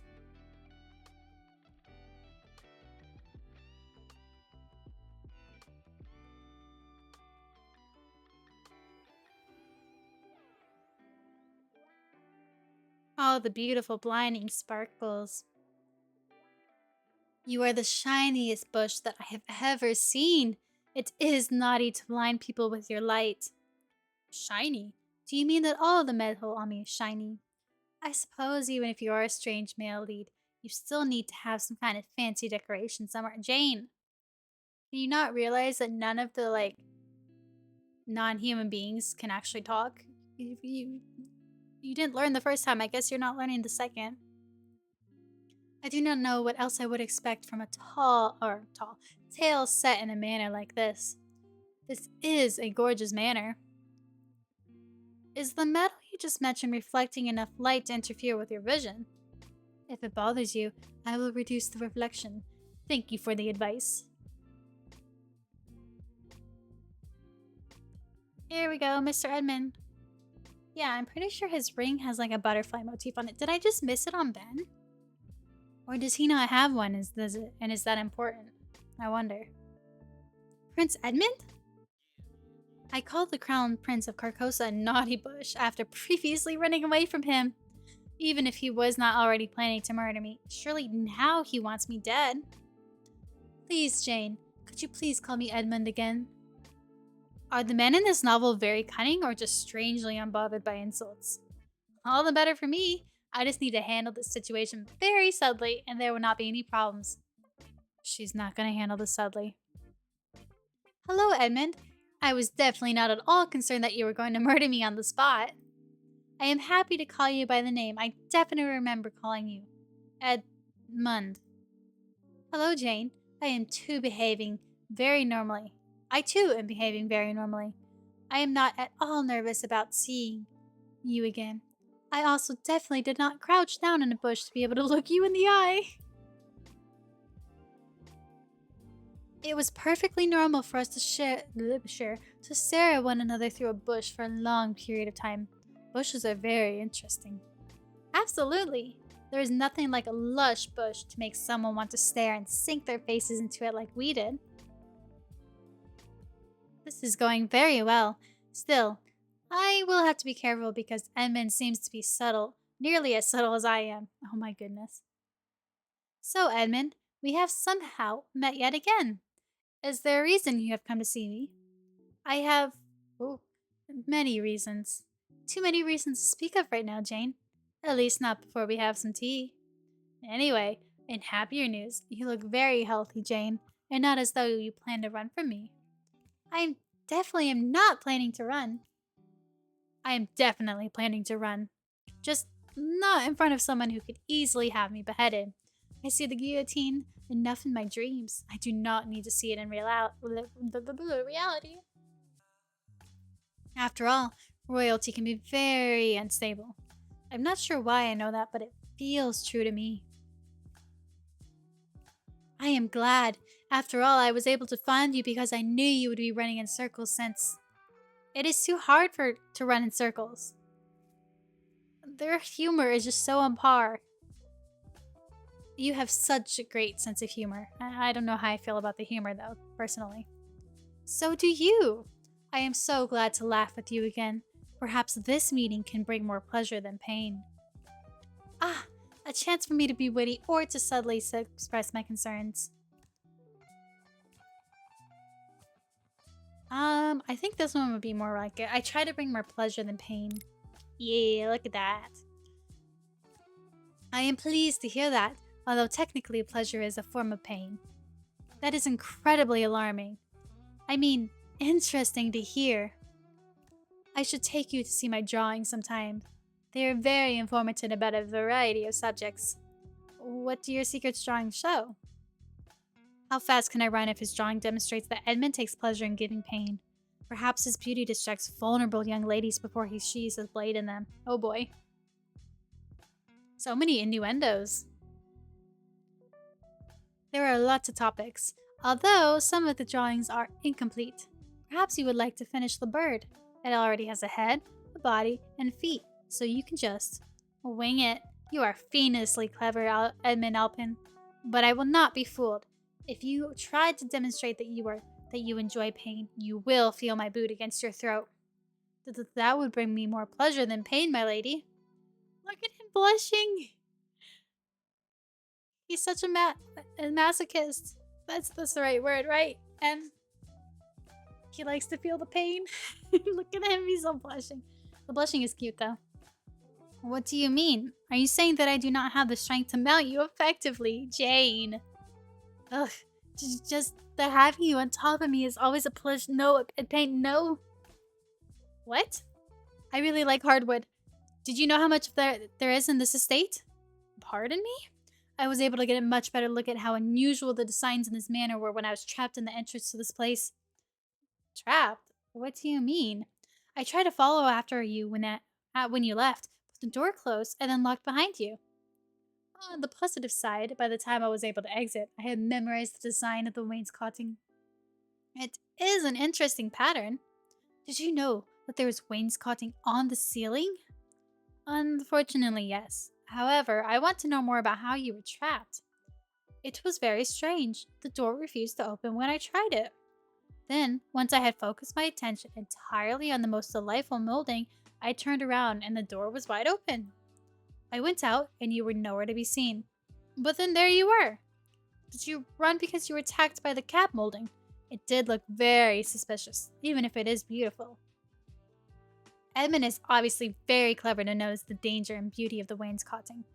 But does that mean he is telling the truth about what happened to him? Did the house truly prevent him from coming after me when the choice to run was made for me? Does that mean the house would no longer help me if I will not accept the voice's help? I cannot go any longer without knowing this. I already used the apple I saved in my dress, so... Apple! Where? Jane? I need an apple! I could see if there are some in the pantry in the manor. No need. The house still loves me. I am very interested in hearing more about your thoughts on this house and how you managed to conceal an apple on that dress. That's so funny.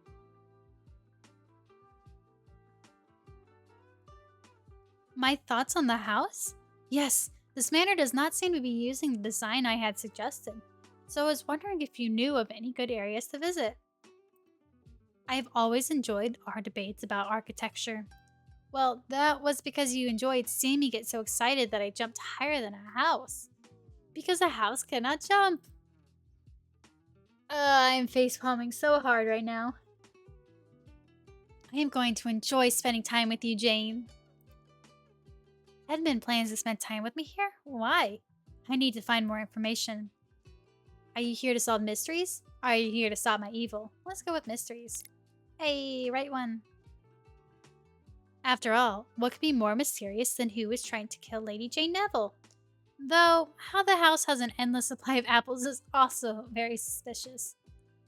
Prince Edmund is here to solve mysteries about myself or the house. Oh, I understand.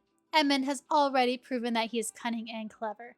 Perhaps he is also an investigative genius. Perhaps Edmund is even the patron who saved me because he needed another investigative genius to help solve these mysteries. Be honest, Edmund. Are you here to solve mysteries or to investigate the dangers of wainscoting? Jane, you are as brilliant as ever. How did you know that I was here to solve the mysteries and destroy problems? He's also here to solve problems, I guess. Nobody understands subtlety like I do. I am concerned about your focus on problems, though. You do not have a list, do you? A list? I usually just solve problems in my head. This is the section that made me so close to possibly betraying Isel because Edmund just clicks with me so much more, even though I don't care for his humor. I just didn't click with Isel very well, interestingly enough. But he's just so much better looking. I'm sorry, Edmund. Then you are an investigative genius too. I am so flattered to hear you compare yourself. I have always dreamed of being as perceptive as you. It is a pleasure as seeing that I have improved my jokes enough to satisfy your very sophisticated sense of humor. I added a word there. Of course I appreciate your jokes. After all, no one could be more talented than either of us in either investigation or comedy. Still, as brilliant as we both are, we will need to make maps and sketch out suspects. What would happen if we could not tell a suspicious piece of wainscoting from a suspicious dresser? I only hope that you are as good of an artist as you are an investigative genius. Do not worry, Jane. I will always be able to draw conclusions. I am glad that I will be working with you. However, I do want to know something, Edmund. I would be happy to sketch you whenever you choose. You gonna paint us like one of your French girls? That would be... No, I will not be distracted. Why exactly are you here? I am here to make sure you get into no further trouble. The only way I will not get into further trouble is if I am dead. Does that mean he plans to kill me? At least that you only get into trouble with me. Trouble with you? Are you planning to cause my problems to mount? No, I intend to cause perfectly innocent trouble. Trouble that does not involve mounting in any way. My mind is always making perfectly innocent plans. What sort of plans are you speaking of? Our plans! After all, we always love discussing our plans for the country together. Did you know that the wainscoting in the parlor of our kingdom's palace was first designed in? Edmund and I had plans for the country? What was our relationship to one another? The only people who plan together are people who are intimately involved. Was I his investigative genius? Did I serve as aide to the crown? Was he my fiancé? Jane, are you all right? You seem lost in thought. Pardon me. Forgive me, but have you forgotten our past plans? Did your time in prison harm your memory? Edmund knows that I was in prison. This is an alarming thought for later, but I have an even more alarming immediate concern. I mean, he's the crown prince. Of course he knows that you were in prison. Come on. Pretty sure you're a noble. He's the crown prince. He's gonna know that you were in prison. I cannot let anyone know I do not remember this terrible story, or, even more importantly, that I am not actually Lady Jane Neville. Edmund must never realize that I am not the Lady Jane that he once knew. He and the other men might end up pricking me with their swords. They learn that I am not the woman they want me to be. I don't know, we might like them pricking. How can I subtly distract Edmund from his suspicions? Let's see. Our plans make me dizzy with joys. You are my best plan. Oh, sure you are. Nah, that didn't do anything. Oh, Edmund, you are my best plan. I am truly. Not unless you were actually my patron and not my terrible former fiance, dear Edmund. However, since I do not know exactly who you are and need you to stop suspecting me, I am willing to flatter you until you are no longer suspicious of me. Thankfully, no one can provide subtle flattery like I can. Look out for my charm, Edmund. Of course, Edmund. Who needs plans when they have you? After all, how could anyone not be amazed by you and your brilliance? There are so many things to like about you. It is flattering beyond words to know you feel so kindly about me, Jane. Even despite... Well, I am overjoyed. Even despite what, Edmund? Even despite what?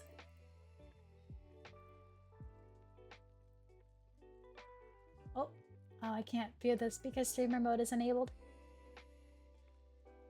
Okay, well, that's okay. Anyways, although perhaps if you do not mind, perhaps you could tell me what you truly like about me? If I knew what you liked, I would do even more frequently. I would do it even more frequently. Oh, there is so much about you to like that I barely know where to begin. Though the first thing that comes to mind is yes? Your skill at sword polishing. Well, what? Yes, when it comes to polishing your sword, you are second to none. You must have the shiniest sword in all the land due to the amount of time you spend rubbing your shaft, even without a sheath. Whoops. I have never known another man who polishes his sword as often and as thoroughly as you do, even without an opponent nearby. I must tell everyone of your deeds. Jane, no, please. No need for false modesty, Edmund.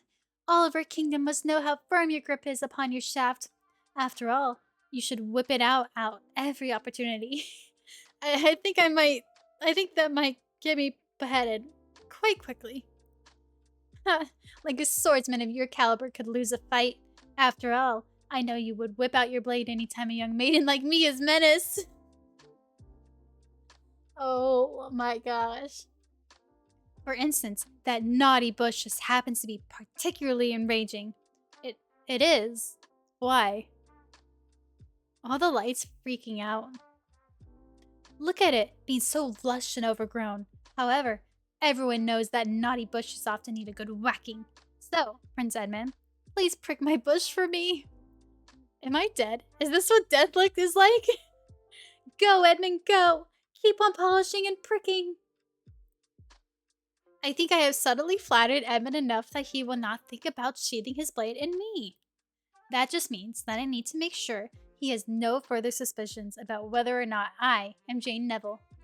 While I enjoy speaking with you, I am exhausted from all that has happened to me. It has been so challenging to fight off both the wainscoting and my very real memories of being in prison that I cannot think of anything but my pain. The terrible... Cat? Oh. Sorry, cat's doing cat things. The terrible, terrible pain in my heart when I realize that I will never again be able to dance the beautiful sword dance in my heart without thinking of all that has passed. You can sword dance? You can sword dance well? Was it only Isel who was interested in sword dancing? Edmund actually has a blade he is constantly polishing, so I assumed that he would enjoy sword dancing as well. If I am wrong, I must stop Edmund's doubts immediately. Not anymore. Not after my deep, deep sorrow. You see, I feel the deepest sorrow at the thought of being pricked. No pricking. I would not even dream of pricking anything, let alone you. Constantly. That is very good to hear. Still, Jane, you hate dancing. So why would you mention sword? My pain! It has become even deeper. Forgive me. No, forgive me. I am so sorry, Jane. I should have remembered all that you have suffered. I do not blame you, Edmund. No one could possibly know all the terror I have experienced. Mostly from the thought of ominous cushions or falling wainscoting. Or all the pain I have suffered. Who would not have a sore neck after being trapped in a carriage going nowhere for a long period of time? Or the trials I have faced. Despite what the house seems to think, apples are not actually a full meal. That is not even considering the trial of being pulled into a terrible story that makes no sense. I should be weeping in rage. Oh, Jane, I truly regret all the pain you have experienced and all the cruelties you have endured. If there is anything I can do to help you, I am sure you would do whatever you could to help me, Edmund, though perhaps we can speak of something better than bitter memories. Especially since I do not remember these bitter memories. Of course, Jane, as always, I would gladly do anything you asked me to. In truth, Yes, Edmund? I am grateful that after all that we have been through, we are reunited once again. However, I am most grateful that you are once again Jane, in all ways. Parents. Jane, in all ways? What does that even mean? I was so worried that... Yes? What were you worried about, Edmund? Why would you interrupt?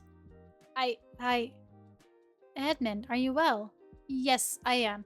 More importantly, I was worried. I just hope that neither of us need to experience what we went through again in the future.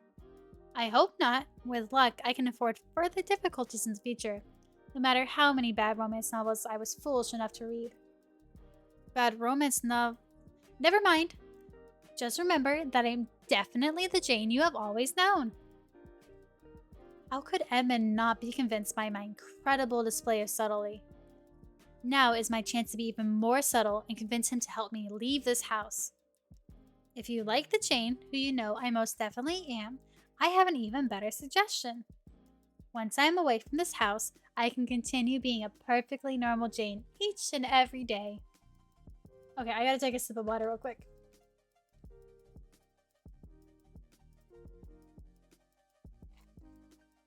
Okay. Yes, I too am the Edmund that you have always known, unless you want me to be a different Edmund. In case... Wait! Away from this house, Jane! You know it will be sometime before... Before what, Edmund? Before tea? Before the wainscoting eats us? Or do you mean before I can leave here?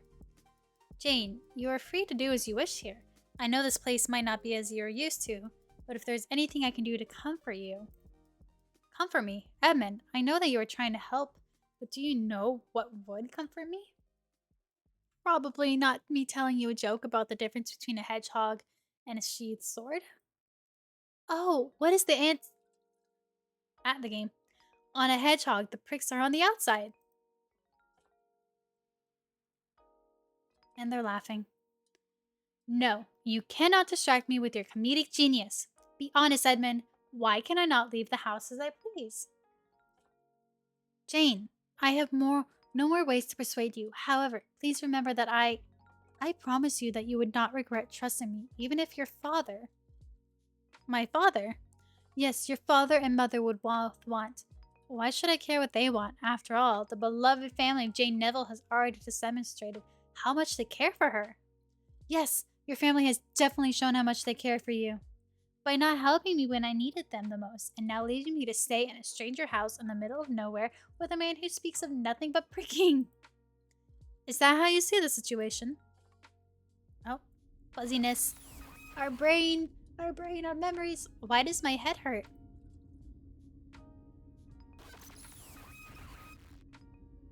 Why does my heart hurt? I wonder, is her family actually good? And not evil parents? Oh, Edmund, why did the clock fail to become a chef? Because he ran out of time? I do not know how much time I had to prove myself to you, Jane, but I promise I will do everything I can to be worthy of your trust. Trust that you can make me smile. I will do everything I can to bring joy in all my ways, my lady. I do not care what it costs me. I got a text. Oh, it was just a scam text. Why did I say that? Why did he say that? What is going on here? I need Edmund to leave so that I can think. Shall we head back to the house? I am truly exhausted and want nothing more than a cup of tea. Wait, we're in the weird thing again. What the heck? When did that happen? Wait, it's when she's speaking. What the heck? Now I'm confused. I will be happy to arrange that, surely. There must be an unmolded tea bag somewhere in this place. Perhaps it is hiding in the baseboards. Oh, the lights freaked out again. Or he could just ask servant. However, if Edmund wishes to find the tea bag himself, as part of his cunning plan to determine what I have been doing, that gives me more time to recover. Then I shall wish you luck on your adventure, Edmund. Make sure to prepare a delicious tea for us. If you can bring a dozen little cakes as well, I may forget what pain is. I will do my best. The manor's wainscoting will hide nothing from me. Unfortunately, if Edmund looks there, all he shall find are apples. Still, so long as Edmund leaves, I can even sacrifice some delicious tea cakes. What is most important is getting him out of my way. Just a little more subtle flattery should do it. How very brave and princely of you to search through the house's wainscoting. You are a true knight in shining armor. All those lovable maidens must adore a prince who can fetch them some tea. I am not so sure about that, Jane. I have not always served lovable maidens as well as I would have liked. By serve, does Edmund mean for dinner? Did I read cannibal romances in my past life? No, I do not think there are cannibal romances. I'm pretty sure there are. Romance readers would not want the male lead to devour the heroine. I mean, maybe they would in other ways. So Edmund, saying that he has not always served lovable maidens, well, must refer to something else. Something that I must investigate later.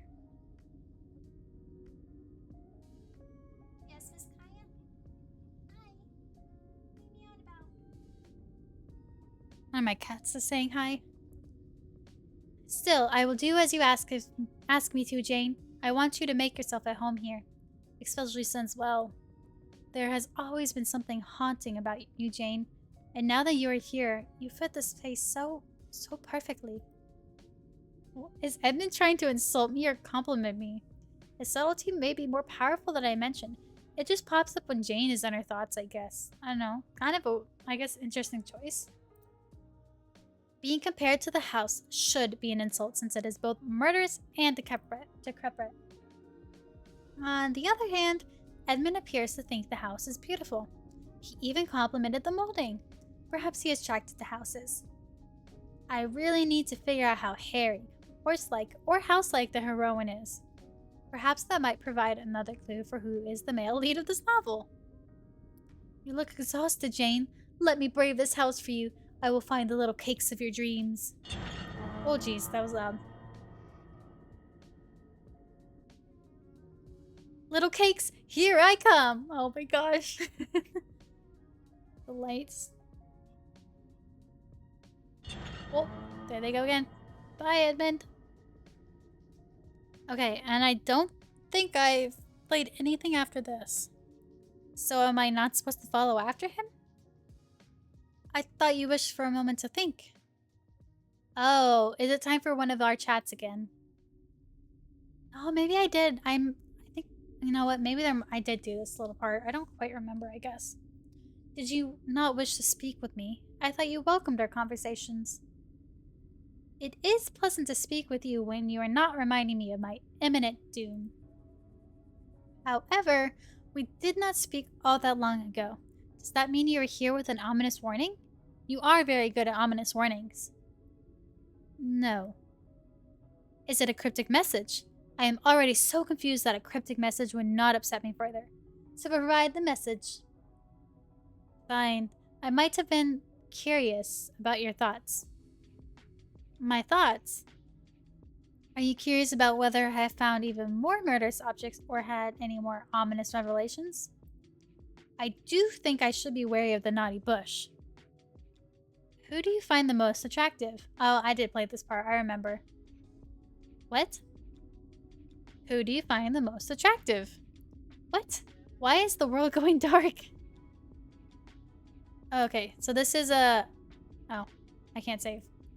This is a time choice. Me, personally, I still think Isel's the most attractive.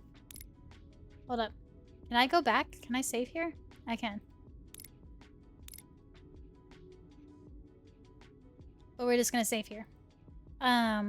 Personally, yes. Isel, I still think is the most attractive, personally.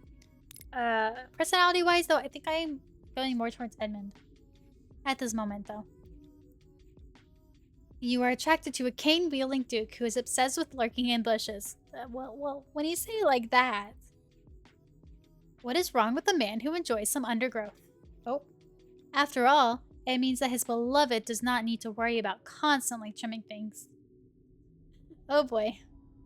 Her gardens can flourish in all their glory. I mean, that works for that man.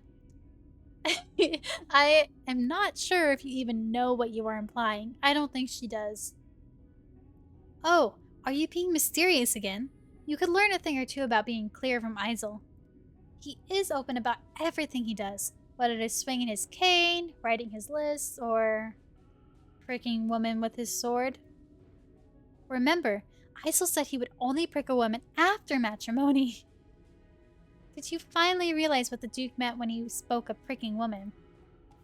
Of course I do. I don't think she does. To be fair, I am not convinced the Duke understood either, but still, you are not disturbed by his pricking.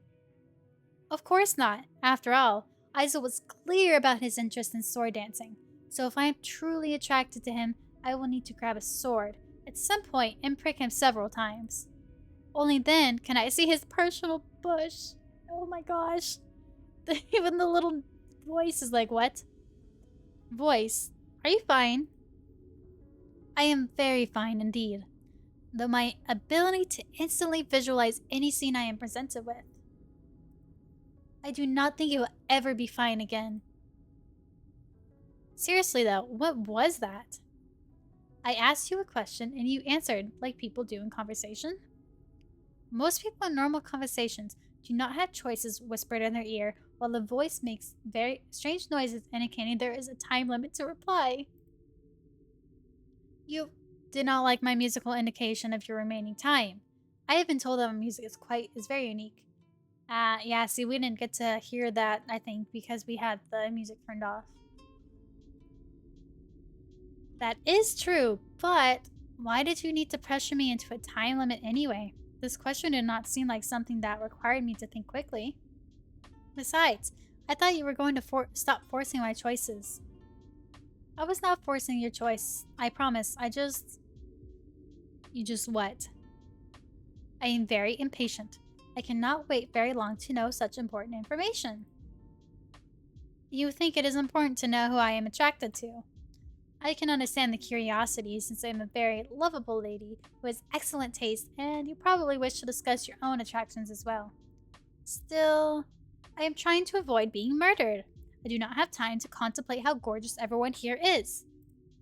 I must focus on the danger around me, like the ominous warnings you previously provided. Danger?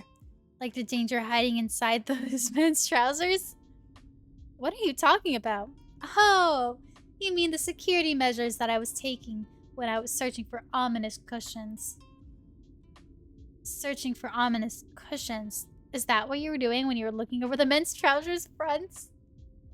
Yes, there are only so many places even cunning men could store dangerous cushions to use as weapons. Trousers make the most sense. I am very concerned about stuffing. That is a valid concern. Unfortunately, I could not find any cushions no matter how hard I looked. So here I am, stuck with the Potpourri horseman, the peeping hedgeman, and the human chandelier. So it seems. She forgot about servants. How dare she? Can I not just lock them all in a room and have them prick each other? I think some people would pay to see that. Your ability to find— I'm gonna call Boobas out on that one. Your ability to find solutions to things that were not problems until you suggested them is remarkable. Like my investigative skills. No, your investigative skills truly are works of genius. See, we have much more interesting conversations when we focus on helpful ways for me to avoid danger. Why ask me stressful questions? So are you saying that if the question is focused on danger— What? Who is the most dangerous in the house? Oh shoot, the naughty bush. I don't know. I mean, the prince would make the most sense. The Isel consort— I'm just gonna choose Edmund. Because he makes the most sense technically as he's the prince. The crown prince. I suppose he is the most obvious answer. Yes, even if I am irritated at be giving yet another ridiculous question. Forgive me, my lady. I was merely trying to be of service to you. You are forgiven. Though tell me, teacher, will answering enough absurd questions earn me a degree in Villainessology? If it is any consolation, you are currently my highest ranked student. That is very pleasing to know. Only, be honest, am I not your only student? This only means that you are the highest ranked in everything. Then I am like Edmund. Only his rank makes me dangerous to me. After all, most cheap romance novels make the male lead the highest ranked man in order to highlight the heroine's superiority to everyone else. And in this novel, who could be ranked higher than the future king? So you are convinced that the crown prince is the most dangerous person here? For now, yes. After all, it is not only Edmund's status as crown prince that worries me. He has also said some concerning things such as, yes, your family has definitely shown how much they care for you. How does Edmund know so much about the Neville family? You're a noble. It's their job to know. The Nevilles are nobles. Perhaps Edmund saw them at the royal court. Thank you, voice. Perhaps, but if that is the case, how would Edmund know that the Nevilles feel about their daughter? Especially after they abandoned her in prison. No, there is something deeply suspicious about Edmund's familiarity with the Neville family. It makes me wonder if he was Lady Jane's treacherous fiancé after all. If there is anything else that is there anything else that makes you nervous about the Crown Prince? Besides his habit of blinding me with his good looks and golden light? Oh yes. Edmund also said, yes, this manor does not seem to be using the design I had suggested, so I was wondering if you knew any good areas to visit. I know Edmund loves architecture, but it would be odd for him to design random manors. Unless he knew that he would store an inconvenient villainess within one. So you suspect that Edmund Alpin may have prepared this house for you? Perhaps, if it was being optimistic, I would hope that Edmund is the patron who took me out of prison and prepared the house for my recovery. However, if I'm being pessimistic, at this point I believe you have every reason to be. I think pessimism is the only reasonable choice now. Unfortunately, I wonder if Edmund redirected my carriage so that I was dumped in this terrifying house to be destroyed. It makes me wonder if Edmund is responsible for the ominous cushions. Well, that would be truly monstrous. I have every confidence that you will find a way to overcome cushions, wainscoting, or sparkling princes. Thank you, ominous voice, for helping me collect my thoughts. I admit that while I was skeptical about your question, it did help me focus my investigative genius. That achievement justifies everything that I just experienced. Still, while I'm thankful for your support, I somehow feel worse than ever. After all, even if I know who the most suspicious and probably murderous being in this manor is, I have no concrete evidence against them and no way to defend myself should they attack me. What could I even do? Ask the house for a supply of apples to use as ammunition? That would be so funny to see animated, just Jane throwing apples at all of the guys. And servant standing there with his hand on his face, or on their face, sorry. Being like, seriously. Be like, I am not cleaning this up. If you continue to respect the wainscoting, that might be a viable strategy. But what if I do accidentally insult the wainscoting? What if I express the wrong kind of interest in hardwood? What happens to me if the house abandons me? My lady, life and death are two leaves of the same vine. To grow the leaf you want, you must first seed the vine. I appreciate your attempts at consolation, or even worse, advice. But even more than that, I would appreciate a murder weapon, one that I can use to fend off an attempt on my life. I see. Does that mean you are willing to kill any of the inhabitants of this house, should they try to harm you? If I'm being truly honest, no. Yet that terrifies me because I do not believe that my enemy would hesitate to kill me. Worse still, my enemy has to be one of these people who are pretending to care for me. It is cruel to be trapped in a narrative beyond your control. And I thank you for your understanding. There is something horrifying about being trapped within a character that a story is determined to destroy. I do not understand why someone would enjoy creating a character doomed to be destroyed, no matter what that character did. Unfortunately, there are those who believe that in order for themselves to win, someone else must lose. What a cruel and wrong way to see the world. If my investigative genius succeeds, everyone around me succeeds. Why would anyone want to destroy that success? Well, some people are cruel and wrong. So what do you do when someone that terrible controls your fate? In the end, all anyone can do is make choices that reflect their values and decide which companions to join them on their journey.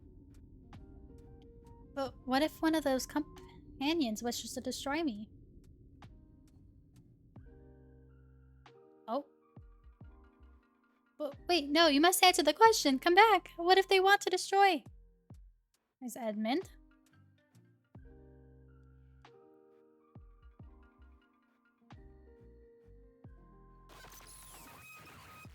Spooky.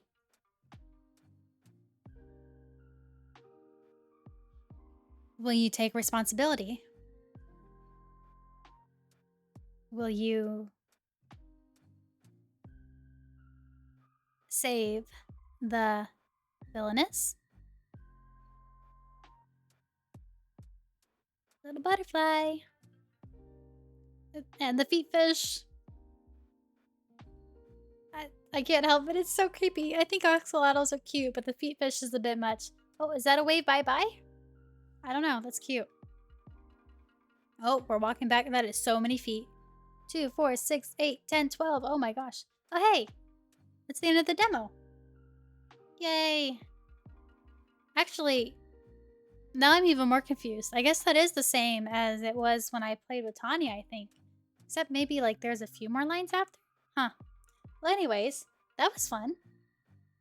Hopefully everyone else here enjoyed it too. Don't forget to go wishlist the game on Steam. I think I have some commands. Hold up. This TV game. So, oh, that didn't show up. Well, now I'm even more confused. Give me a second. Oh, my arm. I had it behind me. Commands. Oh no, I did it right. Why didn't it work, I wonder? STV game. Hold up, let me go and do this. Oh wait, it doesn't show me in the shoot. Apparently I don't have anything set up right. Sad. Hold up. No, well, you can still, I'm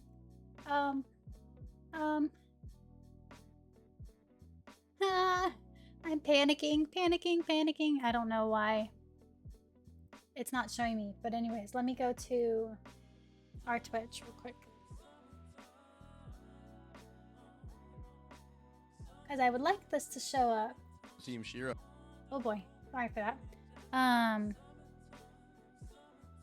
Here. Let me try this now. STV game. Nightbot, you betray me. Okay. Hold on. Anyways, right now the devs are running a Kickstarter for their Save the Villainous game, so that they can fully, make it come through. Because obviously, right now, I'm gonna turn this lo-fi off. Because right now, this is only the demo. It's only like the first two chapters of the game, essentially, where we just kind of get into the very, very beginning of it. Why? Oh, that's why it's not STV game. That is entirely my bad. STV Steam. Except for some reason, it does not show up on. Gimme. I know why. Because I have bots turned off, so the bots won't show up. So I'm gonna save that. Let's see if I can get this to show up again on this.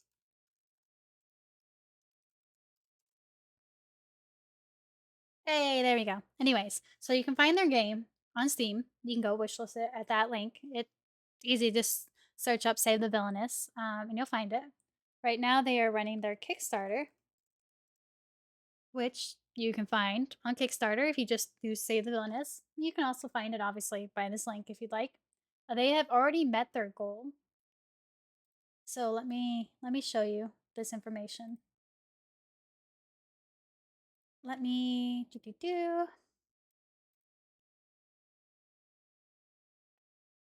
get my there we go.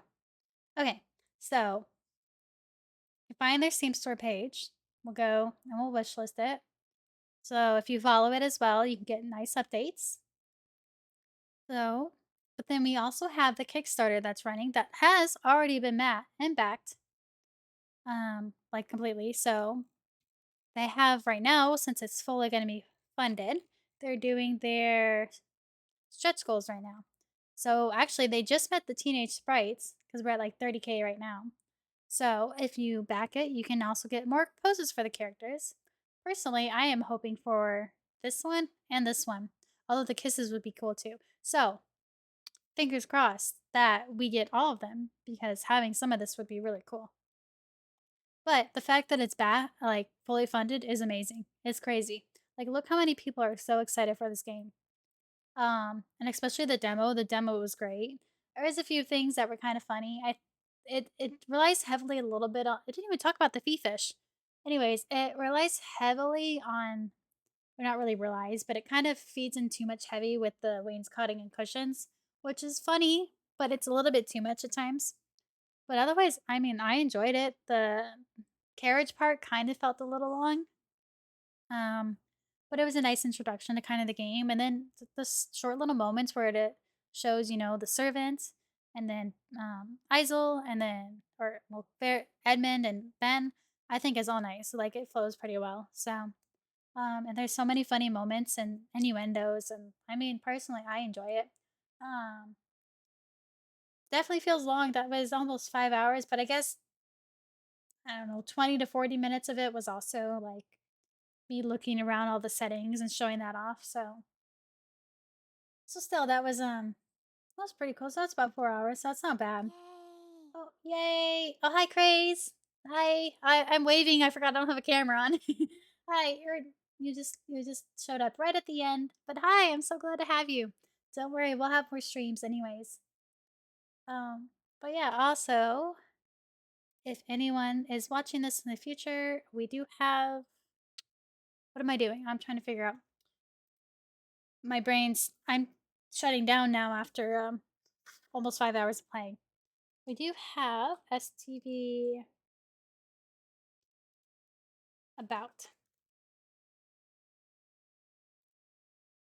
Yeah, we're just at the tail end, but no worries. Maybe you'll show up again for a future one. We're planning to do oops, hopefully some more streams with showing off some games on a future Fridays. So hopefully that'll be fun. But we'll bring this up while I'm kind of talking. But yeah, this was a fun demo, I think. And if you want to support the devs, please make sure you do. Love all the animations, which is really fun. And I mean, looking at this video is super exciting. And wait, hold on.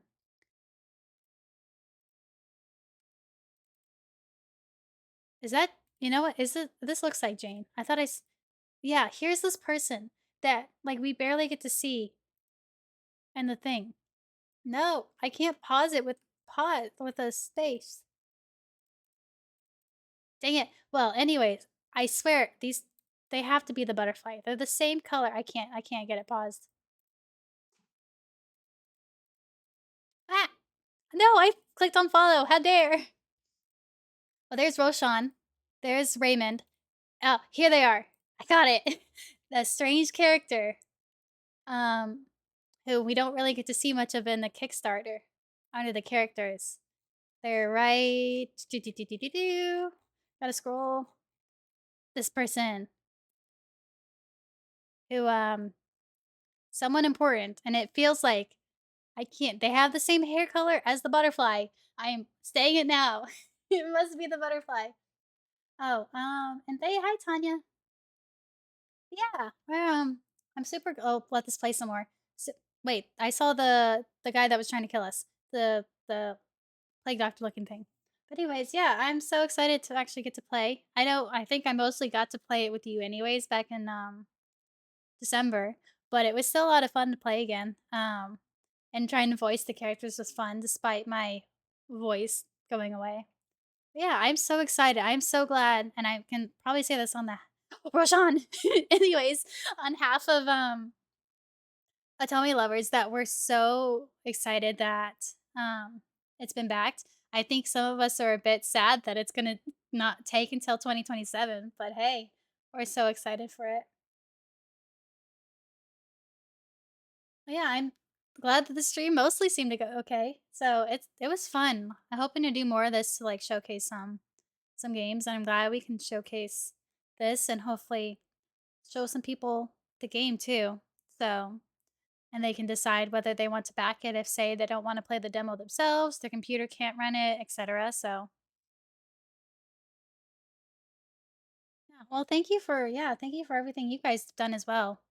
Like for being friends with us and, giving us the little laydown with some of the other stuff and making this game. Like heck, that's exciting. I gotta go thank Foxy for that too. I mean, she's the one that introduced you guys to us. So yeah, that's awesome. We're so excited. So thank you.